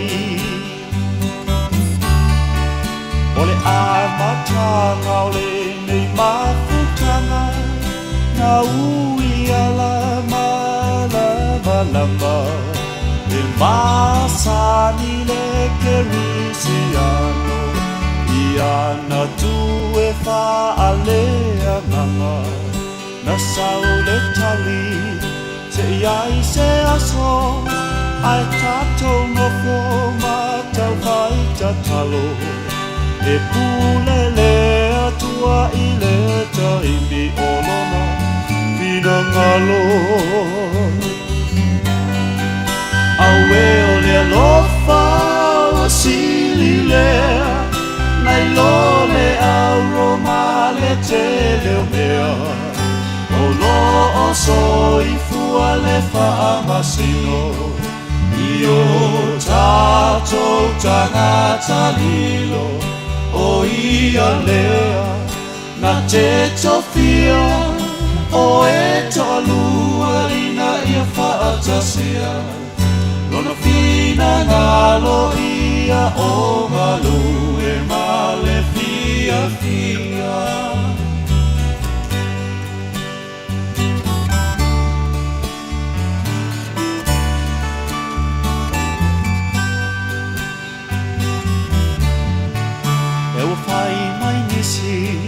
E le tatau E la ititi Lona mafafau Ai mana tua E Samuelu Ia Iese Malana whanau Au e matutua Sa Malu ali A e na whaauina Lava le wii O alau le tua so ele malama Ai lava se isi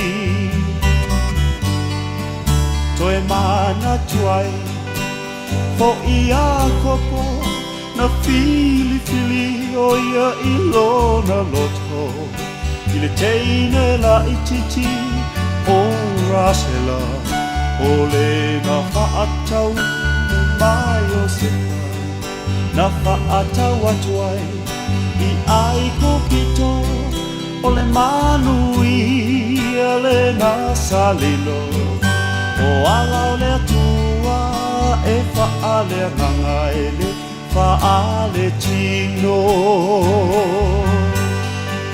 Awe o le lofa o sili lea Nai lole auro ma le tele o mea O lo o soi fua le whaamasino I o tato tangata lio O ia lea na te tofia O e tolua ina ia whaatosia Lona pina ngalo ia o Malu e male Fiafia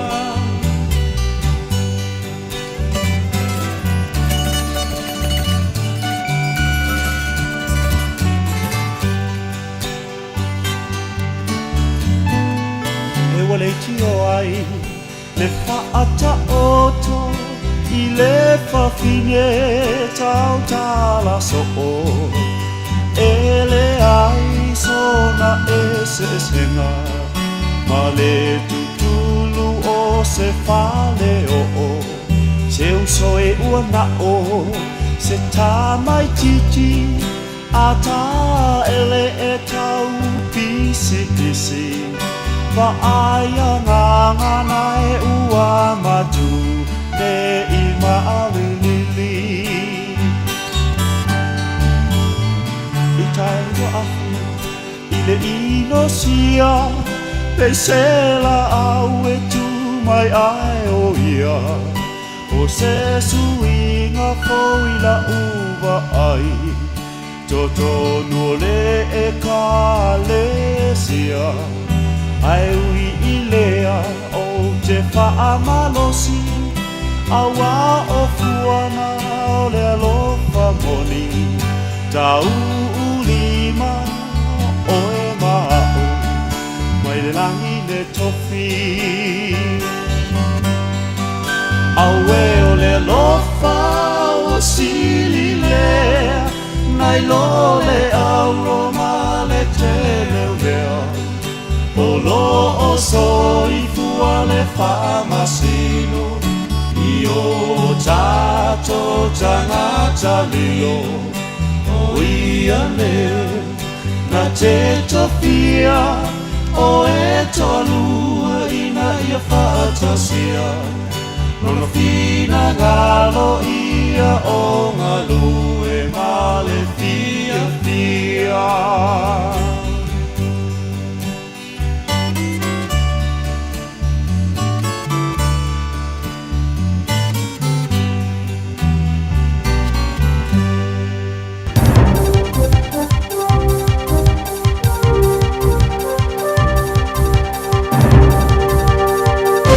Taeao Maria, talani mai au tiro New Zealand mo le so, whaponga mai.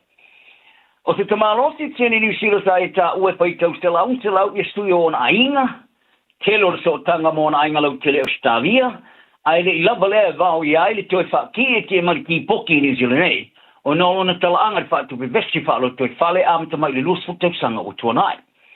O le iai o lon so tanga mtanga te Australia, o se tasi o mafu anga sa tilo tilo iai, le toi loi longa ma le whaamasnonga, a o whaia sana whai unga, pe o le whai unga e toi whaapoi whaamarosi mai New Zealand I lalo le vaenga e lima salau mai tasi, o le tūla whono whamalanga inga Australia, e te tauana whaalea o ngaina. O sa uni sini e lima salau mai tausanga sa tulis full whaamasino na whaatalanga pari pui pui, a le Cessnock Correction Centre I New South Wales, mo le whaatu pe vesti I lana paanga momoa. Sa longo ia ia mate o le roa whemare rufurima, o luna vista e wha awa wai o na nofo Australia o Thoria. Mulmuriane, au inatu le nofoanga e tau fia tangata whemala ngai. O sini, sa nofo I Australia, talu mai November le wafi. Ai le I pāsia su e su e ngai whaia elana mia po le character test. I lalo vai ngai lima se lau mare tastor tu la fono whemala nga inga Australia. Te luai o le tele o wha monga I ona sol tu la fono. O tangata le pasi su e su e ngai whaia I alatu wa mio.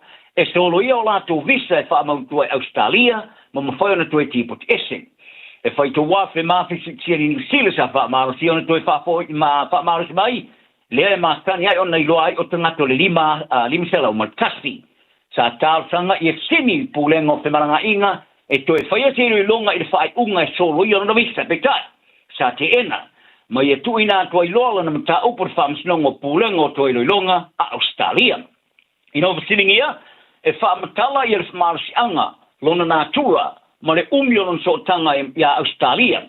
E sa i tu sia i se pepe whatumu, e to a whaona usama to a whawhine, to tolu e kāsengi, luas futo songa ona mātua, iwas fulu i ona teimar whaitau salau, o isi kāsengi lona nofo i Australia. Muni ane tūra i loi lumon whamistonga mai e toi whaalia e tō lima na usam tō whawhine, ma le isi whaopoponga le numero no tangata o lona ainga. A peitai, sa whaiar whae unga le sui o le whamistonga, si stai del manging i le vasto mawai, e ulawa le tōsela o le whasela o sui o lona ainga sa i ta watu, ai le o lava le e tau pia le solo i o lona visa, to le haifo i se isi lava mafu anga i whatangai o na nofo i pe Australia. O tangata tāpua e raka koriko e tūtū mauri tuntununga ia o onga tuwaia le kālesia. O sao niuni te ia pope lio le sumatwaa, i le whaawina leo epiku po fowe au noa mana no ioenga. Ma ua langa i nesi tūlanga fowe pe se inga po tena inga le ti pono le tāpo inga. E pisai ma le li poti al vanga tala ale AFP. O teo e langa langa aise fitena inga umio tūla i mai o le pao e le vā Roma, ma tangata tāpuai, e muni whātinonga o tāpua inga tuai. E pio na feite i wha amatau i whātinonga tuai o sauninga. E pio na iere wha o ngai no ringa ngana wha latina i tonu o māru malu.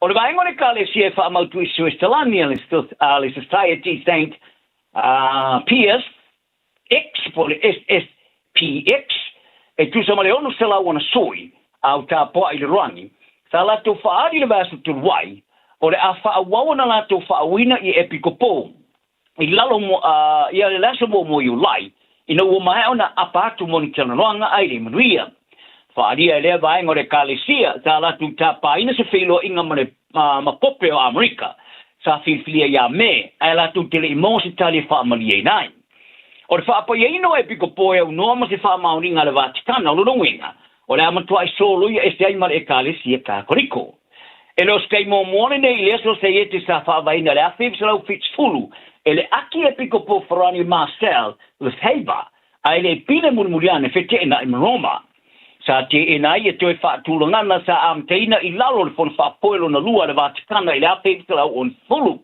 le sa ta pai au na mai fa tinonga le kalesia i vai tau fo ye nei e an fiai man fa tapuraino i tu ai ngo misistan o le Tridentin Mass sa ai sa te ena le vai ngore kalesia le SSPX ona tau fiel fatino ngoia mistan e per fatino ina ile ngana latina e fai se au e fulio la tu i au tapai o le afe se la ufits malima sa avisi ai le Vaticana ia purenga uma mai fai se au le vai ngore kalesia ai le iano iai ia le favor ai ona fa pa ia inalaba ia e pikopo ia fe se la uvars por valu mai uanei il solo ia ese mare kalesia o li putia le boto le tikuki e se ua i soi fua o whano mai le so tanga ma le fever pona iwi po le dengue fever a wha peona wha tupla ia le numero tangata ia fiai o wha manatu ai fo i tangata tu rishe va va ia lo la tu sanga le mo wha aliera matanga luanga le soi fua maro roi no le motu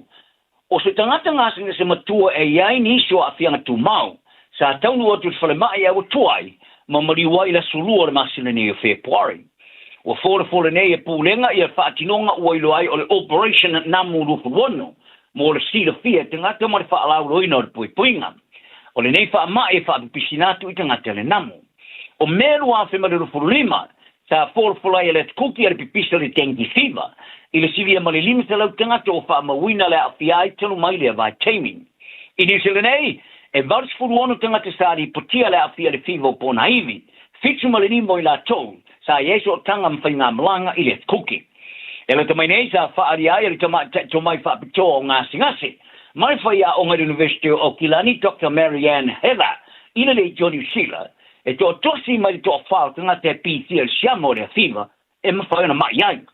Mai e tā wai, e tā wotele i ale a o ina malapta ia tinga te toi malangatu i o la tua tunu o Pasifika, ina ia iloina o le tenki fiva, o loo iai lava, ai whaapito lea i le vai teimo le pipisi ai.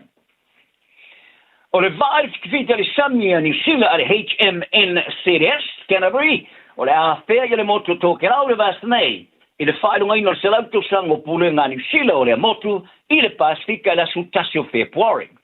O le whaeunga le vasu sa whata oto e tau nua tuaile nei vai Samoa mo le utuino le swau. A mataina i ala na uai fōlaunga mo ngā luanga whaatino le Pasifika i sauke i si sifo le luafe mare no fuwono. O le ngā luanga whaatino uai loai o le Operations Calypso e pe ona taula i ai whai ngā whaiva whasoli tūra whono. O le tamatai governor sino New Zealand Governor General Damon Sentikiro, malona ali Dr. Richard Davis, o lo iai lunga o le vaa mo le fōlaunga i motu atafu nukunono ma whakaofo. O le whata si atu le sauninga o le whawhiloa inga i motu te tasi, ma whaia telenoanga ma le fon whatonu o te iulo le motu o iloai o le tau pulenga. Whapea ma whatu pae ia po kulupu i o tinam tamatai. O le alasi a fwia polo kete o ngā runga te tele le motu e awhia ia onga whanemai, mano whanga e maua e marosi papa wino le tite. O au whai ngā ruenga mai o fista o le maloni stila o le aie whaatasi lungo le waa. A mai a le malanga se ati le motu o na toi te liu atu le Canterbury Samoa, mo niso le pasese tu uwa e te ai. Ai wha wau watu le wholaunga le motu Raoul Island. Leo le a whilo i ai ma se vaenga o le fitani stila ma le au whai ngā ruenga mo sa e nisi, mo ngā ruenga tue whafou. Ma le tue whaalelei o le no whanga, ma mea whai ngā ruenga mo le mate tuino le tau, tsunami, ma maunga mo. Ia taro talo ngai le ono manu malo e au fiai manu malo le Hurricanes, Highlanders, Blues, ma le Crusaders. O le au le kapia ma na Pasifika sa whai uina le ta amurusanga le super la kapia Pasifika o le teo sanga turuai, i le tūlanga fitu, toi titi lava a sawati o le ta amurusanga o le pa umanofo. O se tei mua le wa ausi ai le tūlanga maurunga tanu mai o na a wai le ta amurusanga, whaafte ai le te inga le kapteni wha marusi au a di savea. O le astona e le vasonei, i ala na ulai tālonga mua le ta amurusanga mo le rafa ma le rufurono, i le tālonga le tauinga le po le taua a le Pasifika ma le Fijian drua i lau toka. I lalo le te inga le kapteni fau, Miracle Whailangi. O te vea wa whaase e atu nei e te alfa avai temi ei po le sabbatical, i le kalapo le kou pelgo, kou vi Steelers i apani i le ruafe ma le rufurono. Ai o le atu e te liu mai le moana Pasifika i le ruafe ma le rufufetu. Sa longo ia le whaia o ngā whaurulu le moana Pasifika whaalongo tana umanga i le leitio le News Talk se bei. Ia lato fuafuanga mo le whaawawai o le whaataavirino le tūranga le leista ia le teusanga mo vai, ma le tūranga whainga tā telo le lusi o lato tamata aro le taimi o malo longa. O whaari ai umanga, e le ima se ise mawhaina whaatumuinga le wanoa tātu ua savea pe tai, o tai o le au o le astepu ne ilunga. Whaare umanga, e tu mau lava o na avea ma se atata tele wha o peo peo la tolunga, ai o na tama o le au pongina le atata. Ai o le talonga wha avevela na moana Pasifika les freile tolui nei, sa whaia ina i le Highlanders i Queenstown, fasu tasi tosu tasi. O le Champino fusolo rangi le IBF ma le The Ring i au panga o le Cruiserweight e chai o peteo Australia, wa iei neisa na panga mo le pui na fusi i le mati le fong, o mati, i lalo le company fo e whaalau te lina whai plenga le Super Boxing. O le awhetau i e nei ma le tama America Brandon Clanton. O peteia o ave nei ma se Champino rangi i le teminei, o sei nia sana whengainga ma le company o whai plenga fo le mati no vai. O le awhetau i ma Clanton i le so valu o mati, a e whaasala la wina le company le Paramount i Las Vegas. O peteia e luosa ma le iwa na fusi.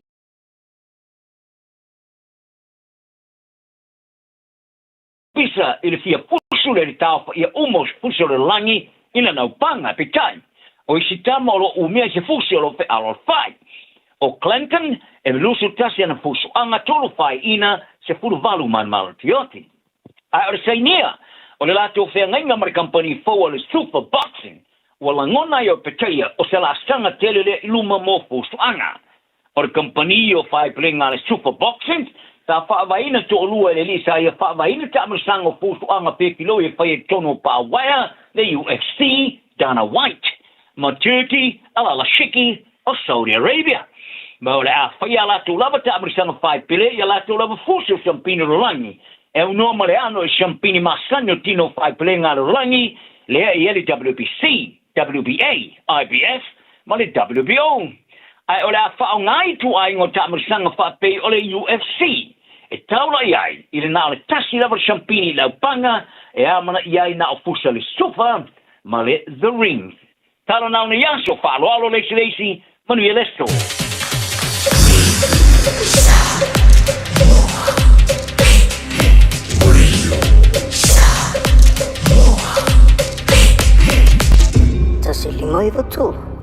Talo falava o le siufonga le neo Samoa, le Radio Samoa. A whaile tele whaonga ina le au nanga le Samoa Market. O nisi nei o mafua anga e te tauai. O e au Maui New Zealand ai olo e fia fisoswani ai ngai Samoa. E mawhai ona tutongi i lau whaataunga i lunga o le penga te whailangi a le Samoa Market. Ai piki Samoa. Whawhai ngau fia sa aunga o sose whaala velave. Tutongi le pilio moli, pilio le vai, mea whauwhale po se tau mafutanga mo lau ainga. Tu mai lo whaatuatuanga i le Samoa Market mo sose whaamoemoe mo ai ngai Samoa. www.samoamarket.com Le Big Pots and More, o whaiti tia tau nisi o loa. Maua steamers, woks, olo la pupua, ipu te ata, ipu popo, maisi. E iai fo i o ngā mukesi, e whaonga i tutonu mu whafu. E whi tau i le lei mo a inga e ka le sia ma soo si wha moe moe. Le Big Pots and More, o mea uma e te mana o miha, i le whale o loa e tasi. Asia siane i se la lai lata i fo iate oe. Tolu lima tolu Great South Road o Tahu, Westfield Mall Albany, Unit 3B, Tasion tolu Stoddard Road, Mount Roscoe, tolu noa tasi Great South Road, Takanini. Mo le manuia o lou lumanai, o le aunga o le International Travel College, ua te tala nei le tala mo le lua awhilua ono, i mataa tau tu risi ma haunga tau vaaleli. O le ITC e iai ona la alai au kilani ma whangarei, ai ma whaifo i ona e aunga online, mai lo whali. E leise taimi whaatulanga i nei te aungai. Sa ili nei loa so lumanai manuia, lango ina malosi e le ITC o e malau ainga. A wa unga, a siasi lupenga te whailangi, itc.co.nz. Hey, don't be that guy, or that auntie, ignoring a sore throat. This isn't just some drinks and lemon tea in your sweet situation. Untreated sore throats can lead to rheumatic fever. Nobody wants that for their family, eh? Go get your Pepe's sore throats checked at your GP, school nurse, or pharmacy. It's quick, easy, and most importantly, free. So come on, whānau. This summer, take care of your tamariki. Get it checked and get it treated. For more info, hit us up on socials at Stop Sore Throats or visit stopsorethroats.nz. Ua na o le Radio Samoa se furulima iwa toru a mo e tautuaina o e ilangu ngana fitu aso le vai aso. Matatu samato pamtaranga le siwa o mauru o le mauru e le ta se pake o le amoni na e usu le pese malangi le pese e ta e pala o le te Samoa lo tunu pele emita o gaga yate o watu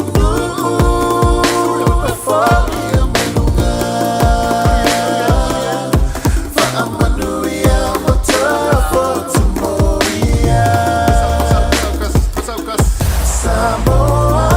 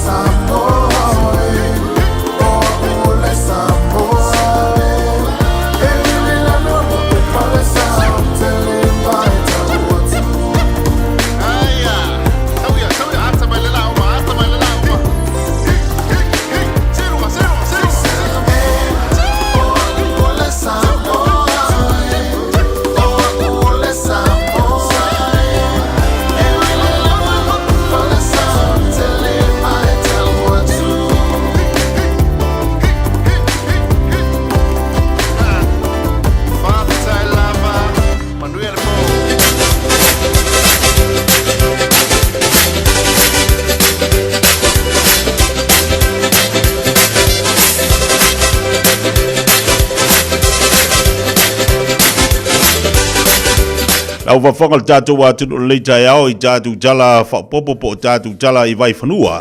E le nei Taeao whoma le Taeao la sangfua I la unanga ma tautua le whenga ia se uri malau o to mai ni se molo tupu tono le tātou wātunu a me se fo I tātou tala ma ima o la langi ia ma tātou tala I tālonga pe ona iai ia la unanga ma le tautua a lea fo I tamali I mo tātou le amtanga le vaiaso. Tebele wati le wa se futbol iwa minuto te nei le tula sfulu. Ko kalame Fiafia mai le fu se ia to le fo a walta to ino tatu watu le Taeao. Mai atu la unanga mal tua ale sunga la o ya tawai meni mole amtaria fo po kalame le Samoa le mtanga le yaso. Kalame le Malu le Taeao. Ya malato na fa fonga tele melo tupu la langi me se fo tatu tala bi Samoa. Tatu musika se filoi la amtaria le tua le Samoa pe ona ele nei Taeao la sanga fu ala so iwa le nei. O le foi masina. Ai la nganga Fiafia ia le Taeao fa talfatu mo fa fe ia te pe mo ngol tatu wa tu po kalame Fiafia mai. I le malifo mai pea I whanunga leim whanunga mātango fia la whinga luanga tofi le tua. Tunga I whawhengainga mautou whatua. E le ngata fui lea o whianga I pātele to mo te isao la whinga luanga tofi I la tua wala awina ngā luanga le li I so se whata whaitaulanga. Patalwhatu I sunga whawhengainga e malolo manu malo la ngoranga sua ngā luanga le li I so se whata whaitaulanga. Patalwhatu ma le nganga Fiafia le Taeao. Nei tamam tira matue mauta malawa malolo si fumanuia le Taeao fau via le li. E tatununga lo maua le autore malosi, mai se fori wha malo longa le lii, ui puinga le atua lo to se fua, wha malo wha aftai mo tapo inga le aso mo le aso, leo tatu te whila le Taeao fau, wha ile mo vi ingo le lii, I lona anga le lei mo lona alofo ia te utou. Ia wa pefoi le se atu whata alofa le Fiafia mai le nei Taeao, I wopanga malaba. O ila tau, o lo penao na mai mo mai, mo mata mai, wha longo mai po kalame le Fiafia mai, I so se vaenga, lungo le Facebook, lungo le YouTube, tono le tio, I o le alava le vaenga nei te mau mai le tautua le video Samoa, whatalo whatu ia te utole le Taeao. Samoa, whatalo whatu le Taeao, statu watu o Samoa lo mau mai tatu pokalame, on lo ia le tatu unama le tatu tautua le tatu ala leo, o le tasi ono tesi ma le tasi, whamo I Samoa, whatalo whatu le Taeao ma le nganga Fiafia. Luas fultasi minuto o te le July football kalai mal sumpa mo tatou fa Marstino talo sang fua. Se e mal fo le sunga fa fengainga ya upau. Wa vole te tolo ai no tatou kalai le Taeao. Ia ba fa wa tatou fa Marstino. Wa talo fa tu le Taeao le sunga fa fengainga malo se fo le Taeao fo. Malo se fo mo malange mate tian net fo yas fo. Ia le lo fa malanga le tu le fo tatou al fa mai das fo. Ia ba so bo masina lo na luon le tau sa. O ia ba so lo tolu te. Ne fo I masina lo lua nei tau sanga. Ia vi ele lofa maleanga leo le tua. Pai an batango fio sului fo lad fonga ele. Ia le Taeao fo o mana ba ola fo fo nei aso te tia. Ia lofa maleanga leo le tua na wa fa tu lima fa talo fa let nu. Ia. Tato se e yelo sa te tia nei Taeao. Ia Maria. Ona e fa talo fa tu lima fo I le tu ala fa ia e fanunga leo nei Taeao fo le lofa maleanga leo le tua le lofa sisi ese le tua te tia sa o le sa duanga le sunga fa fengainga ma tango fia le ia sunga fu te lo fu la wa so longa le malu ia am taino nga luenga tatu watu le Taeao ia mesele mafto bana tatu matua io te tia o le aso fo ia o le vayaso fo e fo le vayaso o mo me le vayaso nga la vayaso wa o mo wa ya al fa ia Fiafia mo le Taeao fo le lofa pali o le li ile aso ali teti e si me siri le Taeao lo wala mai e ata akarkaya ata le Taeao ata le Taeao e alu lo e sabali alu sabali manga akakuia se vai e alu lo e sabali io foi te lua fo linga va ai o le li ia o le Taeao ai ala mai te fa u lo winga ia le mena tupu a o le Taeao ia na mai le tu le malosi ia oe mai le tu le manava ia toi taula na ela mal na te ata wana e manava io o le mero le vesi le po mo eika ai ele me fare con mo ia wa ele ka mo ya mo ya ko moita moika lo le la ko le lo ko fe lunga la ko alu e wa unforgiveness lo inga la so nga pasta me tol moita te wala tu fale mo tu me ta o le tita o kika ai le kalia la yesu mo fa o le kika era nga ka o le ki fari ia ko ai boe Fiafia mo Fiafia ia porque o donga foi fa mangalo fa mangalo se mea sa se nge yaso ale la boe Mala ia te le vai. Mangalo ku se skanga ka wonga lo ika mai ke au. Ale la mo mo lo koi. Nga lai lo le ko mo fa mangalo o manga ka lo ngi. E tanga te te ro fa mangalo listanga te listanga. Lu ko lu nga ke lu fa sanga. Fa ye. Ai fa le ko fa mangalo le la mo. Ia ka ba. Ia ma so uma. So uma. Ale la mo ai se be ki lo fi ai. Ia le wo fa mang. Fa mangalo. Ai ava pe ngai ngofu kasi isi be kanga sa fa mangalo dedi fa mangalo e ke wa ngofu ya fa lo leska kala ngofu fa mangalo ole Taeao fo ala fa ia ke lo ka fa ia o ke va ia fa u ia fa pe ai se be ring ala Taeao fo fa mai ala fa ia ele Taeao fo de lo fa mlanga le le ngo winga fo me uma fo lo vai fo lo ko kala fo me fo lo malos e ala naita wa sena matal Taeao tau dala mal Taeao fai mo fa tai de lotu fa tai ai ala esa lu kel fo kia ai mala ai ala mal Taeao e so ngor kel fo ngi e paula le be fali le ba se lo wa le se lo kia i lo kel fo kia fali e pe ia le olanga le ola ilasi para que ia alu le falfinga luenga le se uma kwale do asero fa fka ile ku le ola ma kwale do le ri ai fa fa le loku be ai loku nga ka mai ki mali usa va ko loku me ai fa loku moi ai fa loku nga ka mai ki mali e pule e va ko loku kai o e me loku fai ai loku a mai fai loku tedi maraya la tatu se fa tatu fa Martino di Taeao ai le ka ua fai o singo fa malos ki i ia o se fu malo lo ina nei ve se ngai ka mama ai e fa lo ai o maso lo tino wa umar va am kangal va yaso ane lenga bakal va yaso ia se la pase que a Congo vayas tau le leia ia le lei o tasi le vanga tau o se fua o lo fa Martino o lo se fua malo lo inga ia oi nga ia kago pasa o au sa ruma kas lua kolu fa limba ia fa yanga luma makwalu lu dalo me mafanga ilo tino kasi me mafanga ilo mafau kolu fa lima vai me voy a au mai go fa sa o ye fonga fa kinga ia ka o ka o lima ia ko al kas vai do fa Martino lima ya ko ka yanga lunga kas salo fa tu i tatu paanga i lunga tatu Facebook wala tatu YouTube le Taeao au foi mai lo fa Martino le Taeao lunga tatu programa malaya on sa ia fa lima on Boni nasi Iba. Ya, talo fatu lo saulipa. Ko so lunga kas polonga leupenda unasa fatalo fatu le Taeao lima ongo fiku walu iba sfulu ya kuleira ia lo lima de kas no kol le silima kas no kol ka ko so ku ya talo fatu lo siosi Malu le challenge le walu si vale pasese talo fatu mo California milo Selina malor se fo lau de lei tu a south of ten of mai pispera Australia ya akulalo ya fai fa Martino kol fa mangaya fiku vale iba au te pole lista ngata fai ya lunga so vale ya sisi lungo vai gas lua kol fa lima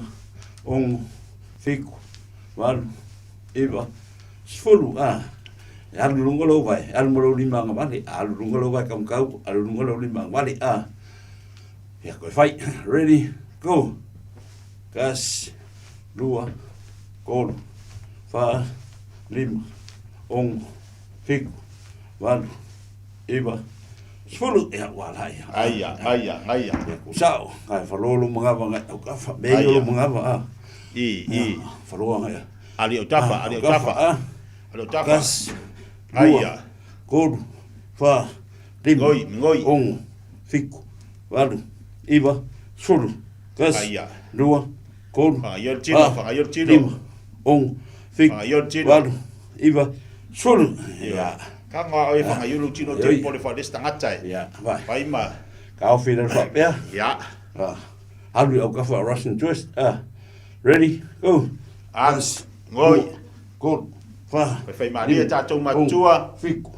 Inu milo iau tafa. Sulu, kas, lua. Milo tafa tātou matua. Anu whapea kafa. Ong. Kafa pea. Wal, iwa, sulu. Mwana tātou ia sa whai lufoa. Ia, whai maria, whai maria. Ya. Kango lima. Ku whapea sa urunga kuri vai. Ya. Anu whapea ia lima. Ready, go. Ya, lunga. Lua. Vale. Kolu. Tamatau. Wha. Aia. Ongo. Si ia lunga. Walu. Whamalosi ai. Ngau na nauru. Gas. Le lunga mangava. Lua. Kolu. Aia. Wha. Lim. Whaide mu. Ongo. Fik. Tau matua. Walu. Aio ia yalo tino. Swulu. Ya, mangaia. Ya. Ma vai kongo. Ya. Si lunga vai. Al mangava le fai. Ya, lunga. Saunga. Ready, go. Gas. Lunga. Lua. Whai mane. Wha. Mane. Tatou. Ongo. Fik. Lunga. Walu. Iwa. Swulu. Aia. Gas. Lua. Ya. Kolu. Wha. Lima. Ongo. Fik. Alu. Walu. Iwa. Swulu. Ya, wai vai. Ya, vai kongo. Vai kongo. Ya. Aia. Sao. Lima. Ready? Luma. Sao luma. Ready, go. Kas. Lu. Kon. Fa. Lemu tātou matua. Sao luma. Tātou ia malosi ma me vami. Fa. Lim. Ya. Ong. Fik. Van. Lima. Iwa. Sul. Kas. Lemu. Fa. Lim. Aia. Ong. Fik. Van. Iwa. Sul. Aia. Ya. Ya. Kong. Kong. Ya. Pakaki. Ready. Go.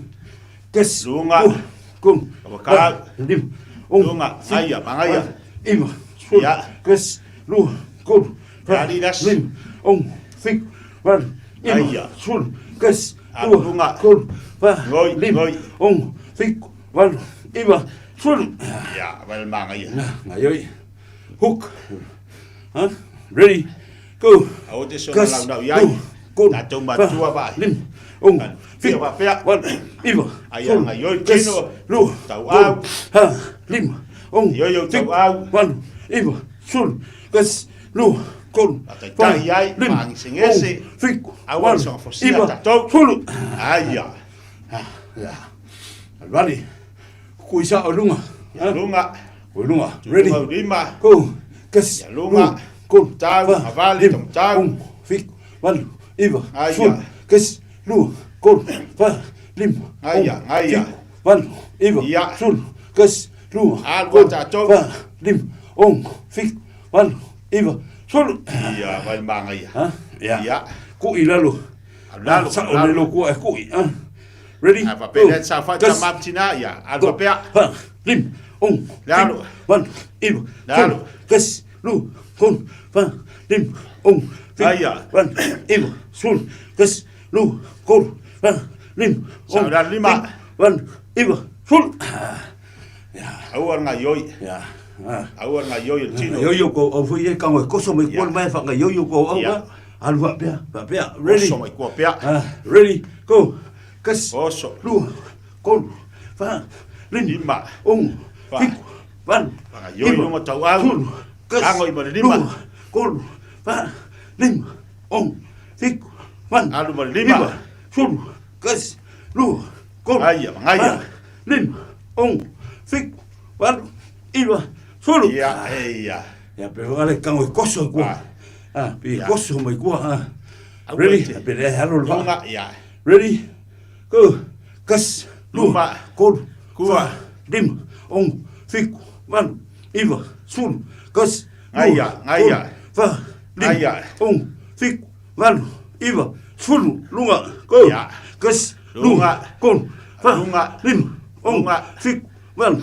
Malo si lunga tamam tamam Kas. tina. Lu. Ya. Kon. Fa. Ngoi lunga. Lim. Ong. Aia kedi. Mangai kedi. Van. Iwa. Sul. Ya. Heia. Show the press. Ya. Ready? Go. Kas. Lunga. Lu. Kon. Lunga. Fa. Lim. fik, wan, lalo, sunga, kas, tatou, matua, fa, lima, fik, wan, iwa, sulu. Iya. Mawe kongo. Mawe ton. Iya. Laku kako pesi ah. Pesi warak, laku kako pesi. Iya.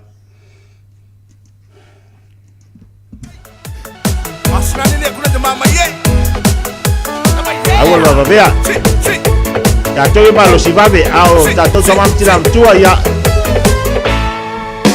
Saroko te ponga yo, te te ponga i kukure. Aya. Iya, ayo. Sabangai tarabat na pa, irani ka pa ni mo angale. Awo ke baka.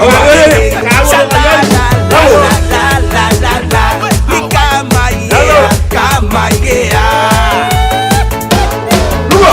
Saroko te ponga yo, te ponga i kukure. Sabangai tarabat na pa, irani ka pa ni mo angale. Marire, shalala, la,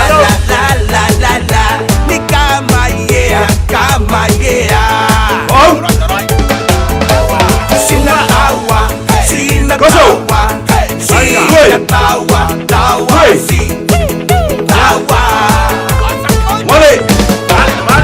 kona, sina nuesa, sina kona, nimsasi, tawa.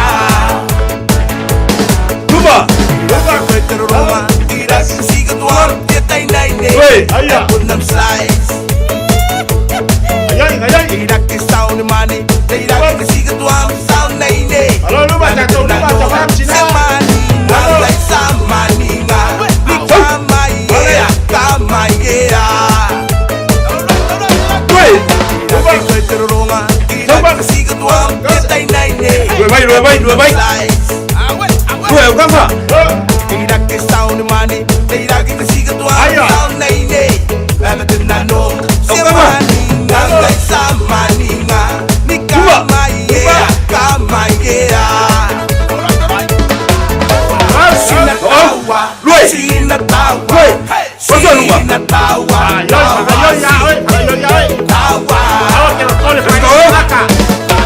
Sina kona, sina nimsa, sina kona, nimsa si tawa. Taraya, siroya, nawa, asoa, yoya, nakonano, nakoheta, ne. Ayoya, no. Maye, no. Tawa, sina tawa, si tawa. Sina kona, sina nimsa, sina kona, nimsa si tawa. Mga ya wala mga ya kini mo mula kayo exercise.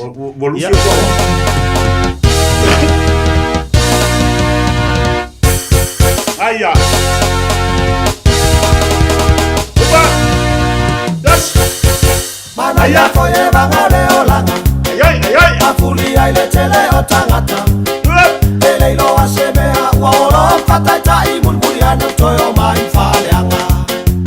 Luba.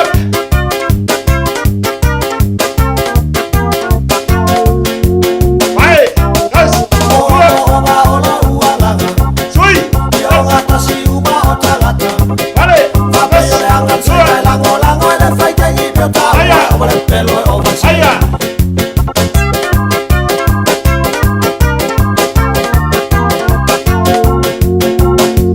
Kaki. Das. Afa fa no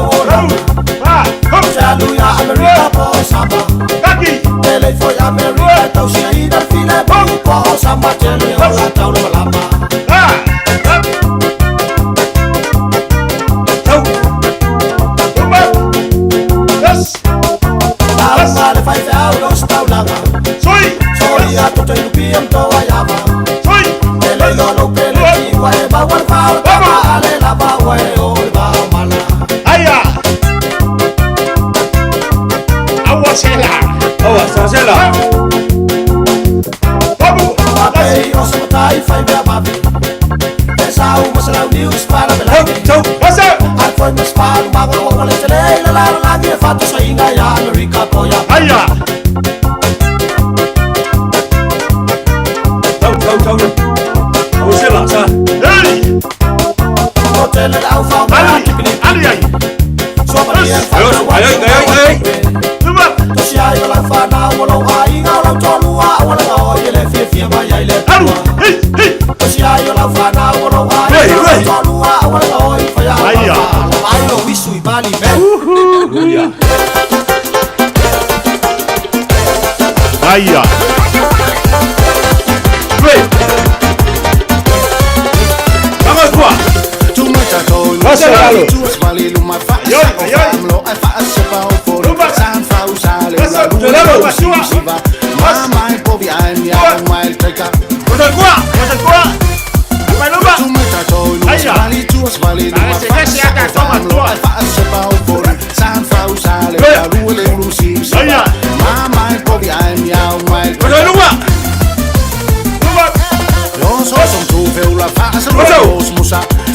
Samoa FEB fat pisang mali tau tuma sibam fai kuka so al me ai vai smel mawa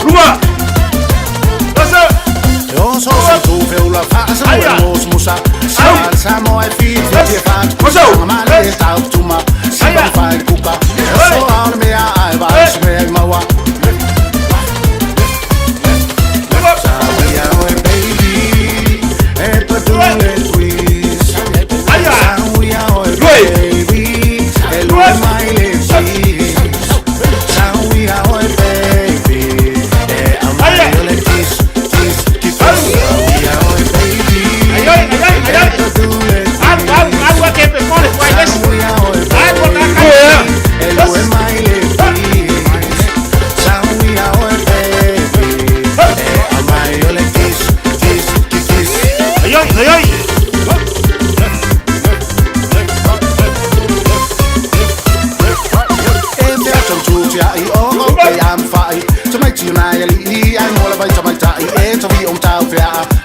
Happy hour me I sali mai ma I am fine to my tuna yali I know la to my tai to be on top ya party si valianga happy hour me I sali mai ma se fai vai passare io le ho tammi I tell I didn't more le for tal for le for vai scali e fa te fu fanga me I por se fai vai passare io le ho tammi I tell I didn't more le for tal for le for vai scali e fa te fu fanga me I por we are all baby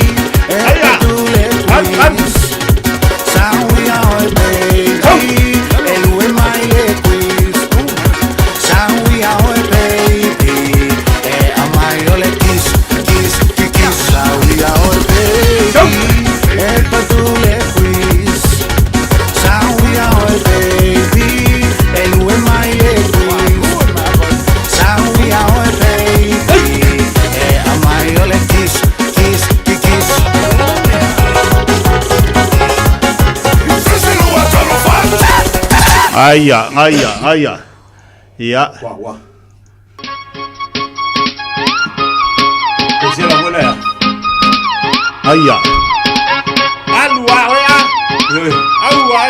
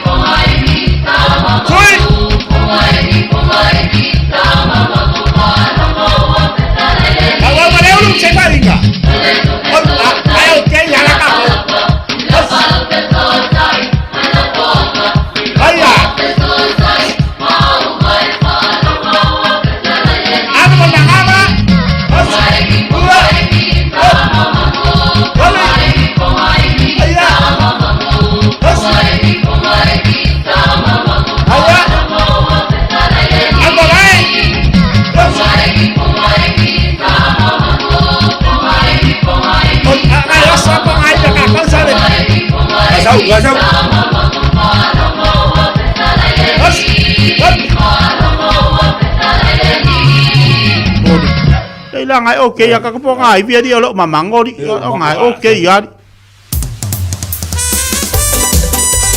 Talo fatida ya to alo fatida Dui Nipa vai po ngai vi ngai mamau Pauso mai la usima la pensé fai fa Cancele o soy luma ai pa colunu o patata mai tami o pa mo mai tele se ki mai le ka o pa o skame Sama o Fiafia sama mai aya usu ka ko pese e reach out Pauso mai la usima la pensé fai fa Cancele o soy luma ai pa colunu o patata mai tami pa mo mai tele Seki mai kabi o pa o skangane ayo chino awo ke soy allo surka ko blesse dream mai fa pe koso kobi su koso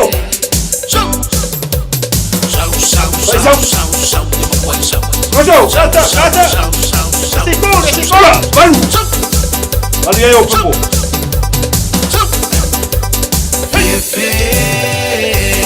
Hey!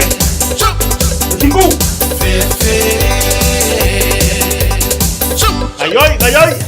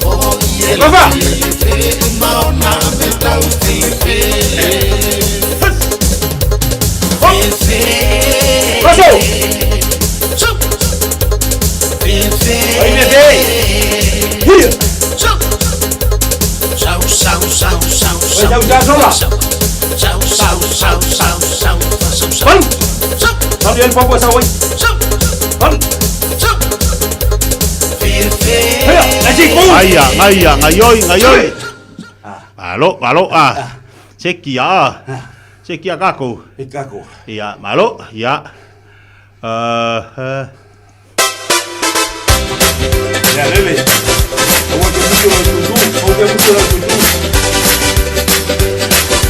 Awak muncul ai. Dua.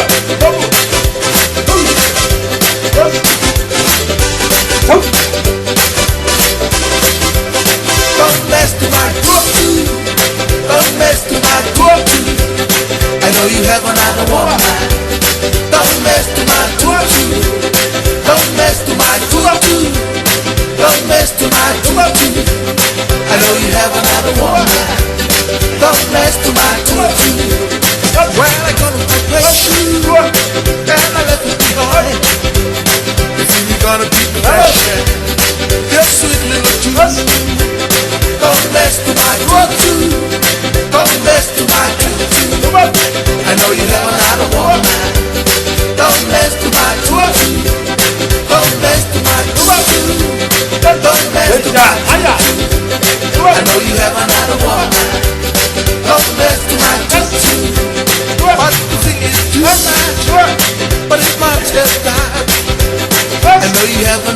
one night. Don't slip your face.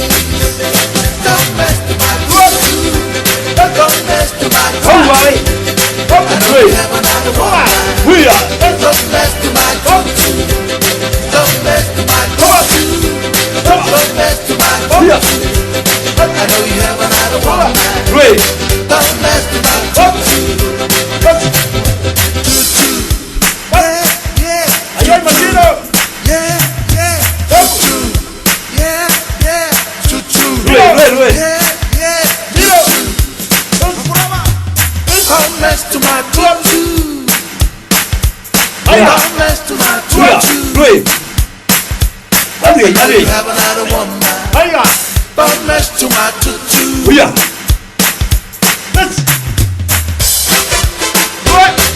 to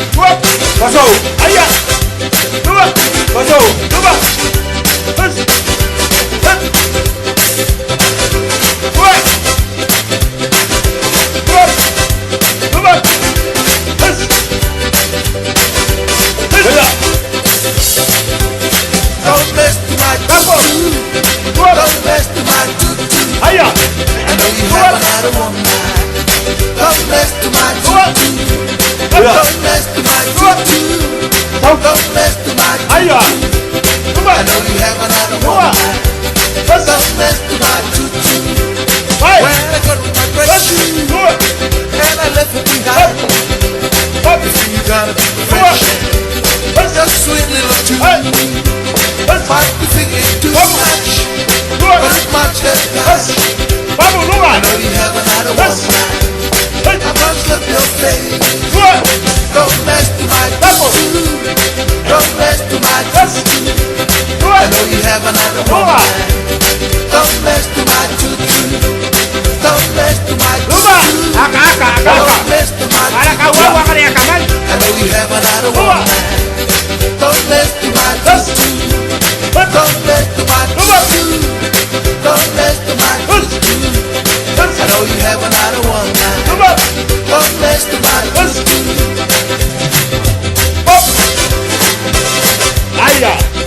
Hello, Kafa. Come on.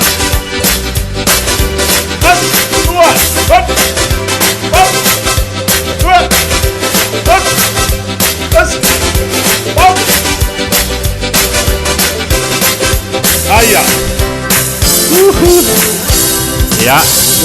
Desera le falolo y lo más soltino no está tu tibia. Falolo y lo más soltino.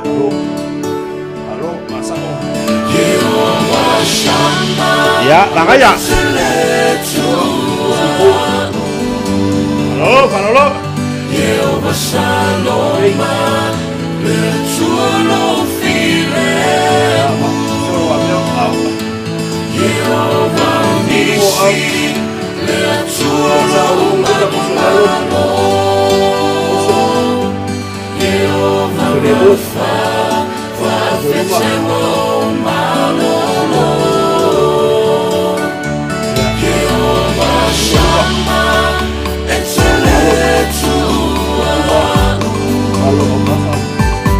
Jehovah Shalom, letulo filemu. Jehovah Nisi, letulo malalo.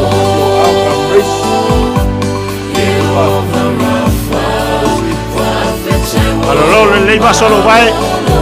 Malolo le lei ma solo chino. Malolo le lei.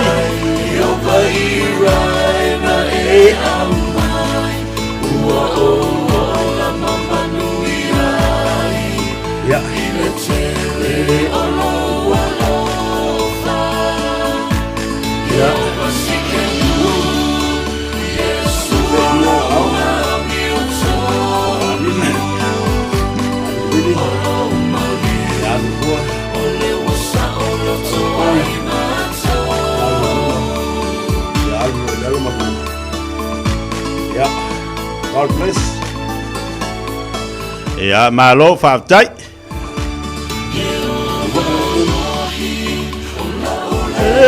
Ole o mambo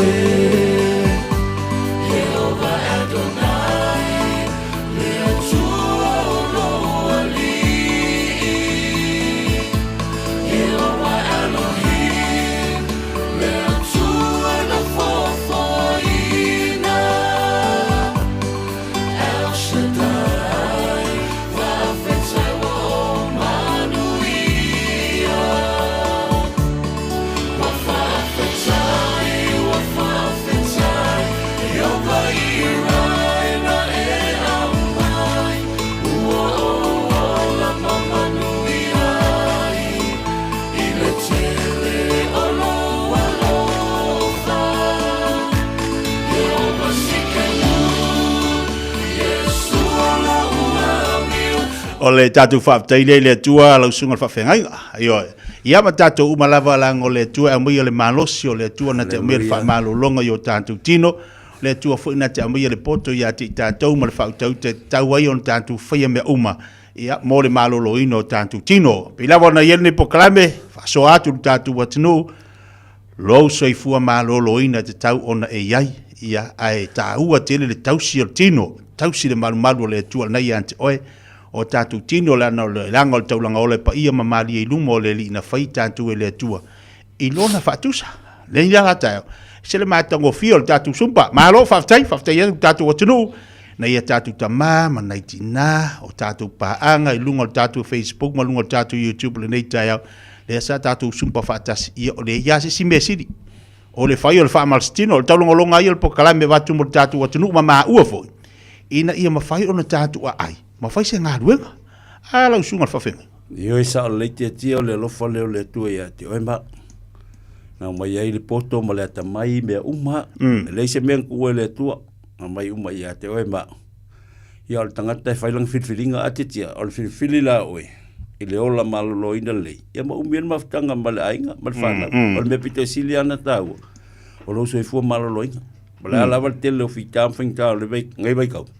Ai amo wa o le malo sertino ia e fo fiki ma inga ia o fiki me o manga ia wa se fu ma lo ina le lo kingo ia malo si fo lo tino malo si lo fat o wa pe ole vai peng singi le o le o la vai peng singi o ka ku o le fatu o tatu wola o le fatu e le mingo i lo le fatu ma tanta le fatu lo no winga wa le se ka ku o le taua ia o le taulongolongo pe ne po kalame o lo avatu pe mo tanto ina ia mau lo sui fu malolo ina mau le fiafia a taua ia oe le lei a le taua ia toi o le taulongolonga ia po kalame tanta longo pe ma se fau ia mo oe tutu atu o taftafa to anga e faile tau sa maftanga ma to anga e faile famalstino tasina vanga taua mo tatou langa e kero o kakariko wo kariko mengi o le ova ai soli so kikio le wasa wel po kalame ke lo falma eu foi a makan sa po kalame falma ba kwale o fier falma yo bye miro mo ma wanga fi miro mo asi anti si u mako ainga tina ainga maula soli ke le fakar kalila le ngofo au ka faile se me lo leng po ya la lai masi kasi fo eu ngari o te masangi o ke fongo mai ke la ven ngofo fakar kalile o si ngali la sumpa mai ai ele exercise la son fu mble solai ate foi mai o tina la inga bo foi mai o tina o ko la fakar kalsi po o foi alla bo molga kala fakar kali le po kusol longo winga la tom foi se fu malo loinga e fai de me foi le health male well-being ka foi fai lo fa malostino fai lo me ai me umala e la por kalambe u falongolongo ku ele wa makanga sa ku e kalesia ya me se community pero exercise pero benefit ka ku pero ka ku benefit la makanga fa solo el por kalambe al health ingo ba ku le ofi e falma longo winga makalang maka ku ya ka ku le ya le foi la maka ku ya ka ku e mai la por kalambe la we se me maka ku ka ku ya kasi ngai mo i fan e kalesia ole tau vaenga le ia e tapisa pel po kalambe ona le e tatu te baba ia lo fo ia tatou le vai time ia nga fu ni tatu tamam tina ma tu i fale ia no fo ia na ia fale ia falo lolo na lima falo lolo na vai falo lolo na tau au ia ma nga lue o telo tamam tina ma tu ultimini o ke se malolosi ia o le silo tai valu se fruta i se fu ai ko fo ngale ile fale ava pengal maka lo ko man ko inga TV o winga lo ngai mo se lo tino ngale ayam maka TV ya lo moe maka ai langa pepe fu ngale ya sa lu mo sitting room la ingo fo me uma ai sa la ia fa ia si inunga lima au kafa lunga au kafa ia ko so lunga ia ko so lunga ko ngi lunga bai e ba lo fo e ko fa fe ma e fa exercise no fo ia fai ai o lunga ia no foi lalo o fai ko pen no foi lalo ia ku mali lunga ia no foi lalo ku sala nga yo ia o umana no fai o langa ti peli foi lang ki kaya ia foi sanga exercise foi le foi lang breakfast mana ia tawal vai ngalo sungal fa ngai ngai yo fa pe ngai foi kala fa pe ia eu lima fa ngai yo eu musel tino eu wo tino nanga wal le po verso o ta otto ia te luma e fai koso a pe luma koso lalo koso lunga koso lalo ia han fa pe lunga e fa pe lunga vai e que ngā fai le exercise na yo matua ia koso a pe ia fai lo le breakfast ile Taeao ke kia le exercise e fai lunga no fo tele ia tatu family tena fai lunga tatu no fo ia ma so sani fo mo tatu la te tali mo tapo kala melo sunga fa fenga pe ma tatu tal fo le ngana Britannia nei Taeao ia na to fa mai to le ma po kala melo simple nei Taeao mo ma fo tatu wa tino au fe lava na te ma fo mai ai ia on emisi te tu mo ngana Louis de Sambo po kala fa ngasolo mo tatu nei Taeao Tasilima Ivatolu Amo Radio Samoa.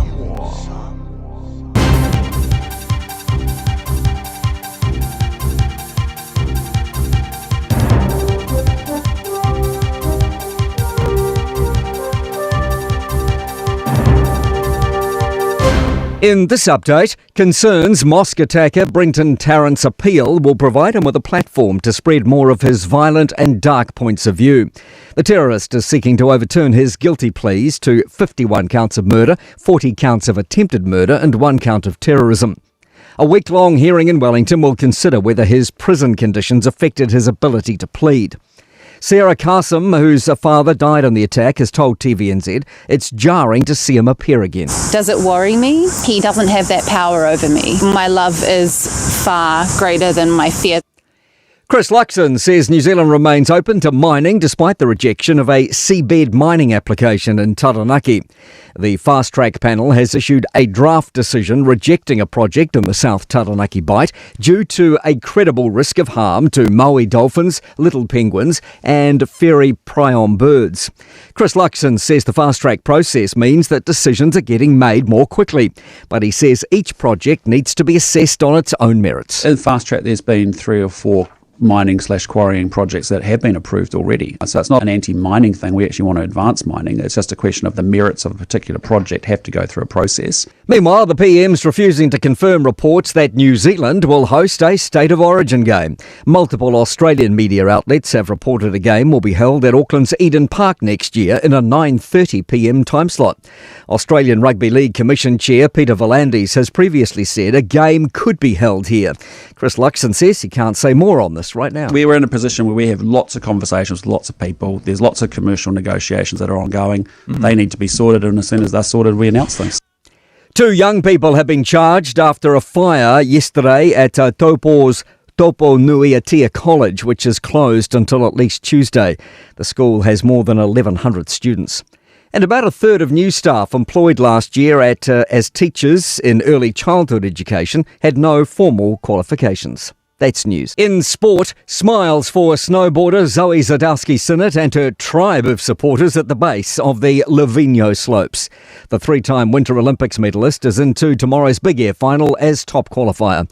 She's told Sky Sport a horde of those closest to her provide the boost. My parents and my sisters and their boyfriends, and then my cousins from America, and then we've got my coach Tomo's partner and son. Yeah, so happy to have them all here. New Zealand's Davis Cup tennis team is one triumph away from breaking a 35-year drought into the World Group after turning around a 2-0 opening day 1 deficit to beat Bosnia-Herzegovina 3-2 in their tie at Whangarei. And the Seattle Seahawks meet the New England Patriots in Super Bowl 60 from 12:30. That's sport. I'm Malcolm Jordan. Got something unusual to get rid of? E-waste or a hazardous or random item? Don't just chuck it in the bin. Find out where it goes at aucklandcouncil.govt.nz/where it goes. Tāmaki Turiki. All together, Auckland. Mātou te whaia ni fo awo le aso lava e te whio mai ai i le Shine Dental. Ai e inga whaapitoa. Mātou te salia le Afterpay, Zip, Q Cards, whaapea wins quotes i le Shine Dental. E whaia fua whaatalanoanga ma le ACC i le Shine Dental. Le aise tongi mo whanau i le bao le se furulua i le se furuwalu tusanga i le Shine Dental. Tala no mai le tongi no le whainga o nipo e whaonga ai le zip. Smile now, pay later. Le heisi tului i le Shine Dental. A fio mai le 5 Great South Road manukau pe bala au le lua fitu ono fafa. Lua fitu ono fafa mo le Shine Dental. E te manae maua se luma nae manuia o la wata li I polo wa fafine. Ua se fulu nei tau sanga o whaatino le Pacific Advanced Secondary School lea au o nanga. Na whaawaile nei a onga e Sir Michael Jones. E whaonga I nae ngana le Pasifika I le NCEA. Maua fua o ngā toe le aini pilia onga. I le tau sanga lua o loa whana maua lunga I le whainumera o alonga whana wale pass na au sia tongi e ulufale ai I le universite. Polo university entrance I le tele o kolisi I au kilani. Ua uti ava noa mo le lua o lua ono. Mo nisi whamtalanga wala au loa le pass I le ovart se lau valu o fitu lua fitu. Ovart se lau valu o fitu lua fitu.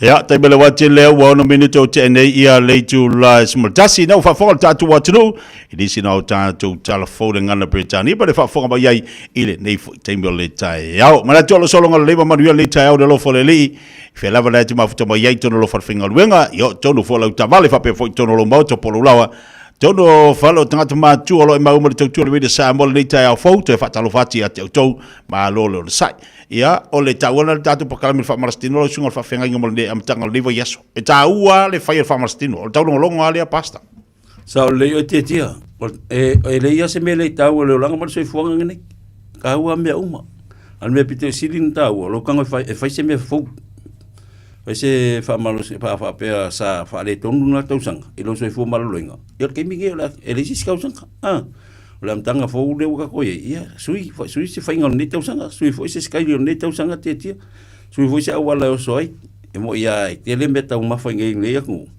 ia e fo tau sami e ma fa sin fa malo stino te tia o ke fa ia ko ke lo melo lo ngi ke el mele ye ka o le poa o le mo povi o masima o le po fa supo ia o le mo o la sori ke leo me ka uma whanea ku aere peo sa moa singa e rengi wharisu po e rengi ia mo whangai mo wharisa ia nea tunu ka kuke ia ai on me leo ke le whama ia titi ia ba tau fa anda tau loa li fa pe a tele mai tau maftanga la tau na tatu no mai la ia leo o me aina fa so solo tatu pasta leo tatu wa alan tatu mai tatu wa ia ono tatu tanga vi fo me ai ai fa pe sa wal tau maftanga pa inga fa pe sa wal pa masima e ala na sa pa masima ila ulo oe wa alu fa pa masima sa wa so ko la ulo ta ke kia ta ke okay ya ve o lo di mang ko wol me ai ko lo sa o ke lo fa pe lo tin ya ba dia kiki tangata e se fo ko ka fina ke mana ia e tanta vai e foi malu tau famas au tangata ia maluros tangata ia pae au e ke ko anga sumpa boxing ia e alu des papu vai ele malos a kiki ko kiki ka alo kiki a vai ka kasol la po al mo ko anga yo ka kasol ia sa kiki ia se sing fa ka o lo rimang ka ko me ai ko lo fong ele va pegar va si fasma ele va pegar ngo fa fasma moi ole fa limit sa o so ko le ai o e anga al fa ka moi o e anga ka wanga mai ki ka wanga u fu alu pu ai e sa lo ila lo le ele ai mo se me la o me pu ai la lo o nga mu pe fa pe ke mai ele va pegar o ele ngi ga sa moi io pa wanga me ko lo ka pu ai va pegar sa mo ele ngi mo ke la ku pisu polo ele yo por pisu po nga nga mai o nga o me pisu po ko ka po ki o ma vai dal bang ka wanga o de ngi dau o le po o le woto e material tatu famastino pe na ye o le wa matal tatu challenge foi le lusu kasias lusu kasias only one days lo walo ka ko challenge lusu kas lo ngo winga o se si fo ya va no le le mo ka ko ye fi fight exercise e fi ma fo po la si me a fai o ke le ia o le fi alu o istanga te le fi o le gym gata la po e le fi o me kumu nga ale vongo le ia la e sa wo i le challenge le e lo su kasi eso ai pule o lo pes a pau ale me encourage ai fai se swing ia umba ku lusu kasiaso umba ku akele se swing oi lusu kasiaso le ke kia se elengi kwa umia umi ale mana ia la ole weight la ia wea ole weight mal body fat lo winga body fat ka ua kelele lo nga ole kongolo tino ole alko nga sai nga olo fat e te roa rile usunga whawhenga ia ta tala no ide le mo nga o si kai mia ka ke rongo fia o ka lima ia o wapu puka fa o ka mai lima o ngala ka ke roa o kele nga wale si bel kau dia lu koko ia aka e la ke mi ke wa pa aka ko anga ko lengi mai ngure vai ma fa afultino pa ku sorry wa mang ko pai lo no winga wa mata foi ona na lu ese atu nga o tino la to e ke lo foi la mama ta pa ngai la mama fai poi po ngai ma wa lo ni ai ava pe ka ko le se mama wa ava pe nga kia ia me nga do si vai sorry pero ku sorry un poco kia ga me ali tetia e alu le UP40 aquí e le mama o lo pala le mama ka o lo pala sorry e pa o le ola alu ngal tala tawa ia tatu challenge le alu nei vai yaso le so kasiaso o le polyfat ma le weight na winga ai fi alu le ava ngonga ge fu ai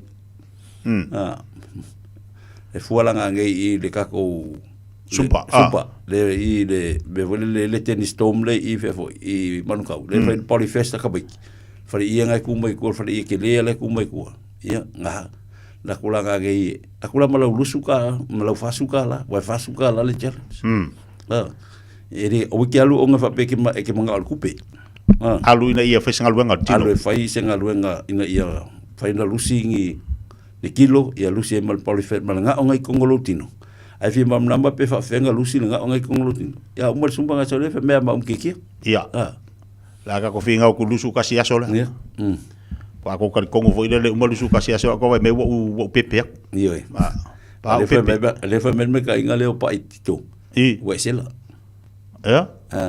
sorry e mo no ngala ka fa ule pa musela foi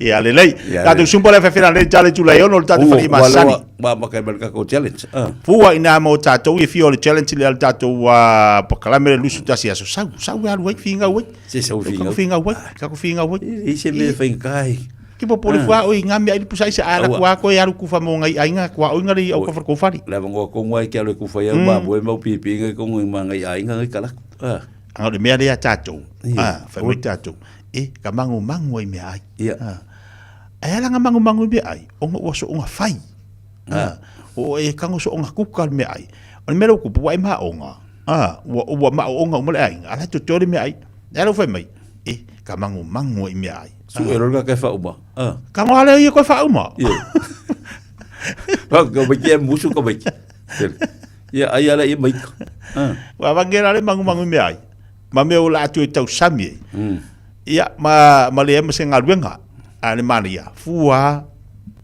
ia le mea ai le mete loa e mafai le mea ai te loa e uma tasi ale tau sama tau maftanga uma ia te omal whanau o te se mea na hui te loa ai fua le ofu le ie ia fua le te loa le ofu le ie le vatu ia fua fo le tau maftanga to tele le aingala iai lono winga o le mea ai alanga uma ia ai whaftaimo le tatu whamarstino le Taeao le maftamai le tatu watinu pa be fo ia ila tu o ta pena tu mo liva ia si fa nga luenga ia malo sai ta tu ya malo lo la mari ule mari wa yesu mo to o mata to aga ko ko wala so aga ko malo lo ko nga finga luenga ia la va pia ila malo lo va so ele va pe kai fa so ele kai fa jo me ya so nga luenga ele mo yo on sa ila ia on sa mena ia ga wo fusion frega ko vai ngal ma in ngal so sa ia wala vai nga fia malolo ia e faftai balo sungol fa finga ngol tapo kala mele am tangal de vai so to tono la tatu fila les falaile longo pu yeli malo tatu watunu le tau nei po kala fa marstino lo sungol fa finga faftai mo le Taeao ia ko fa mla to te tio ngai le tu la ngo ngai fitu ia man ko la fa kala tong ye le fale e lua ka lata mai kia whakara ka makua a te tia ronga kongin no whanga lo tatui ia ai lak ma wak sau whangwai ma so jacket ke o malulul mea ia e mangkua waku awa pe ke fia le challenge e alak ma waku ia le kaulau challenge e fasukala ia la ele tene lai o e fua ia ka waku le lusu kasi aso ai haftaiti tia mula noa vi e foi le lofa malanga le tu am foi ka felo ia mal proclame nei aso a voi sta la upa par fa fonga le nu ia malu ave fali o to fingalo ka pulo le lofa malanga le tu te atu lo to so e fua so ma ole le so balaide ia ta tu e felo e foi le nungo pe ngalo le ia Samoa nu pele ia se fu mai manu ia lo fa toi nei o mato ai nga i Samoa le fa fonga mai le tasi o ono point 1 inga i Samoa alo fa tu mo to uma e langa le le tu ne vai se fu fonga fa nga lo nga ta tu toi filo i la so le mo i le pa lo fa malanga le tu se fu mai manu ia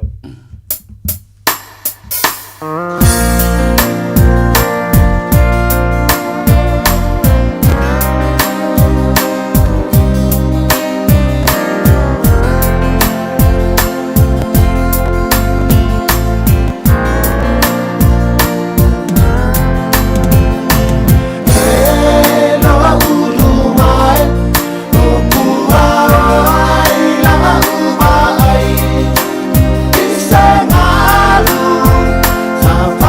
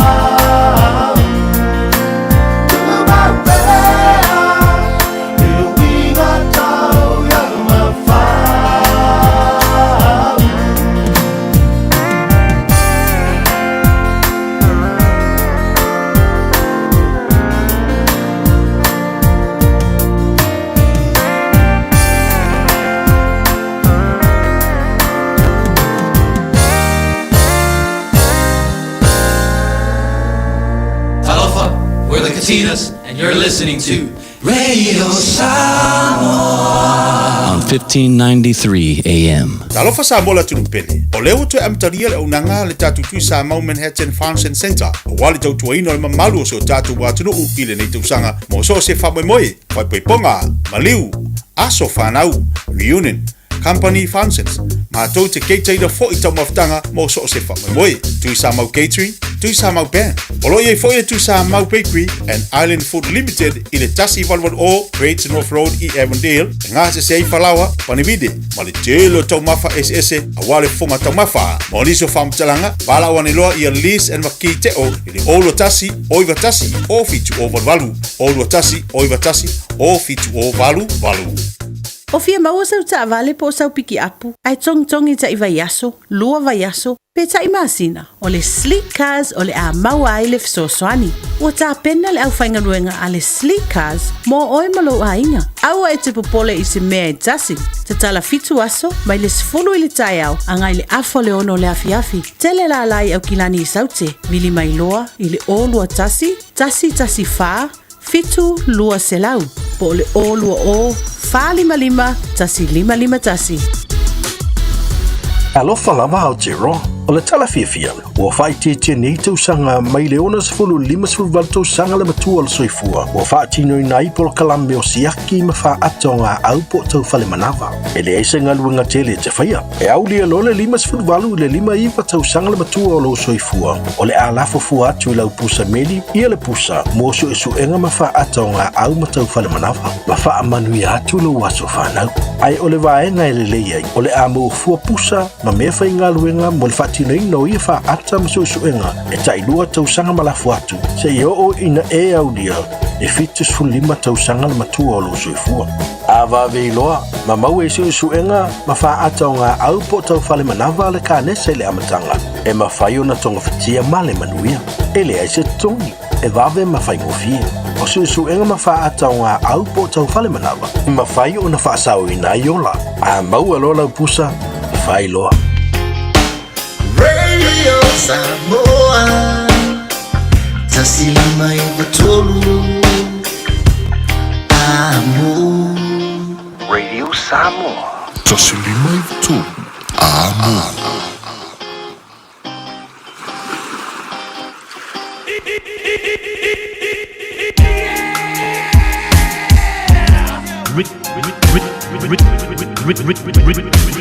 Remix. I gotta stay till I die. I gotta stay till I die.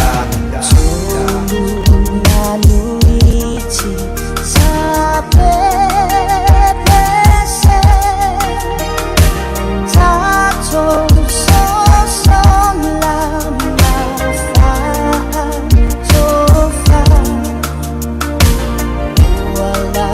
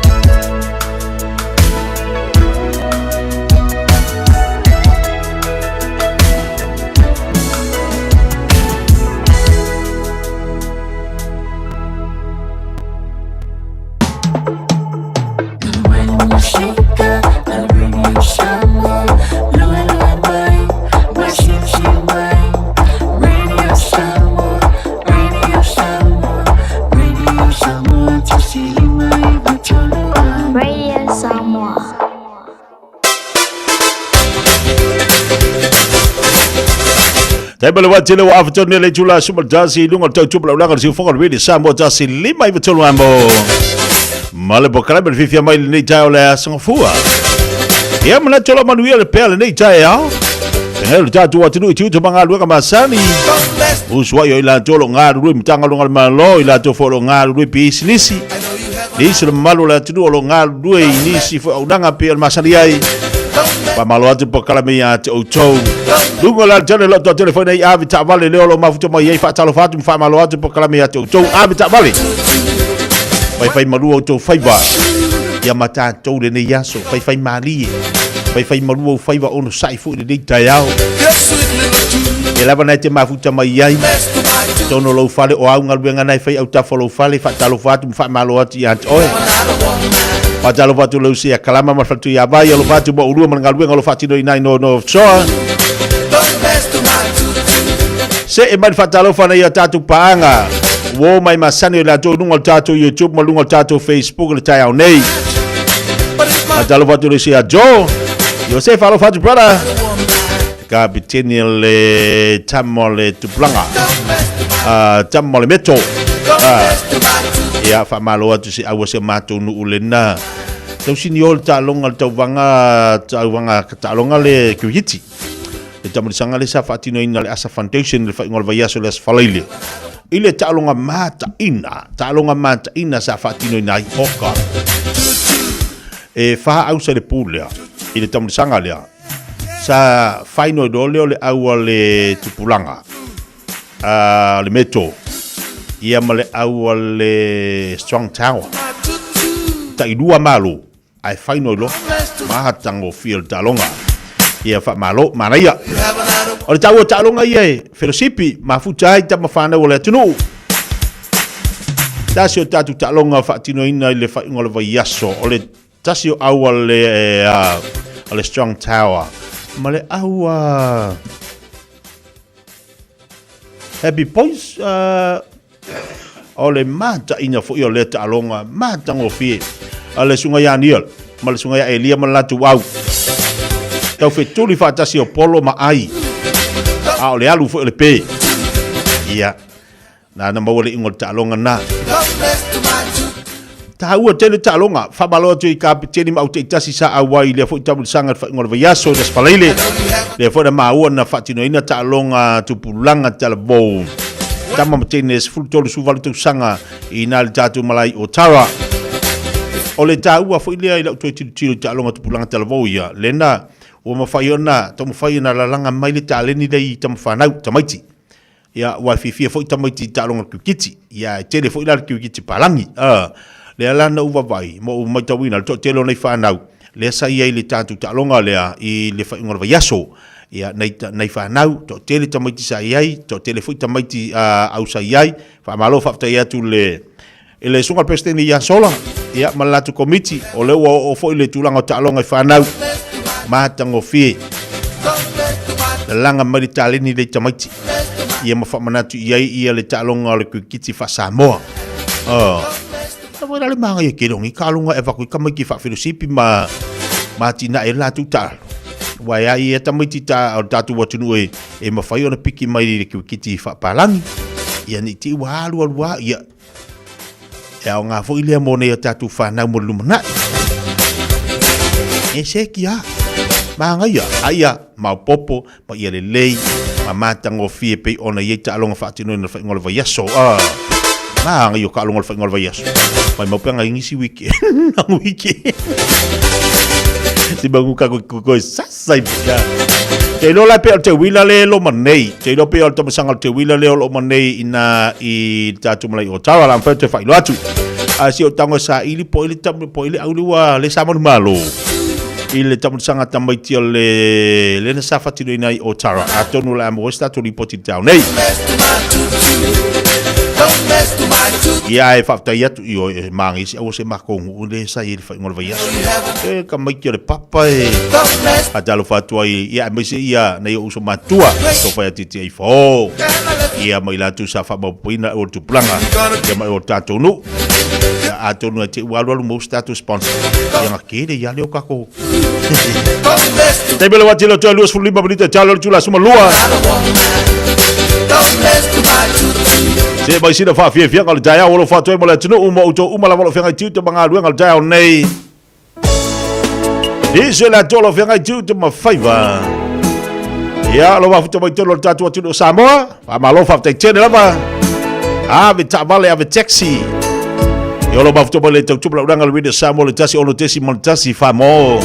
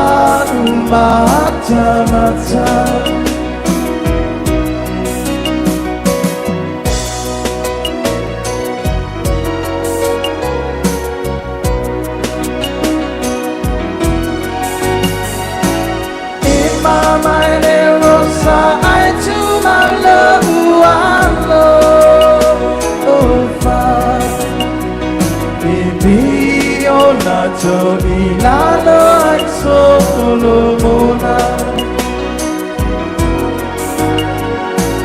Funa ea tali maya ilo ufano Sebai e Malu ilo uola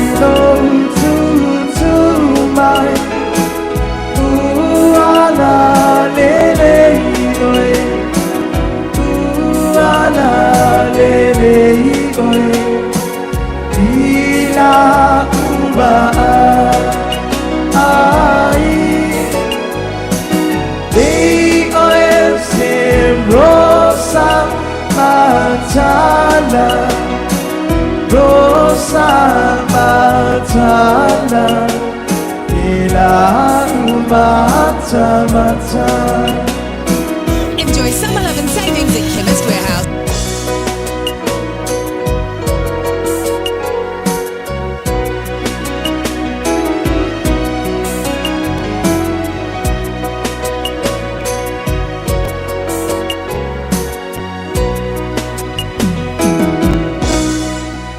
Ua mawhai o na aura tula polo kalame le leimo o ia so taitasi o na o le lango malosi le whale maliu a se alo le atunuu o ese tatupu Funeral Directors i Manukau City. O kalame le leimo oe, ta alofa lava. Tu se e peru e se furu male tolu o lona whai upo e se furu male lua. O lea, na pupu ngā tia Yesu i tua o le whai te toa o le aai. Ina ia whaapa ia ina ai e ia. Le nuu lona lava toto. I le whenga inga tuai. Na whaatonu e le tua Mose. E whaatonu a rona ma le awosi taulanga. O le taulanga mu mo anga sala. O kovi poa ma oti poa. A o ano ma o povi ma oti nei. E se sunu i lunga o le whatapai taulanga mo le taulanga mu. O le toto e ave sau wina i to tonu o le fata fai taulanga o lo te tonu o le potu pa ia o le whala whatapa. Ai o pa uma ota uma e toe mai i manu wai whai e na ose le taulanga. Ia avatu i tua o le pā, o le tua o le nuu, ina ia matua asu sonu ina ia matua liu efu uma o ota nei, tua o le pā. Leo tu sia epe. O Yesu, ua taunu uai mea umana walo ia, ma tu sia i le whengainga mua po le whengainga tuai. Wana whaasa tauroina Yesu i tua pā o Jerusalema, i korokota po Kalevario, o le whaola tanga o le tongi yola, mo le lalo langi uma. O lea na hanga no i atu, ma whaamanatu atu e Peru, i tangata Kirisiano Utaia. Ia tātou o atu ma muri ia Yesu i tua le pā. Awa, o le tātou maru. O le malu whaaleanganga e le whaia i limo tangata. O le laumua, o le city, e le o Jerusalema lea o lo iai nei lalorani. A o le Jerusalema fo. Whaale langi wa umwana ta penda Yesu. O le tātou whata whai taulanga. O Yesu Keriso lo tātou tongiola. O Yesu le taulanga o le tongiola mai yanga sala uma. Talia o ia e a dea mau whaolo. Manetua, ele lei mo oe. O le ese tatu pu funeral directors o se fale maliu Samoa o le tali foilea o taimi whaingata ona o le malanga al maliu maleoti e mawhaifoi ona latu awina atu ma awina mai tino maliu o e pele mai so o se atu nuo lalolangi wala auno le ese tatu pu funeral directors i le lua ono lua toru fitu o pea fiu ane ele se fulu male balu Norman Spencer Drive Malu City.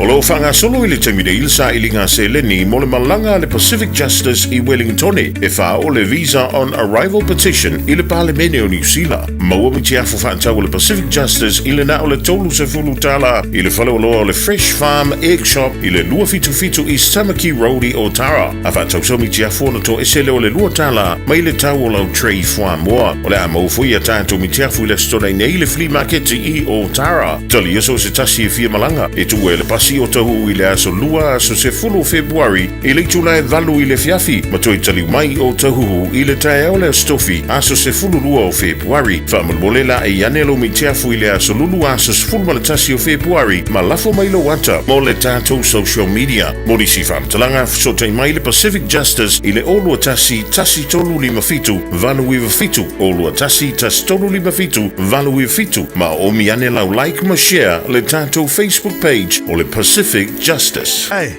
don't be that guy or that auntie ignoring a sore throat. This isn't just some drinks and lemon tea in your sweet situation. Untreated sore throats can lead to rheumatic fever. Nobody wants that for their family, eh? Go get your Pepe's sore throats checked at your GP, school nurse or pharmacy. It's quick, easy and most importantly, free.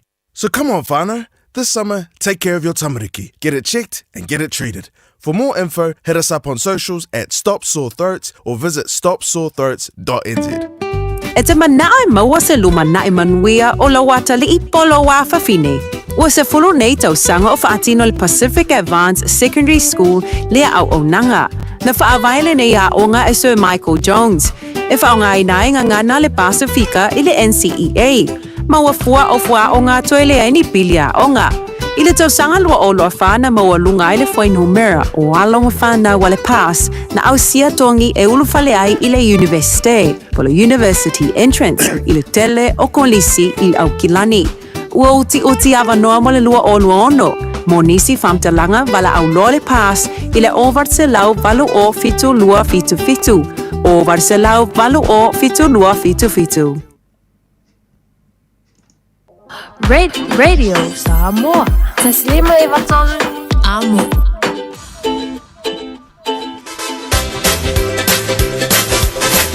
Taibele wate le wato e valu minuti na tale o leitu na se fulmole lua. Pa fonga le tatu watu nu, le tatu poklame amata, le poklame le mo oele nei fui Taeao. O se tau maftanga whaleanganga, o se rui tau whaleanganga, o se whamara se au whaleanganga, mo tātou le nei fui yaso.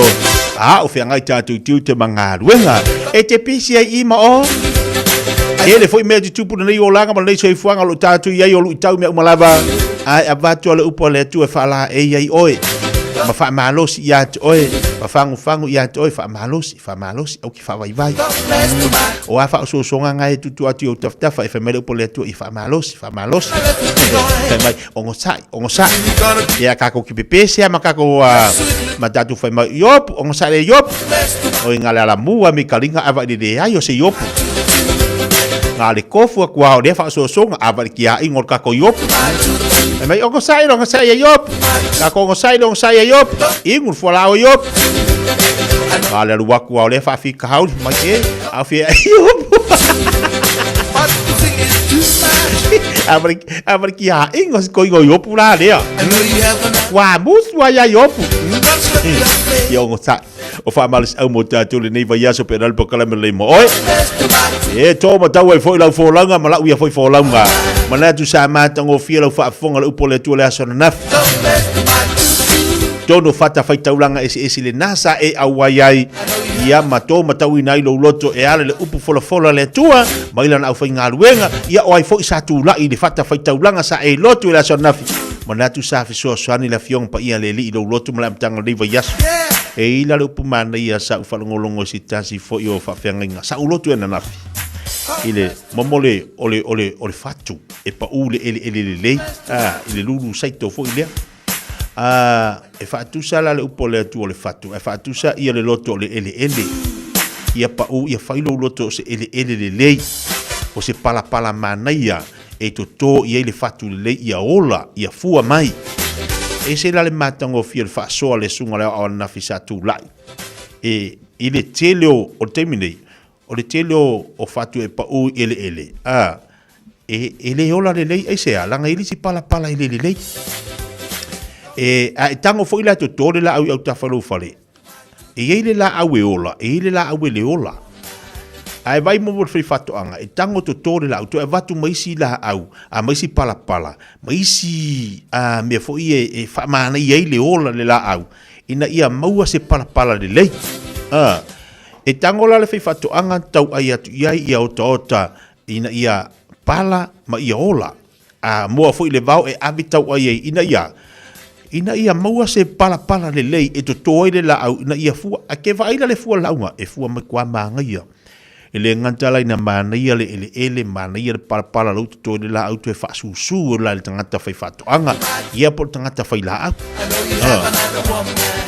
e tango atu la e te vai atu la taita e se le manga yo le ola e ola mai fo e fua mai o kaka se au le lei pi o le au le lei o tangata e ongar ko ngala au e ole mana yo fo ila le ole fatu sa ole afionga le tu la sona ole loto ia pa u ile fatu ina ia ola a faila lo loto e fai ma ele a vatu ile upo le tu e tu ia tu tonu ina ia fua mai fo ila ina wa mio e fua mai me te faia e fua mai o se la au mana ia fo ila e te fia mata iai o lono winga e fua mai fo ilai mea lei tono lo loto e fatulu pa atu e fua mai i o winga tau Fiafia o mea e te faia e te lau mata ata ia o au ngarue ngai fai o lau tau tala se ke e fua mai ai ke vea kwa o ka se lei ai e fo ilai si pala e akaka mai o ai e ma veve nunga ai ma lo lalo a ngape ma veve lalo le pala ai ma lo mai nunga le a nunga le piko nunga le pala ai se a ina o fuia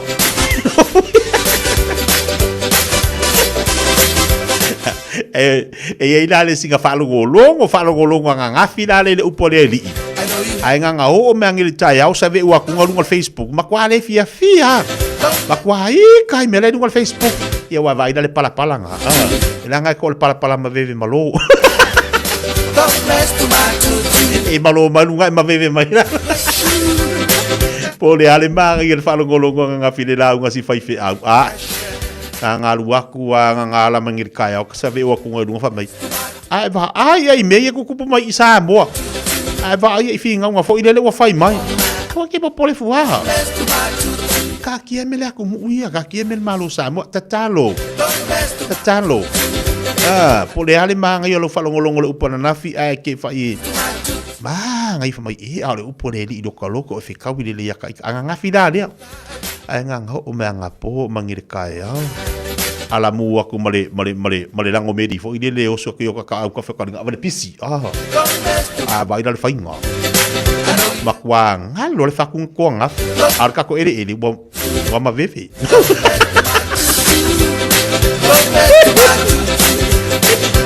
e vai vole ma veve le jale mo ma veve loko le wai ai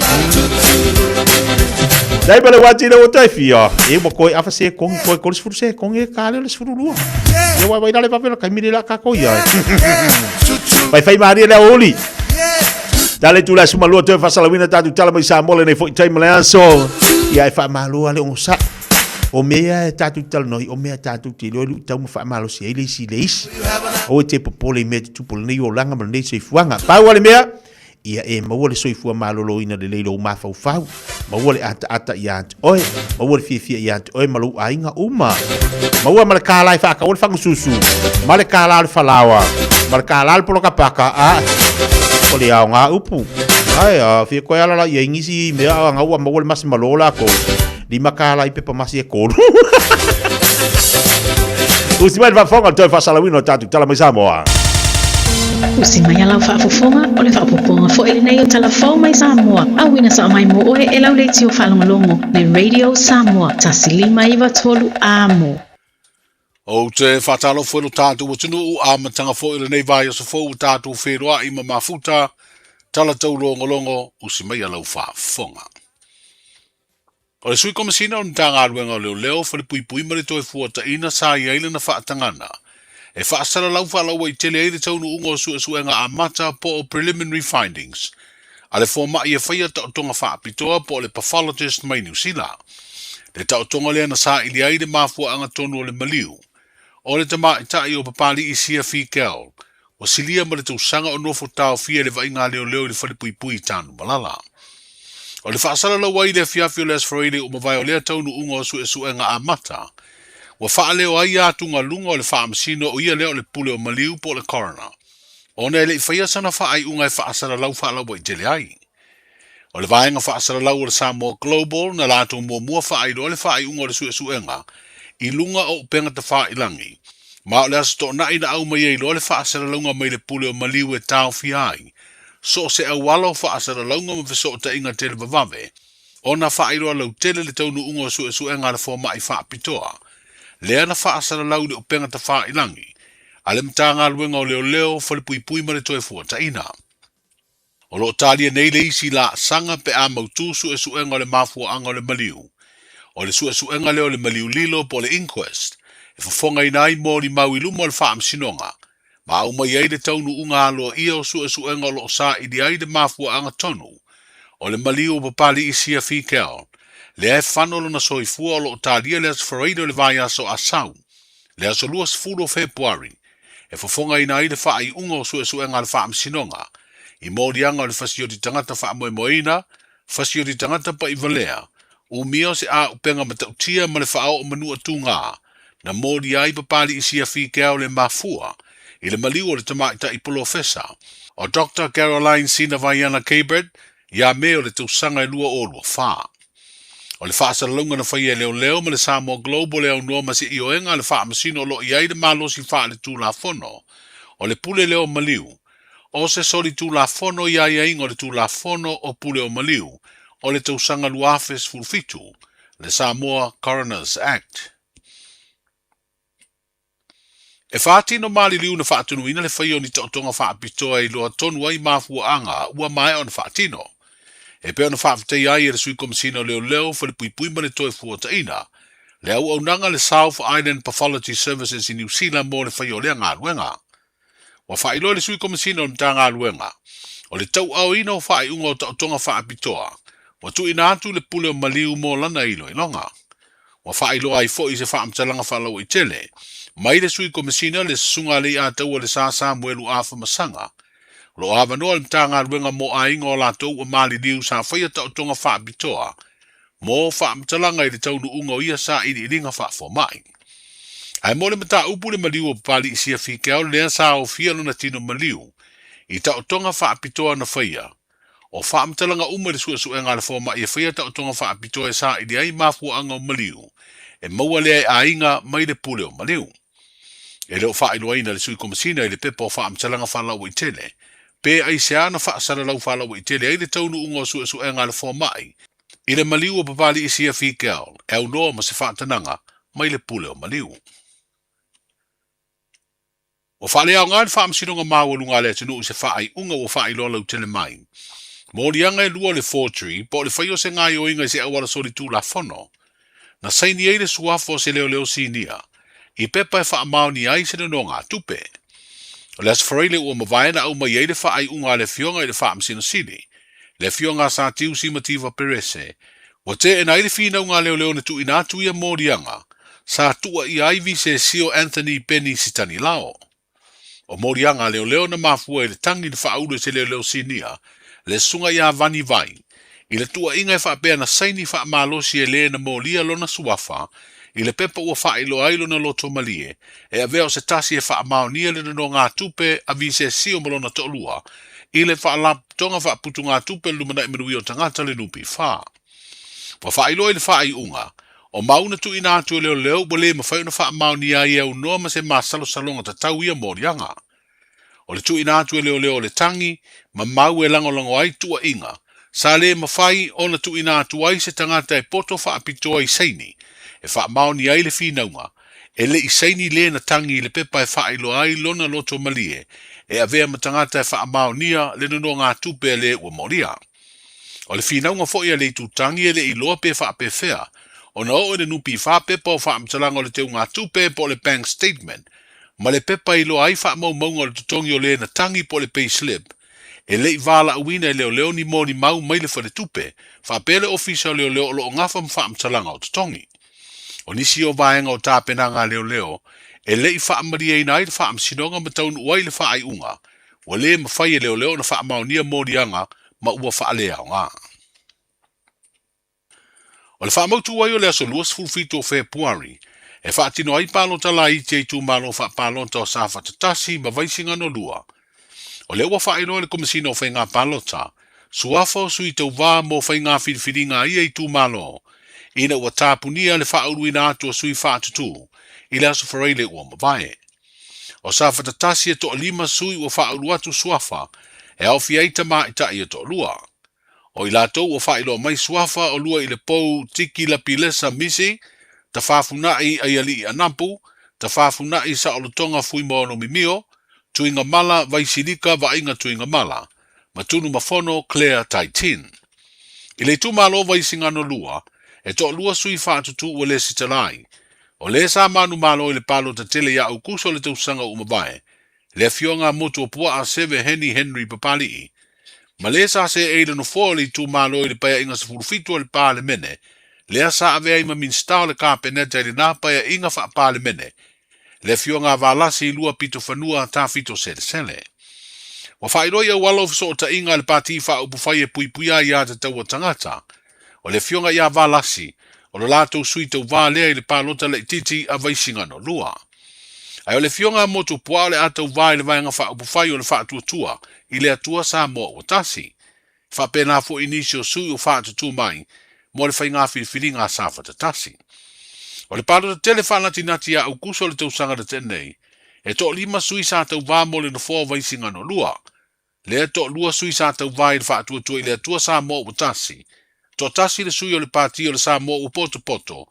Tasi le sui sa tau vā mo le vaenga e puipuia i a te tau tangata.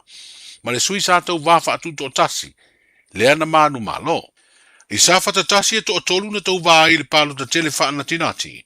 Le tasi le sui sa tau vā i le fua le Samoa o poto. Tasi le sui sa tau vā o le vaenga whaupufai e puipuia i a te tau tangata. Ma le sui na tau vā mo le whaatutu i le atua Samoa o tasi. Le ana manu malo. O morianga o whainga wha ala tua, wa wha maonia i le tangi tau pālota sa whatatasi. Wa solo i eile no fua mato e whai aila na whai ngā whiriwhiringa e ala i le pālota le titi. O vaisinga no lua wa avanua le no fua mato e whai aila na pālota le titi sa ideation na tofi le pāle mene. Ina wa wha mawai le sui sa ave ma whai pule tuto tasi le paya inga sfuru valu o iei nei le pāle mene. E mafua ina ua mamoli le pātia le whaatua tua i le atua Samoa o tasi. Ma solia ai inga. O tu la fono tu mauma le tu la fono whainga palota. Lea e noa tia ai se sui whaipule na toi e vea masui o se isi vaenga wha upu whai. Pe a mae au na wha tauto tofi o i tu malo. Ina ua mae a se whainga palota e whiriwhiri ai sui mamalu o i tu malo mo no foa o le pāle mene. O le stofi al vaya sonei e wha amutai na avanoa e toi wha solo muri ai tua. Se suafa o se sui tau wā, a wā whainga whiriwhiringa ia i tu malo e lua. O tala amantai o le nei vai o sa fau. Talofa lava, o le si'u fofonga le nei o Samoa, le Radio Samoa. Le Big Pots and More, o whaiti tia tau onisi o loa. Maua steamers, woks, olo la pupua, ipu teo ata, ipu popo, maisi. E iai fo i onga o mukesi, e whaonga i tutonu mufafu. E whetau i le lei mo a inga e ka le sia, ma so o si wha moe moe. Le Big Pots and More, o mea uma e timana o miha, i le whale o loa e tasi. Asia siane i se la lai lata i fo iate oe. Tolu lima tolu Great South Road o Tahu, Westfield Moore Albany, Unit 3B, Tasion tolu Stoddard Road, Mount Roscoe, tolu noa tasi Great South Road, Takanini. O mana o mie oe po se isia lo a inga se fisoso ani tau whi malanga inga mo New Zealand. Ima ta au poe pei o le vaita mai no whanau po anga luenu. A whai lau tali o le ioe, wala au loa Ken Fernieho o le Fern Immigration Services. E iaila na lai sene, ma o silia ma le se funu lima tau sanga hola na tau tua. E toa tele tanga tau o fisoso ani iai Ken, ima ta upu tau whi malanga inga. E awhia ima ta upu na o atu le tribunal, ma apili le minister. Tanga iana e le Facebook, ma le upenga te whailangi I Molimau. Mo nisi whamtalanga, wala au mai le Fern Immigration Services. O luatasi, tasi lima tasi, o lima. O lo whanga solo i le tamine ilsa i linga se leni mo le malanga le Pacific Justice i Wellingtone e wha o le Visa on Arrival Petition i le Parlemene o New Zealand. Maua mi te afo whaantau le Pacific Justice i le na o le tolu se fulu tala i le whale o loa o le Fresh Farm Egg Shop i le lua fitu i Stamaki Road i Otara. A whaantau so mi te afo na to esele o le lua tala mai le tau o lau Trey Whamoa. O le a maufui a tātou mi te afo i le stona i nei le flea market i Otara. Tali eso se tasi e fia malanga e tu e le pasi o tahu i le aso lua aso se fulu Februari i le tula e valu i le fiafi ma toi tali mai o tahu i le Taeao le stofi aso se fulu lua o Februari whamalmolela e yanelo mi te afu i le aso lulu aso se fulu malatasi o Februari ma lafo mai lo wata mo le tātou social media mori si whamtalanga so te mai le Pacific Justice i le olua tasi tolu lima fitu valu iwa fitu olua tasi tolu lima fitu valu iwa fitu ma o mi ane lau like ma share le tātou Facebook page o le Pacific Justice. 24 hours a day, 7 days a week, Radio Samoa streaming live on www.radiosamoa.co.nz.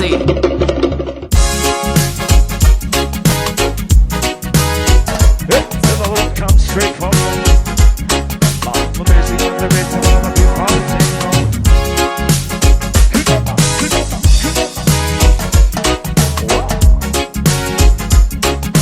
Sing for the lyrics till the sun goes down.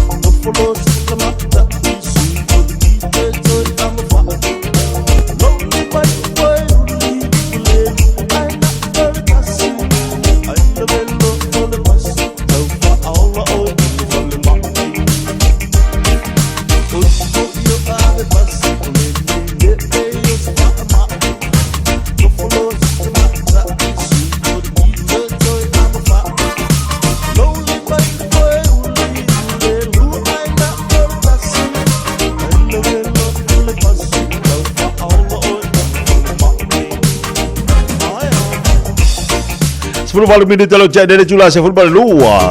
Fiafia ngasih FEB loi. Oi enga macam tang kalau fiang ambil jatuh judul ni for ya only.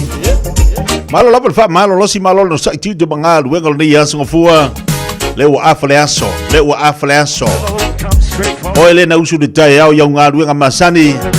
Sengfua fa tu ngata ya ani si me ka usi fa tu ngata. Lewa makwan number 1 na sengfua. Fatalvati di tatu ai ngalungal tatu Facebook lo mafuta mai malungal YouTube fatalvati a dash malor si for laude lei tu mafa sefo vatau fatalvati ngal tatu Facebook at malo atu se usia ti maseve brother lo fatu manuia voi il nei vayaso soreta felice fatalvati tatu pokalabe malor le vai vatu falongolong anti pesenga inei au kilani okay. Ahi venda fatalvatu nei vai ngal Taeao. Sanitasi alfatu pada malo fatal mafuta pai ngal tatu pokalame. Rupi Louis fatalvatu nei Taeao. Juna tu vai singano fatalvatu pokalame. Malo tau tu malo fo mafuta mai. Levata si mai na le Swiss Port. Team ini au kilani le maleba lele.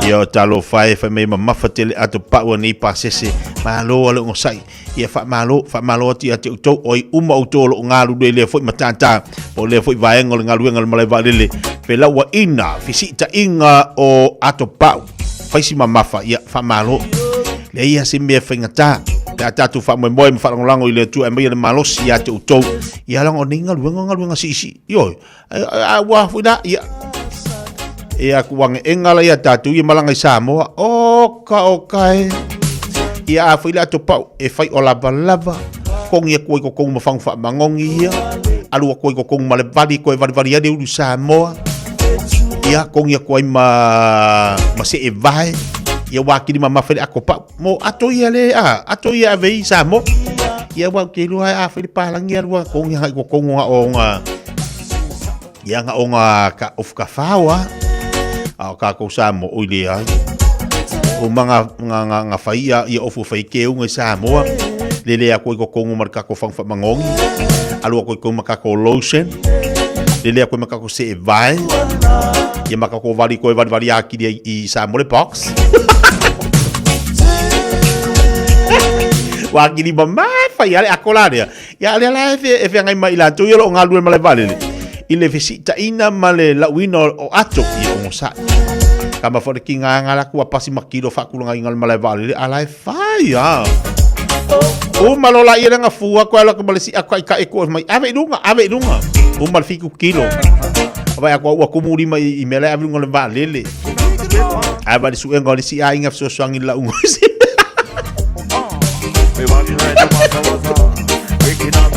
Leva fai lava fai ole mama fala ko pa alu ako malifiku kilo ioe alu ako malisi ako fa mai amale marka pangala ko isi meanga ia vakula ia ba fai la ko fa o me waka ika vai ako ku mua malima ia wali mfang saban e ngwa mai mali wheelchair mala ba de kuskus kalau fai malo ngalue Baca balik lu ngalan jele. Baca lu fati ya ocho. No fa oto fa talo fati po kala me mai mele pole au sita lia malo lo sai malo fo ingar due. Ole tabu sangal fa na ule na fai na ile o tawa fa ngol vaya so lua so las fale le mal le so tonai. Ole tabu sangal te ni na amata mali tabu sangal le fa na es ful tolo ngal sul vale to sanga. Ai vala au na yel to sanga te ni to sanga ni se ful wongo se full wono au tamaiti ile ke kiti wa vai la tele au le wa mata na fa tup la ie fo ie tu langa lo ie ta longa fana se full wono la au to sanga le mai le iba lo no vingo fitu lo fa pop pesa o la ka fa pop ngi ki fa pia fu ie di le ka fa pop le ala wo se full wono au ye bo yai wa tele fo la au ni to sanga lo no vingo ai olo fa tu la ia la tom sanga le fa na ta longa kuiti lo no nga o to sanga fo matua to telea matua to telea ia ole nga ia le Fiafia ba nga fa tai fo ile Fiafia le fa na ta longa ia mo tatu matu ia tom sanga ta matu a ole o ile tom sanga mo nei fa na langa Fiafia fo ita mai la tu le ta longa le kuiti fa malo to fo ile le finga sola malantu komiti lo fa foi ina ni tam sanga kugiti pe ona yai e fa ngol veas e ala nga foi mina ta alo le ia automatai na faino ia le malama mai saute le finga sangone malama mai saute le finga sangone ma le automatai ia le moa Taeao ale kalisi e clova pa katoliko manu malo lola ia le malama mai saute sangone ile awa tamaitai ale moa Taeao Clover Park pole aule le kalisi katoliko Clover Park I vai maanga yo so awali na su sampini ai ia le au fo ia I mai le kalisi katoliko ale Clover Park ia moa Taeao awali su sampini la male awale super Pacific le sa su sampini ile so astona ia mamanu malo ilola le Super Pacific Boys ile la ta longa male awa tama mo Taeao ale kalisia katoliko mai Clover Park ia na mo fa longa vai dale manga ia le la lo mal ta sanga te wila le o ye ta sanga te wila la stona nei ola am foi fo na vatu fasi silanga tonu mai ia no si de fia fo e au mala baleta penatu mo tatu te wila Olo no winga ole am fai on mo se vono tanga itu le solulu fun tanga le kapteni ma au le tape na tu te wila ni tu sanga ia ole a fai el tam sanga ile le fun tanga na ile solulu ia ma fai lo le tu langa ola yai ia au tape na tu mo stona I te wila Luas furu lima minute lo te nei ile tu la suma lua tali mai ni so tatu fa fianga mo le malo tatu tunu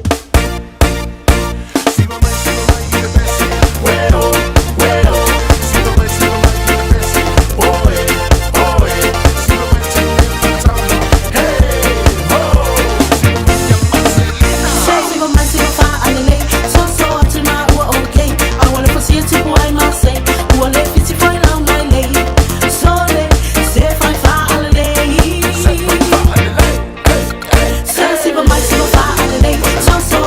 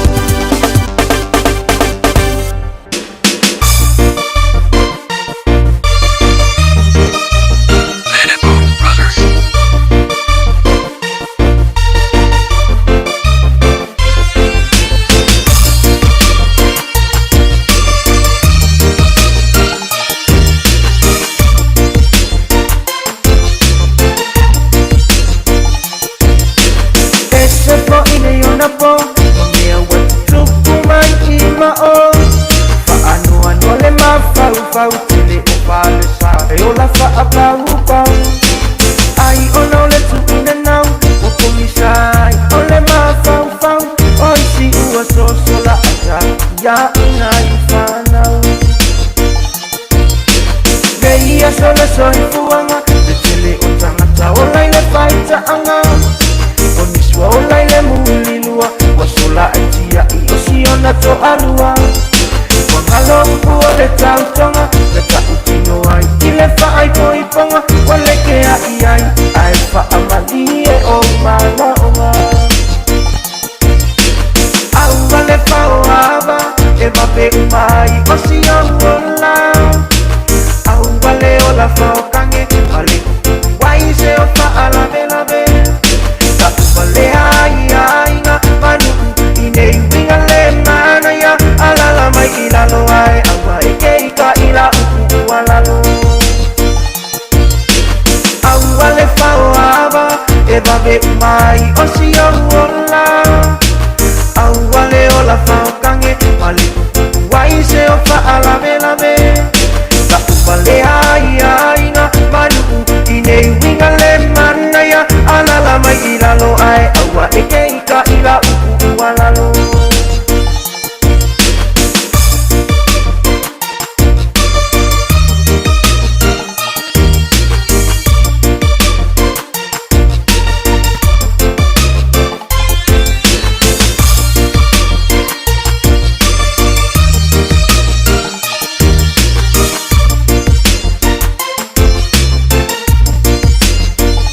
Kelele suinga wai ai Samoa Kama ipengi kuyoi kamaloloa Auma finge malo o makukua Kuretia lai la afuli ilerua Oisi ualekea O oia lava o se paiava E o ino o kangela Kekele kukumama inga Kekele kusilima O oso uola fia mama Aomea olo o tukutu iloka kusi osi o manga Aolenga fo ila vai ke iloa Ai ke musu oe ke kautala Ngalepa ai iloa te i kautuku ai Mamea makanga Au ale fauava Eva pe umai osi ongola Au ale ola faukange Male kuku wai se o faala vela ve Vale ai nga manu Inei winga le manaya Alala mai ilalo ai Awa eke ika ila uku alalo Awa le fauava Eva ve umai osiola Awa le ola faukange Male kuku wai se o faala vela ve Vale ai nga manu Inei winga le manaya Alala mai ilalo ai Awa eke ika ila uku alalo Alala mai ilalo ai Awa eke ika ila uku alalo Alala mai ilalo ai Awa eke ika ila uku alalo Se for a Marila foi pensar de uma bela bom de nem eu a uli e na outra lua se futebol vale minuto já não leitura letasi já leitura letasi a udar do tanto telefone ngana Britânia so ta il foi la una como tu le fiong ai ala pepe tala ile ne mal tu al DTCL Vamos si amo tato fale ngang ala mfatu na tu selu tau mo oil taina leitura se futebol leitura letasi do le so Pablo te se linna si osi nungo tatu YouTube Ka ko le happy ah ole happy new year Ai fa me mana ia Paulo mai o Tara le lau mu ia sa le Paulo lau mu le o ki langi dei o Tara E ia si lau mu a de le ye pe o Tara Ai o Tara tamu sanga te fitu de sa fit fa ngol veias o ha uti tapua ia fiti o de tamu sanga lu walu ino wale ile wal mo samu ki kapua ia fiti ban ia le sa wal matu au le fa ngol veias o so ai pinga o lo nga pole fine ana pola na uti tilo ai mo va vai afa bo no lo le ngol talonga afa bobo do ngai ngol talonga la ia i talonga fiti male au Afrika de mana yo le South Africa la fa momua vai le uma la fa momua sole ole meu to tilo mata o fiti ila uia tilo la uia mata E ta alo lo fiti ka wapi ka uka alo le anga riska imi. Fai inga loa. Ai a kango fiki e fai lako skeri fo idea le kau ai, kau kongi o, kau ai mai, kau kongi ak. Ele ileva fikami e se sela. Ai mamingi ma se fiki donga ko kongu. Kofu a kunga langa. Ya baila ia talongan po. Lua sultasi sumaliva. Lu sultasi sumaliva. Ipe talongan po. Mangi talongan po. Ui ala na malolo le aua fiti, ala na Fiafia ia. O le toi tilo le aua fiti temine, o to telo tamatuai. To telo tamatuai le toi me le aua fiti. Ia e fatu sa tu saisi au, ia pe ona iei ni usila. Le talonga fiti ma le usila le semi-final. Tuli e tua, red card, na red card a ia le fiti foilia. Ia mata alu tu ono I dola ia le New Zealand ile ta'alonga atoa. Tolu sulu lima fiti le ai. Tolu sulu lima. Aina le ta'alonga sa ili semi-final. Ina ua tuli la itua ia le fiti na he ta'alo le au New Zealand. Ia le iei se avano tu alatu se sitonu. Uma le ta'alonga. Nala lina se e mailola ia le o fiti. Sa ulua final. Ai se e mai maafilita. A Felika la nale na sauiloa. Ia ta alo mafiti le final. O le awa ia tamaitai New Zealand te le to isi au. E to e whaafeto ia le au New Zealand au tamaitai. Au tamaitai New Zealand matua mana ia te le au tamaitai New Zealand. Mana ia le latu ta longa. Ia se vanga na Australia. Se vanga na Australia. Ia a South Australia. Ma kua pole whaare le ia New Zealand. Kua pole whaare le New Zealand. Uma talonga al fainga vai so manu malo ia au Afrika. Ai tatu tilo al taito fitu. E se la lo tama fo au la tatu watunu tatu manu Samoa. Po a fea se tau sanga. O le ama faia no to la langa ma to sau lunga tau sanga nei. Tatu tilo po a fea. O le ase tau sanga. O le ato yo o ile au manu Samoa tau sanga nei. Tatu taito fitu. Leo was so o tau sanga. Na o tātou mata. Ma tātou tilo. I awa isi atu no nei tau sanga. Awa leisi awa la tunu. O leisi awa Samoa. Fisiri le mafau.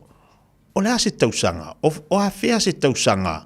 O le a to e ho o i tātou ine meta. O le mata atu. Ai tau fituri mai le awa la tunu. I tono tau sanga nei. Ia mo ia o le ita mawhanau o tātou Samoa. O le ta alo au New Zealand. Ia mala Australia e moni o le avi tatu lango ai pe o le aua Samoa po fea tatu te no foi I tatu te se lau pasene e avi tapo inga la awala tunu le lalo fa nga solo o tamata I tapu sanga o manto o taito fitu to yo mai fa pero ko mafofo o a fese tau sanga la tatu no foi mata to mata atu tau fitu mai le awala manu Samoa taito fitu tonu ni tamu sanga a fua ye nei Aua Spain, oka, tasi lea au tilo iai, aua Peletania, tasi lea au. Au yo leua tatu wawai ili sau o temine. A ofisili, o a fea to yo o mai ili tatu manu Samoa te to fitu le neita mutsanga. Lea se fainga. O hani au wala, a o hani mea to tapu e ma to e whaare le yeile au wala tulu e mawhai ana to e ofi ma to tonu si teimi vavi. Ia awa pe umato le neita usanga ile ai, Lowinga tatu tilo fo tau sanga fo e tau mate fo e tau mate ai po le ase au wala babe o le ase mea tatu te toi tilo si tatu toi vava ai ma toi mata I talonga te tofitu ai toi tofitu ni mal tatu manu Samoa I ton talo sia ia ia maua vave se avanoa e toi o mai au wala tunu le tatu te tofitu le anga te le me o le tatu mata isi au aisi atu no matatu tapu ai matatu vava ai ali le isi au Samoa ton le isi au Samoa sautu tonu le tatu te tofitu talo sia ia vave mai si taimi toi ofi mai le au manu Samoa te tofitu dai bele wati lo te luas furu 2 minuta talo le tu la etasi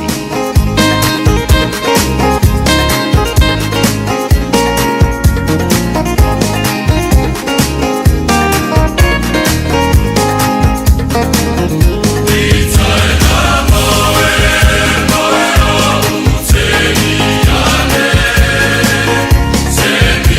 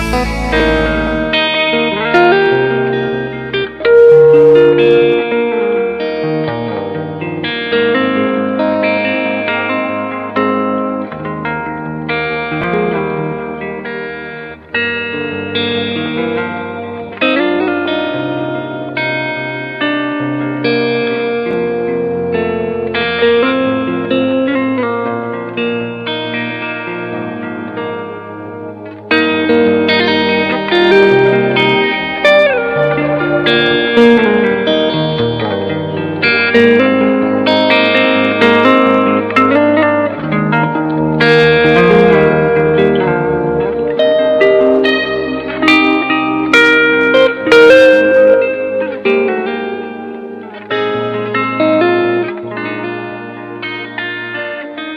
tau mō le aso. Leo ina lou loto. Mai le mana o tele. Guard your heart against greed. Luka lona mata upu e se fulu male lua, a olona foi upu e se fulu male lima. Ua fetala ia tu foi o ia te ilato. Ia outou. Ia leo outou ia te outou. Aua le mata pea. Awa e le ola se tasi le tele o ana mea. Ua ia te ia. Leo ina lou loto. Mai le mana o tele. Guard your heart from greed. O stasi le nei o whaata oto lau i loa a Yesu. E pei ona wha mauina e luka. O se tasi tangata mau oa. Ua wha pea ifo i lona loto. O le a au fausia ni fale te tele. Ma wha putu iai ana saito. Wha putu iai lana oa ma lona tamao a inga.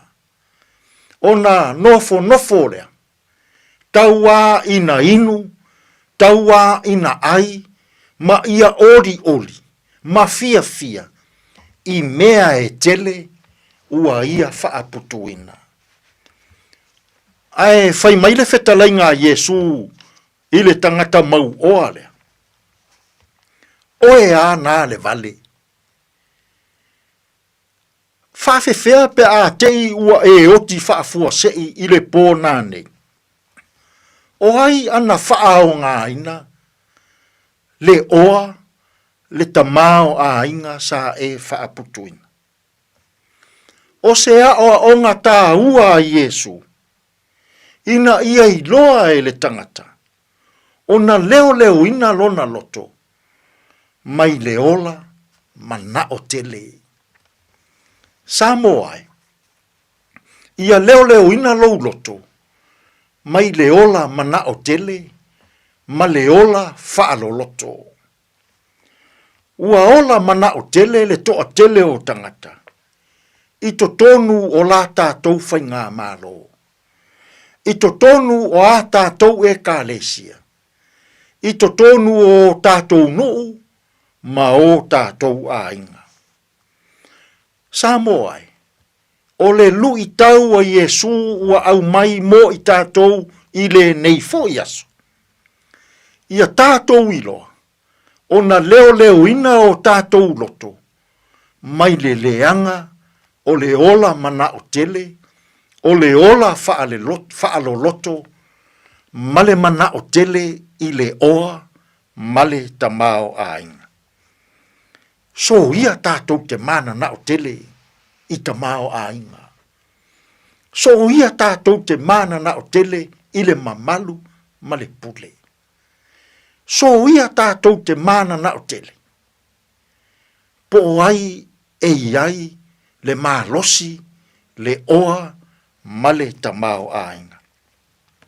Mana ia le lui tau a Yesu mo Samoa i le nei Taeao. Ia leo ina lou loto, mai le ola mana o tele. Samoa, e le anga le ola mana o tele. E sili se mea i titi tātou te maua. Ma le fi le mo, ai maua ai le Fiafia. Nai lolo tātou mana nao i mea e tele.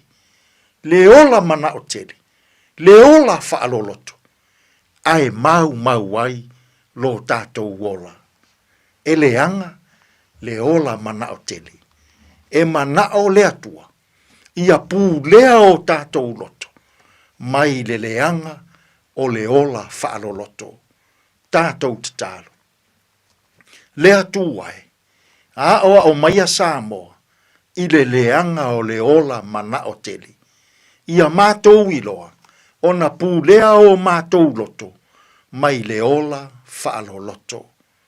Tātou ia malaua fio ia mātou whiau mga ruenga o lene yaso. E tonu malele iai mea uma. Lou lava suafa Yesu lo mātou alii, ma lo mātou whaola. Ua mātou tatalo atua i nei. Amene.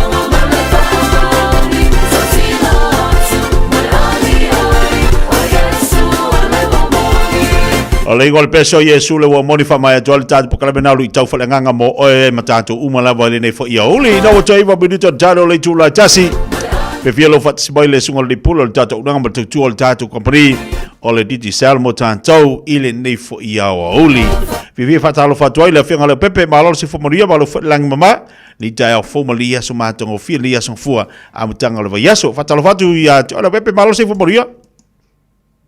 Ya malole tau tuale nei aso la matanga fo vai aso la talinga titia ya fa filo atu fo ipaanga le tato pokalami malole fa malosi ya wa tato o masina lona lua le nei tau sanga ya e ba vele lo taimi titia e de to umi fo ya tato wa dia fo mati yam fa ngaso solo to lava fe awon nei tau sanga sa ole le ida be sa ole le saunoanga di tilo ia yo le wa so iva le nei ia lo no winga ia ape o februari la tu ele umi fu ia a lo no winga a falo fo februari o ma fu le ni masina ai ta wo yo le vai ngalu sa no i ia so solo le ava manu nga lu ngal ni am tanga ni tu sanga ia fa te fo le li o le la vai ma wo le bal si ta tanga lu ai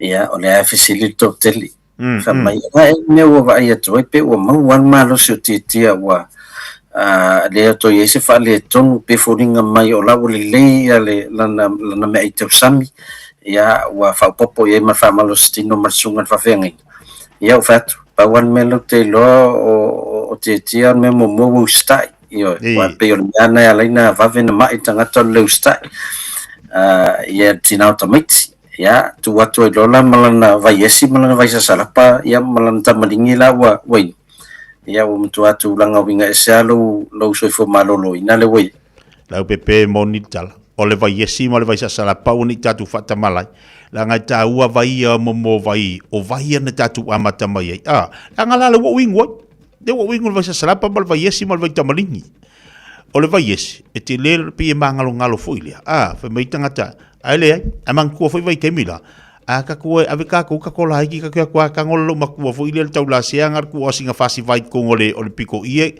ka kau ko ngole o le ngutu se va tu fa fonga la tu po le ala o nga ingwa a o le utatu ma tu fa mi ka ko fa pu o al te le yo le ta u mo na nga le vai yesi mo le vai sa salapa le foi la wa tau ma fa le sunga fa fenga inga le pepe ya wa pa Ia, le foi sa ngai me lava le sunga ele FEB e avatu ia lana vai ia na fa mai se o tau le tatonu tele le tulanga la we swing o te tia la le wo sa we e vatu la sa salapa ia ma se taimi foi vatu sa wesi e inu Taeao fa ile fa malostino ia ele ngata fona ia le foi ngai me vatu malana talo ia tele lo peno o atu tu fa FEB inai i la su la pepe le to fela se tala ile tatu talo lea leanga lo wa va ino tino tino mata mata lungo penga te failang il tatu talo aina wal watu lo la sungal fa fenga ngamal talo le aila tatu talo le to mal tu le talo fo ile ya tatu ya sola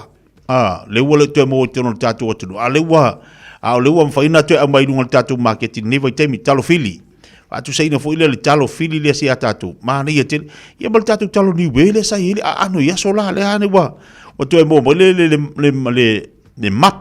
le mapo le talo lea ole tulanga leina le wel tatu market mal tatu talo ale pepe ia o na ia tatu o loa lava na le e tau mfai e soswani fo iso tatu watunu e tulanga lato fonga tau mafa foi ia o le mfai ona mawal tatu wesi mal tatu sa salapa mal tamalingi na le mauta Samoa ia amata mai le afoli Taeao se ia pa ia tolu le Fiafia ia ona mfaile ona ia ngai mai lai temi te alor tolu le Fiafia ia o inei le 7B Miami Street ia po le 2B Miami Street i Mangele East ia le mfaile ona fai atu i whatau o tatu vai mai le te alor tolu le Fiafia ia pa ia le fitu le Fiafia ma o ifo lai Miami Street ia le mau atu ai la mal tatu talo leo tatano mai ia titia ia le pe e to tusa le amale anol talo fili fo ile ia o le alam fe on fa ta watu a mata tu la vela songa fua ia se pe ia la sto nai ia le yalo su mai ma tala mai a watu ia sa talo vo e te to fo ia ia va per fa lifua tala to te ia to ale ni al fa lif ia ai longa o fa ta ina ta fo ile se tu lo ia ai faftai o na ua to tele la to moi la to vidi mai pe faina kiliva tu fa fo to kilani ia la le fa to matata to o nangalia aya se taimi o na titi do foila ia ngai nai Hamilton ia o Tauranga ia o Hastings ia fa pena fo Wellington ia e fa o tu ile le tatu talo ia le wa matana Fiafia ele malu tu nei au kilani Marela pepe mo tatu fo ie o le i ele tau mafal tatu vai esi mal tatu vai sa salapa mal tatu vai tabalin te le yo na nga te le tau o le vai le mo tatu o ia tatu matua ia mal tu pulanga le anga o le tatu te ai ele te lo me ai le pepe o le nga le vai le so sani mo tatu o ka ko la tu ne le pepe o le aia o le ele so sani fo le tatu vai e mafai o so sani at o le soifo malolu afa pela ele yo o tatu le fa ngaina le tau mafai no tatu vai le mai sa mo tatu vai yesi mal tatu vai sa salapa mal tatu vai tabalin ya langa lo wing what mo e makwa manga yo le vai so sani tino to angai ai ingul vai kolengi o le weta wal tu langa le ngol fam talanga to no le te malo le fa mai le tatu vai mai sa mo mai ele me faina tu me ayolo tau samian ne vai tem ai o me ai faina le ma fo le suka o le toto mo lunga ya al fatele no le nga o le tino por cholesterol ai si la fa mai ai o la ngala o tatu vai ni ina ia so so ne fa iti tiala fianga so fo maloloina mai tatu me ai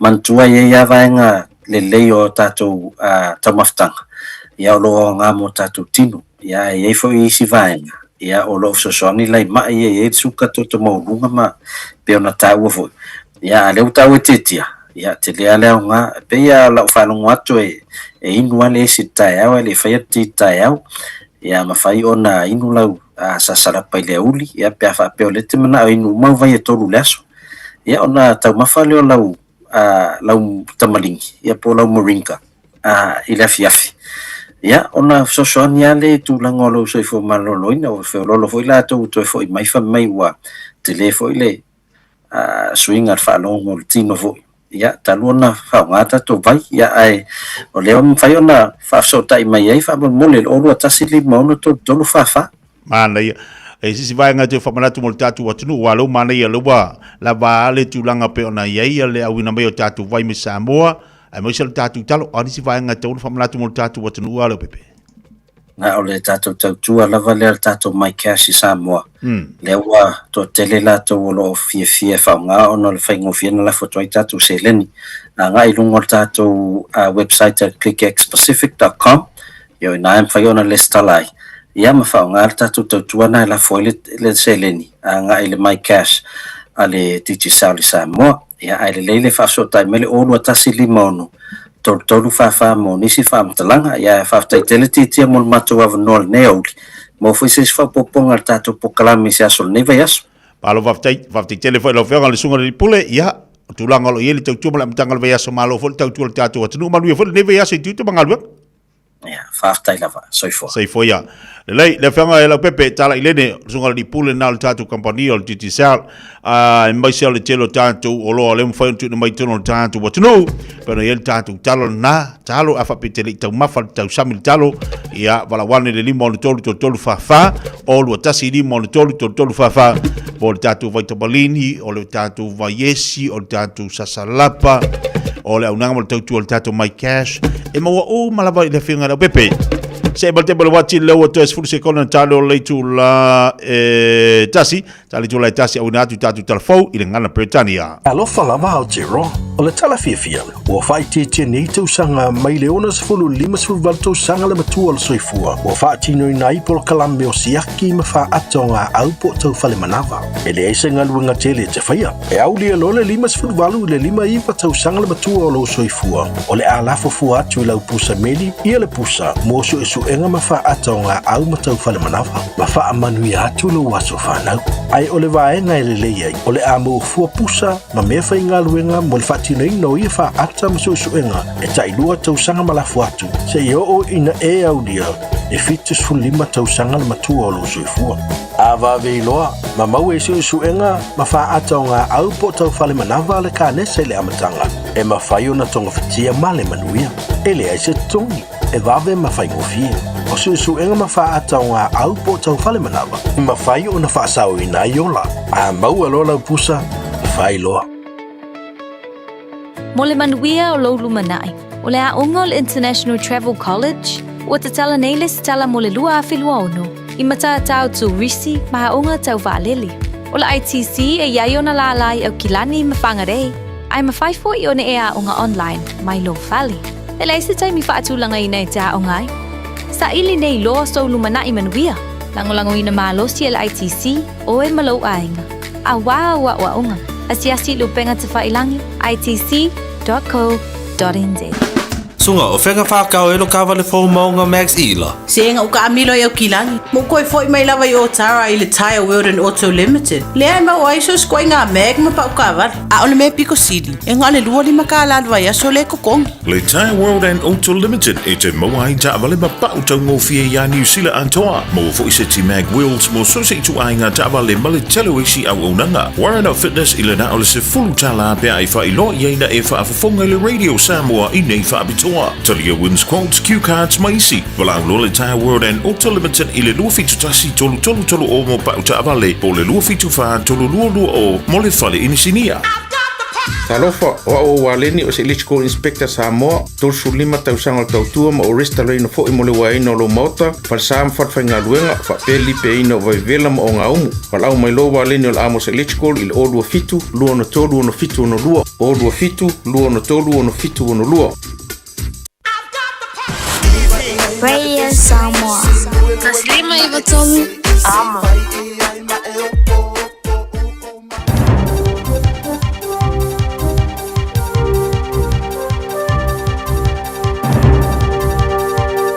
In this update, Wellington's Mayor is meeting the Prime Minister and local government minister today to discuss the city's water treatment plant's catastrophic failure. Partially treated wastewater is still pouring out to sea, with biological material still being removed and the damage at the plant being assessed. Wellingtonians are being warned it could take months before it's considered safe to enter the sea on the southern coast. Andrew Little will discuss a potential inquiry with Chris Luxon and Simon Watts. Our newsroom understands Little is in favour of a government-led investigation which has greater compulsion powers. Wellington Water Chair Nick Leggett says it will take several days of testing to get a good picture of what's going on. Once it's had that initial screening to take all the plastic out and the non-biological waste, that's being pushed out into the Cook Strait. Different tides and different winds are going to influence what the water testing looks like. Capping how long New Zealand's most senior judges can hold their job could be in our best interests. Lady Deborah Chambers, KC, suggests we follow England, Wales and Australia and limit terms for Chief Justices and Principal Judges. She says a maximum 5 to 7 years would encourage reform and prevent stagnation. Lady Deborah says long-term appointments aren't good for our court system, regardless how good a judge is. Renewal and a much faster turnover in accordance with the private sector and indeed the government sector in terms of running big state departments would be better. Fresh safety warnings after a man's death while trying to dispose of explosives. Donald Woodford died on his 79th birthday in 2024 as he attempted to get rid of power gel in Southland's Dunrobin. He had previously used the explosive for fencing work. Jamie Cunningham reports. Woodford tried to return the power gel to the store where it was purchased before approaching police. Both refused to take it. Coroner Alexandra Cunningham recommends police to contact the Defence Force to help with guidance on explosive disposal. She says their advice may have prevented Woodford from attempting to detonate it himself. That's news. In sport, the 60th edition of the Super Bowl is underway in San Francisco. The Seattle Seahawks are facing the New England Patriots. American Chris Gotterup has claimed his second PGA Tour title in 4 weeks, claiming the latest event in Arizona in a playoff. Gotterup birdied the first playoff hole to see off Japan's Hideki Matsuyama, who bogeyed the last hole and then found water on the playoff hole. World number one Scotty Scheffler's 7-under final round saw him finish in a share of third, and Ryan Fox finished in a tie for 24th.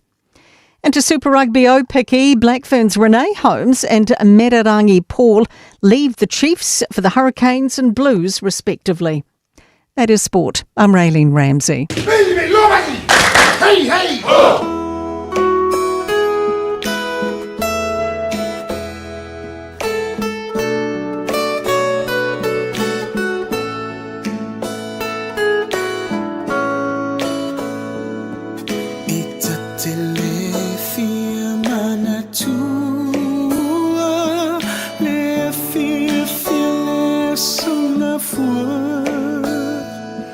Na payo le alanga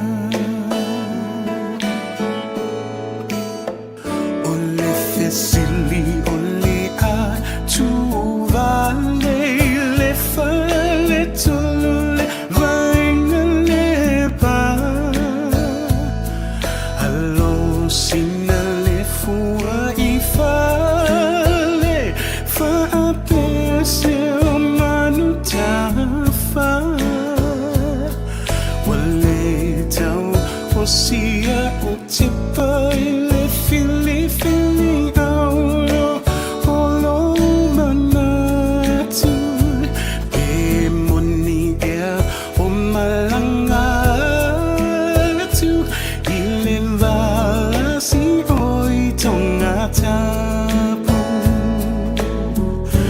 talo fei aina watami mai ala ova o puni matani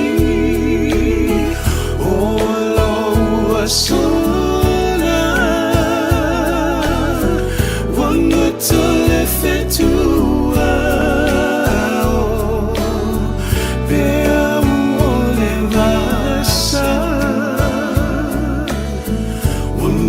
Cielo palesa o tiwai ia pia le fai tu lani watangi mai ala o va o puni matani o lo sola wangu tole fetua pea uole mbasa wangu tusialo palesa o tiwai pia Cielo palesa o tiwai ia pia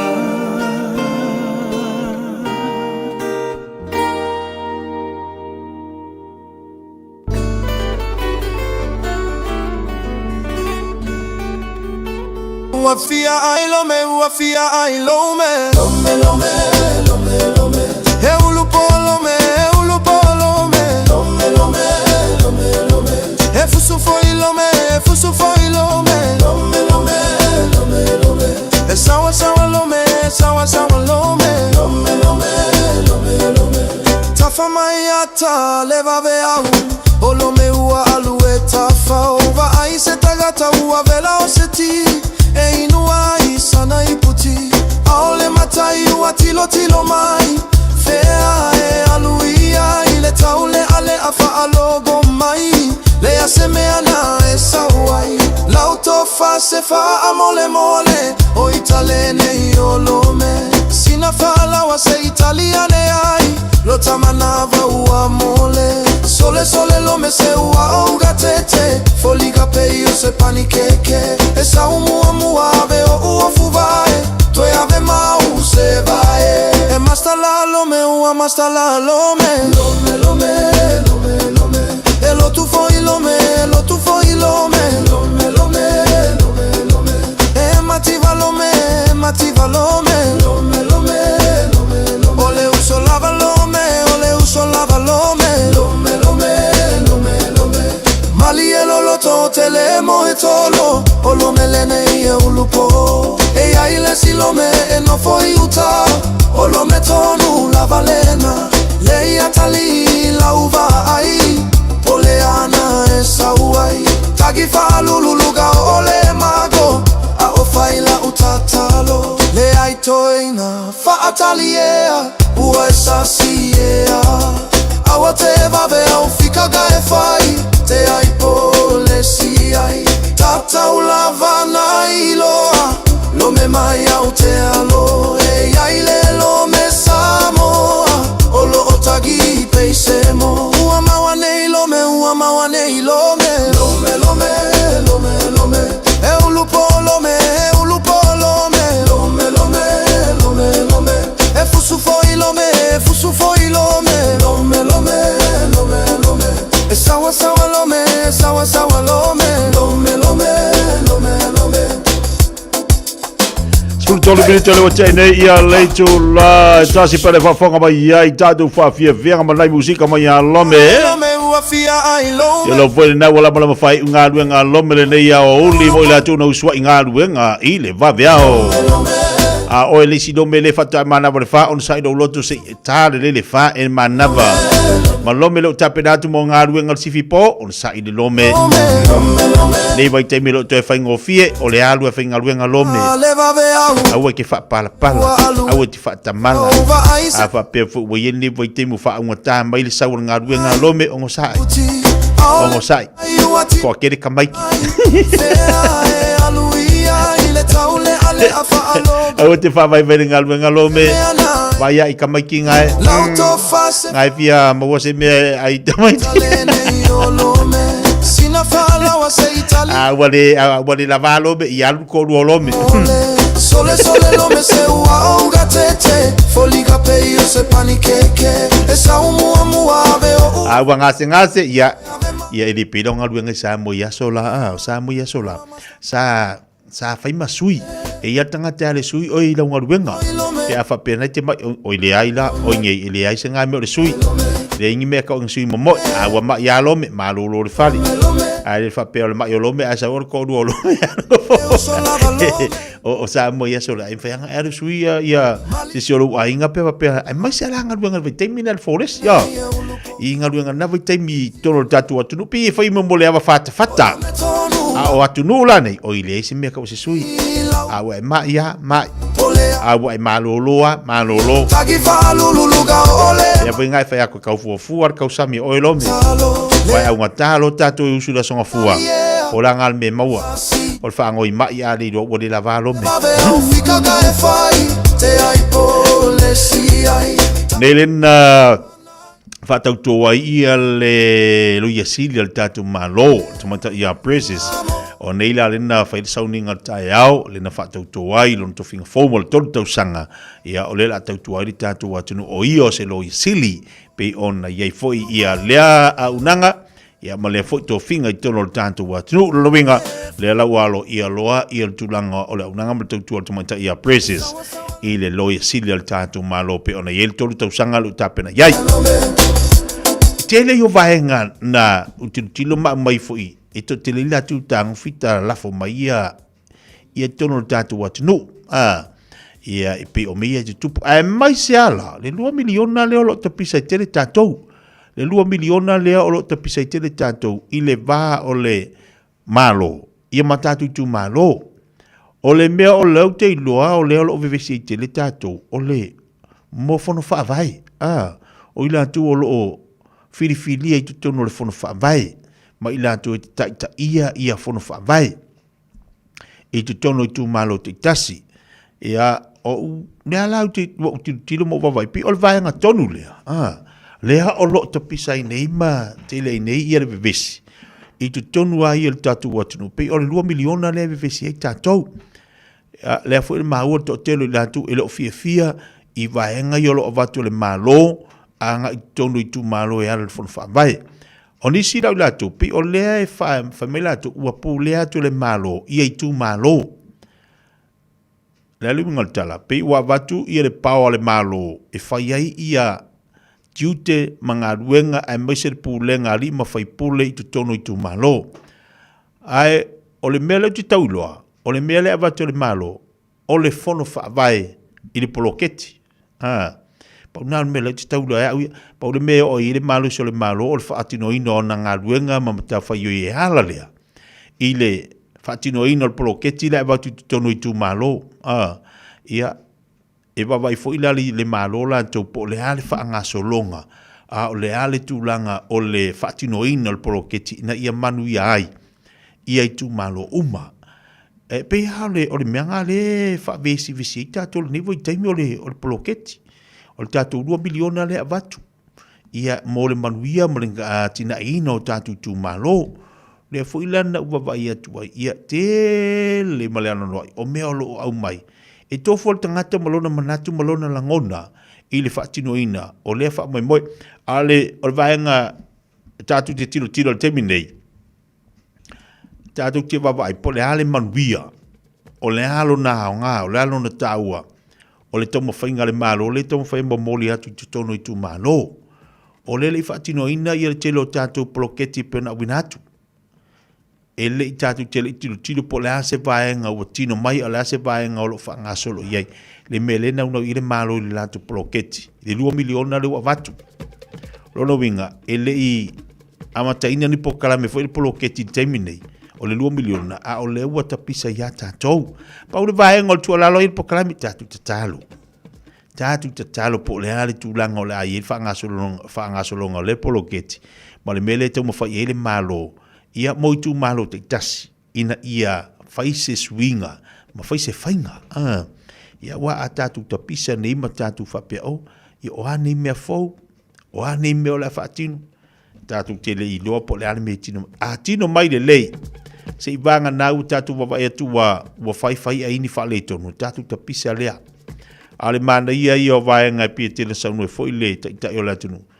Tātou tau ale pua. Ma sei, au ni tātou tau malafo. Au ni tātou tau ma sei. Se tātou tilo pala wha solonga o le tātou poloketi e pe on wha solonga o tātou wantu. No, ia o le sa ia tātou. O le sa ia tātou. O tu ala loana le pokalame mo tātou. Nga o le tele ula tu wha mai. Ke vai, le hase tāu o le ni poloketi. E le o te mea ngai o i e poloketi le whato a mata.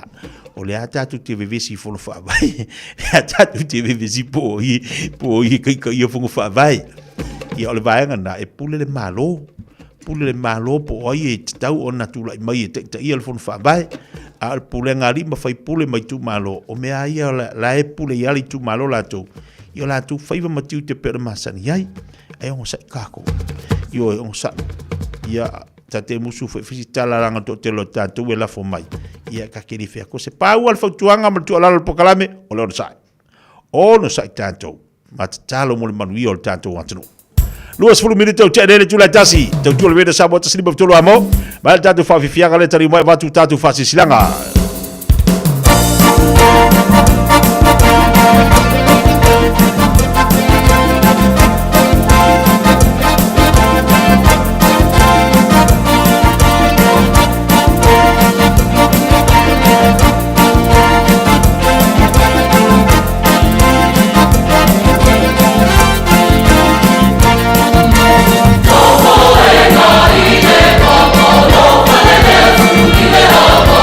No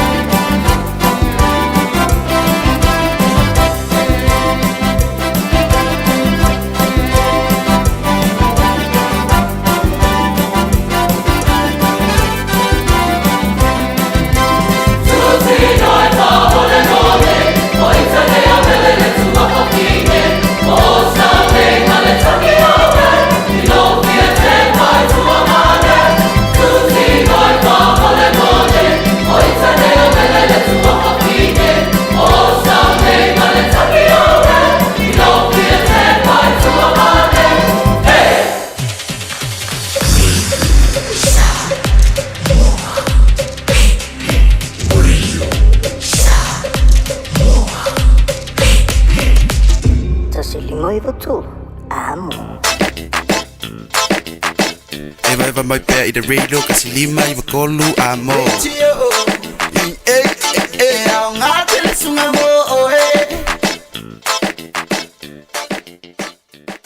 O esi la fia iwa te si male tolu wha miliona ta la le se leni ale UTOS ua toe whaasa fua atu I ona sui whai unite I le lua o lua wha. Whai sau teo ngā tupe e teo wha whainga luenga ai lau se leni ina ia vave wha tau nuu se wha moe moe ta ua a lau a inga wha pe ka le sia. Wha o ngā au nanga le ANZ po le talo wha voucher, le M ta la, male my cash e ala I le click X. Wha afso tai mai le ono valulima lua ono iwa wha iwa, le www.utos.ws, po le emaili o le info@utos.ws, po le Facebook, le UTOS, le wha aputu ngā tupe teo wha whainga luenga o le mawaenga tau sia Samoa, teo wha whainga luenga e mātou lau seleni, ai sele e oe le manuia. Mātou te whaia ni fo aroi le aso lava te fio mai ai I le Shine Dental, ai e inga wha apitoa. Mātou te salia le Afterpay, Zip, Q Cards wha apea wins quote I le Shine Dental. E whaia fua wha talanoanga ma le ACC I le Shine Dental. Le aise tongi mo whanau I le bao le se furulua I le se furuwalu tusanga I le Shine Dental. Talanoa mai le tongi ino le whainga o nifo I whaunga ai le Zip, Smile Now, Pay Later. Le aise tului I le Shine Dental. A fio mai le 575 Great South Road manukau pe wala au le lua fitu ono whawha. Lua fitu ono whawha mo le Shine Dental. O fia maua sau ta vale po sau piki apu, ai tong I ta iwa yaso, lua va yaso, pe ta imasina, o le sleek cars o le a maua ai le fsoswani. Ua ta pena le au whainga luenga a le sleek cars, mo oi malo a inga. Aua e te popole I se mea I tasi, te tala fitu aso, mai le sfulu I le Taeao, angai le afo le ono le afiafi. Tele la lai au kilani I saute, vili mai loa, I le o lua tasi fa, fitu lua selau, po le o lua o, fa lima tasi lima tasi. Tala falava o le siufonga le neo Samoa, le Radio Samoa. Soyana foi le osi, se lava ua e oti, celebra o le sapasui le aunga e o mai le na sala.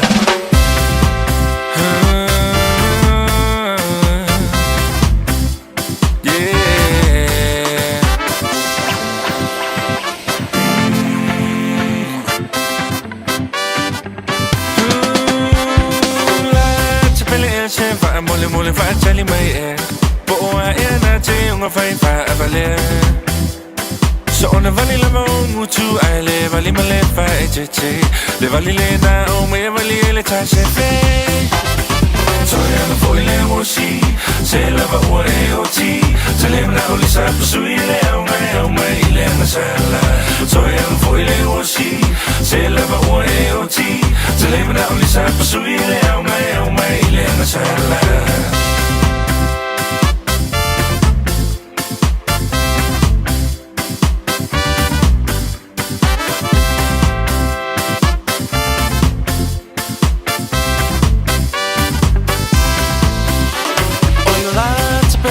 So say ta fa so ina o si o nei tu si e vala au ina ua tumolo a toi nei mo si va rock and roll ai wanga lo ya o le papio Samoa o moni o si va le malama so oi nu ui tua ma la fanga a wo mai ui tua sei fai so fa ma talanga pea wai fia si fo I lava o le cha Foi le osi, se lava ua e o ti, se le brau li sa pasui le au mai le na sala. Foi le osi, se lava ua e o ti, se le brau li sa pasui le au mai le na sala. Na na na na na.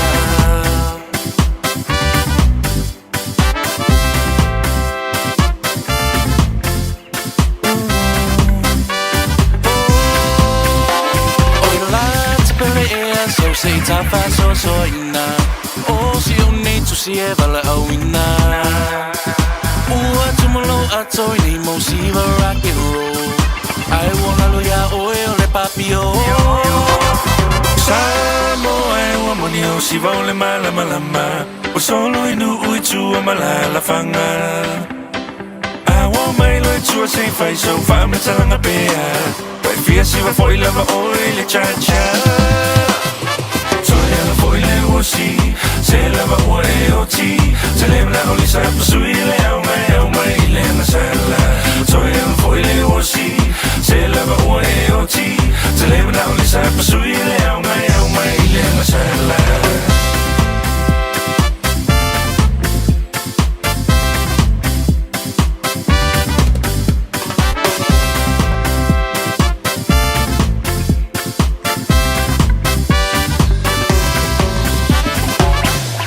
Leu avatonu lava ia le July tasi dungo le tautup la uranga si fonga rede Samoa tasi lima iwa tolu a mo la tali mai nisi leo tatu fasi silanga leu taru mai dungo le tatu pokala mele ne futemi o le uli fasi silanga nei mo le tatu a taputsanga le te wila mo au kiti uma e fia au wai le taputsanga le te wila lu olu ono e whamana tu atu le tatu fono i le aso lulu nei asa suma le tasi o Februari lu olu ono i le afole ono i le nofanga masani na i ngati o Tara e taua le awai i le whanatanga e whaangatai i le whauruina mai o tātou au ma se ia tātou droa ai amata tātou talonga i le astona i nei asa sumar whawhe puali mana tua mai le uru ma sani mo au a li e lima se lau tala e amata mai tai e whanse lau mo lisi whamatalanga whawso tai mai Nancy i le olua tasi olua tolu iwa tasi whawhaiva po o petelo i le olua fitu tolu wal tolu ono whalua whaatai o le teite whono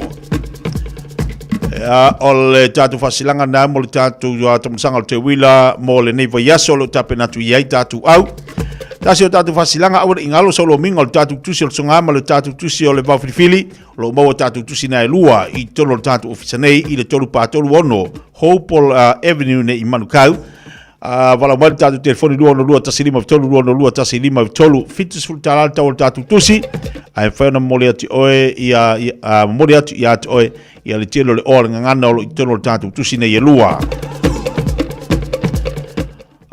O lo o whatinuina nei le whatu peina o le fundraising mo le malanga atu i Wellingtone o le mamoli alo ia o le tatu tarsanga mo le visa on arrival.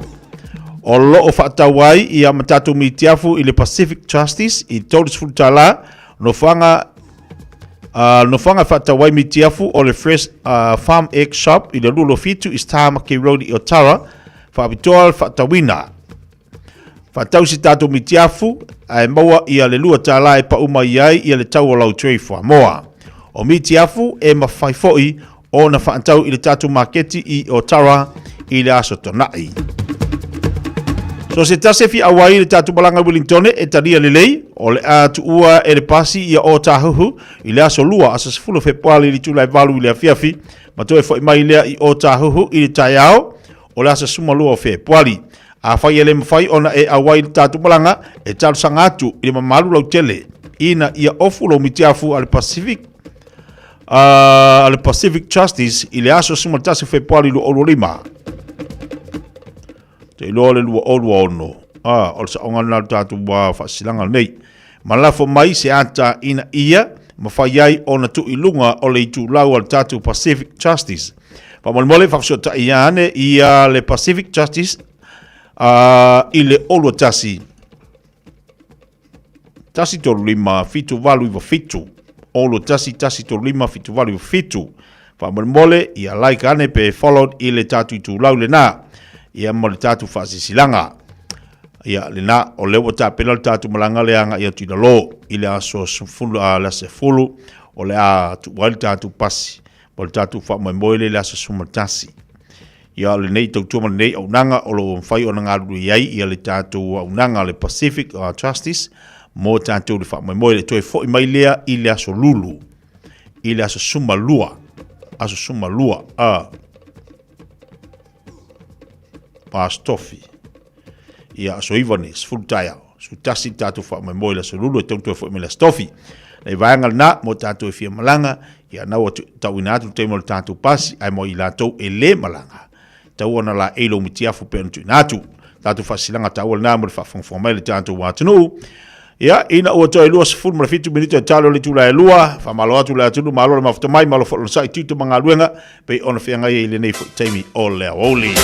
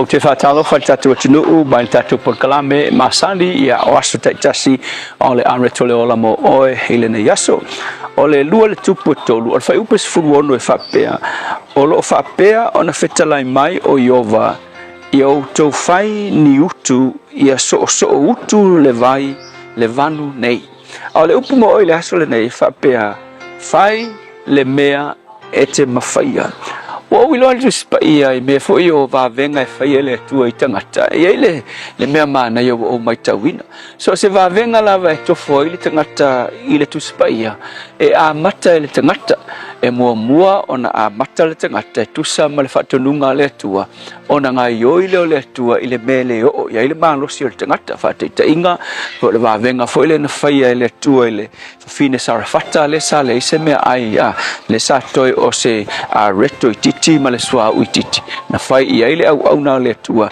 e alu e au mai mua kuka mai se mea ai mo ia ona fua kuka ile se mea ai ai ila ua malantama na usita ile fine o mai fonga tupu le vavenga fe mai ua le uma le falawa ile kate ia ua fa tupu le tu le vavenga fa pena fo ile fine fo ile na ia ile ai talafu fa fo ile au na le tu ile seia e alu e ao ni fanu tsetele ia ona tapuni le fa to le fale ai utu le swa u le mesa to le fang uma fo ua tupu fo ile vavenga so le au tula ai mana o ile vavenga tango e fai le mea ua whaatonu atu le upu le atua e te whaia o le mea whaingofie.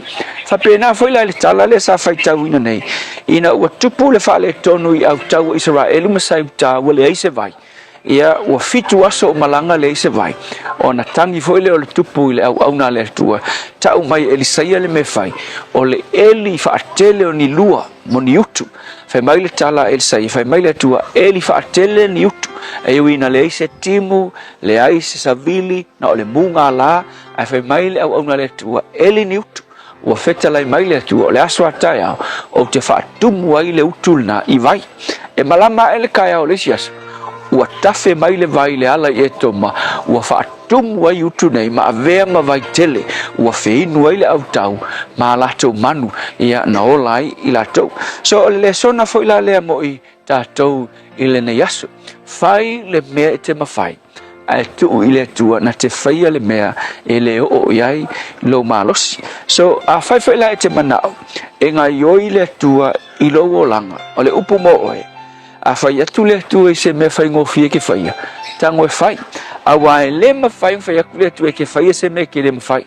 Always lava e whai atu le tua i te oe i le mea e ma whai o ngā e whaia. Ia ai whaatua i le tua e whaia le mea e le ma whai ona e whaia. Vai whaia le mea whai tangata. Whai le tua eli ia kelengi lua. Taeao o ke whaia le mea ngai le o ia ko malos. Ina o stai la tau ma eli lua kafe mai le vai whaamalia i nai le ngā lala. Mo oi whai le nei aso a whai ke manga o se vavenga se mea whai ngatau e mana o whaia le tua ia e manga kua whesiri le tua le ale me kiki ngai mga ole tua ki amakai mana tua o va venga e whaia le tua i o kakuolanga a mata mea lava i tātou ona wha wau le tua po o lau ngā luenga po o lau pisingisi o le a lava se mea e kaumu whai sa ili le tua le a se mea whai ngofie ki amakainga ona wha tumu le tua mea e le o iai lo malosi le tua whaifitai o a lava mea e te mana o te tele mea te tele te whaia mo i mātou e a mata lava i se ngai ngoinga whaatua i titi mātou te ustai i a te oe whaamivia i se mai moa mai whaafonga ona o Yesu. Amen.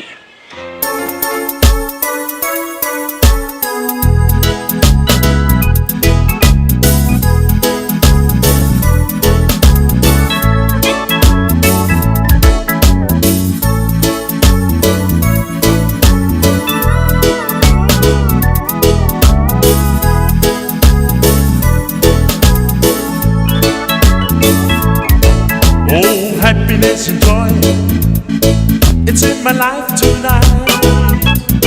For the first time I feel everything's gonna be alright.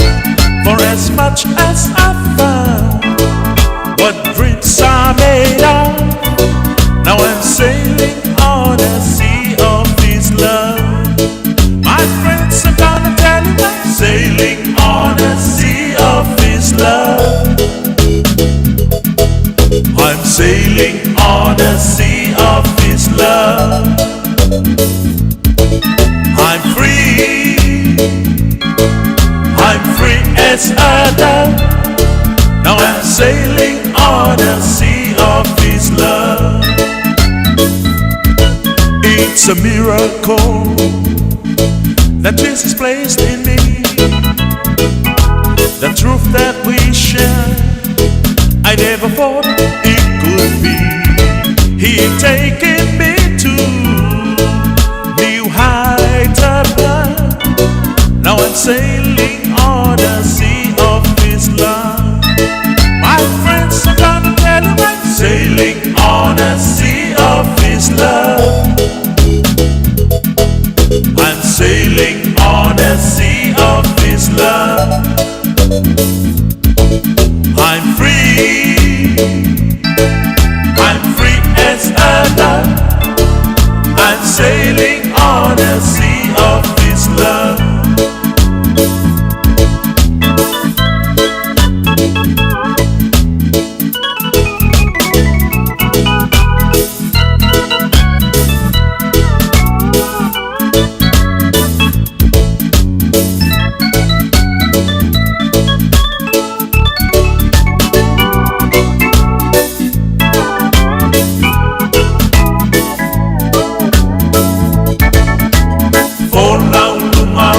Sao na lofa, fola unuma ole basao na lofa, sa oroto ebe o selupe, fola unuma ole basao na lofa. My friends are gonna tell him I'm sailing on the sea of His love. I'm sailing on the sea of His love. I'm free. I'm free as a dove. I'm sailing on the sea of His love. I'm sailing on the sea of His love. I'm sailing on the sea of His love.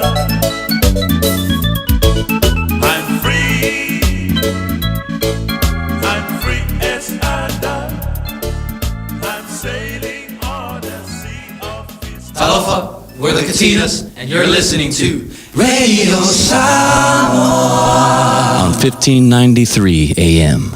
A whaile te lei whaonga ina le au omnanga le Samoa Market. O nisi nei o mafua anga e te tauai. O e au maui New Zealand ai au lo e fiafisoswani ai ngai Samoa. E mawhai ona tutongi lau whaataunga I lunga o le penga te whailangi ale Samoa Market, ai piki Samoa. Whawhai ngō fia sa o ngō sose whaala velave, totongi le pili o mōli, pili o le vai, mea whawhale po se tau mafutanga mō lau ainga.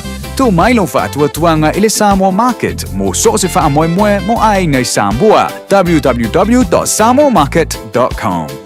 O le porokala me o le ngā ngaifo whaiwa malei a taua savea I lunga o le Radio Samoa. Ua mawhai o na awi nātu ona o le fisosoni mai o le Pacific Specialist Healthcare. Ma le tonga fitia o le ngase ngase o le fatu. Ma le ngase ngase o le kanesa I whale mai e lua I Nandi Masuva. I le atunu o fiti. Asia siane I le upenga ta whailangi. Pacific Specialist Healthcare. psh.com.fj. E te manae maua se luma nae manuia o la wata li I polo wa whawhine. Ua se fulu nei tau sanga o whaatino le Pacific Advanced Secondary School lea au o nanga. Na whaawaile nei a onga e Sir Michael Jones. E whaonga I nae ngana le Pasifika I le NCEA. Maua fua o ngā toile ai ni pilia onga. I le tau sanga lua o loa whana maua lunga I le whainu mera o alonga whana wale pass na au sia tongi e ulu whale ai I le universite. Polo university entrance I le tele o kolisi I au kilani. Ua uti awa noa mo le lua o lua ono. Mo nisi whamtalanga wala au loa le pass I le ovart se lau valu o fitu lua fitu fitu. Ovart se lau valu o fitu lua fitu fitu. Dos furu minuto de tale o le July lua, tale July lua o na wina fo lo tanto tale vai fanu o ngan Samoa. E ole na wa vatu I la reto le ola to of taka fa ngaka bo tanto le nei oli. O mana tau si do tino to of tanga fa le tino ai momoli atu to of tanga fa le nganga. I lo sui fo fa le nganga mo nei fo I ola fa le nganga. Tatu ola o nanga mo tatu ola tau tu ile tu mo no ngalo ta peno tatu tanga te upo le tua. Pele fa fonga wa ia I se tau mas fa mars au na mo tatu le nei fo iaso. A mo tanga o tatu wa iaso pe ona tatu ngaru e tu to mangaru nga. Ia manatu le nau so san pele nganga o le tu lo tu mo finalo falo tele na ufola pe ona fa fonga ye mo fa longo ye le ne ya oli ia bala nganga fa tai tele la ya oi I lo wa no le o tala I lo loto le ne ya so te fa fonga ma u fa longo ile upu to matau mai le afiong pa ia le atua e ia se si mesido le tau mo tatou o le upo le atua o le vai sili le o tatou loto e fa su ino o tatou loto ma o tatou nga fa mal si au mo tatou ino to e valu minuto tale o le tu lai lua to le video sa mo te siliba to lo amo pena fa fonga mai ai Elise Mikaele Fiafia tu maoe wala ba uti tu manga luenga ole vai sili lona tau mo tatu tangata sina musika o fatasi ai mo tatu nga luenga ni ya so ole vasata simani tau pa amazani le puini selani le malo Aotearoa Silani le fai tutto a Samoa le lalo langi le nalo Aotearoa le toa ingo Samoa papetai magele ilunga lae valele walanga mai Samoa te paapei loha Samoa au kilani Manu vai po mai langi E tu na oi Ina yo manatu Pei ai se aso No e po i atu E lenga lo Samoa O i Aotearoa Samoa I New Zealandi Malu le tauatai So se tu singa ingoa Whawhetai foai E te numera tasi I le wanga papalangi Le uta leo te tele Te tonu o le pale mene Le ngalo Aotearoa Le toa ingo Samoa Papatai magele Iluma lae valele Malanga mai Samoa Te paapei loai Samoa I au kilani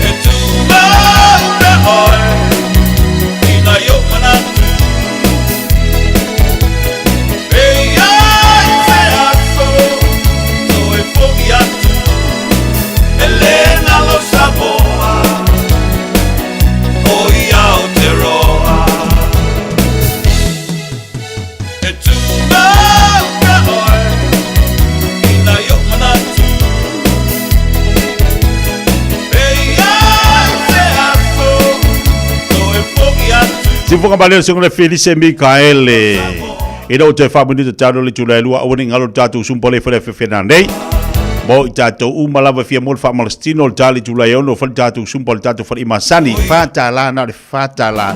Te latu tongi tono le tamai pusal na ia wale tongi ina fu le tātou whare ie. Ai a whapete fi alu le challenge na alu. E fua na nei.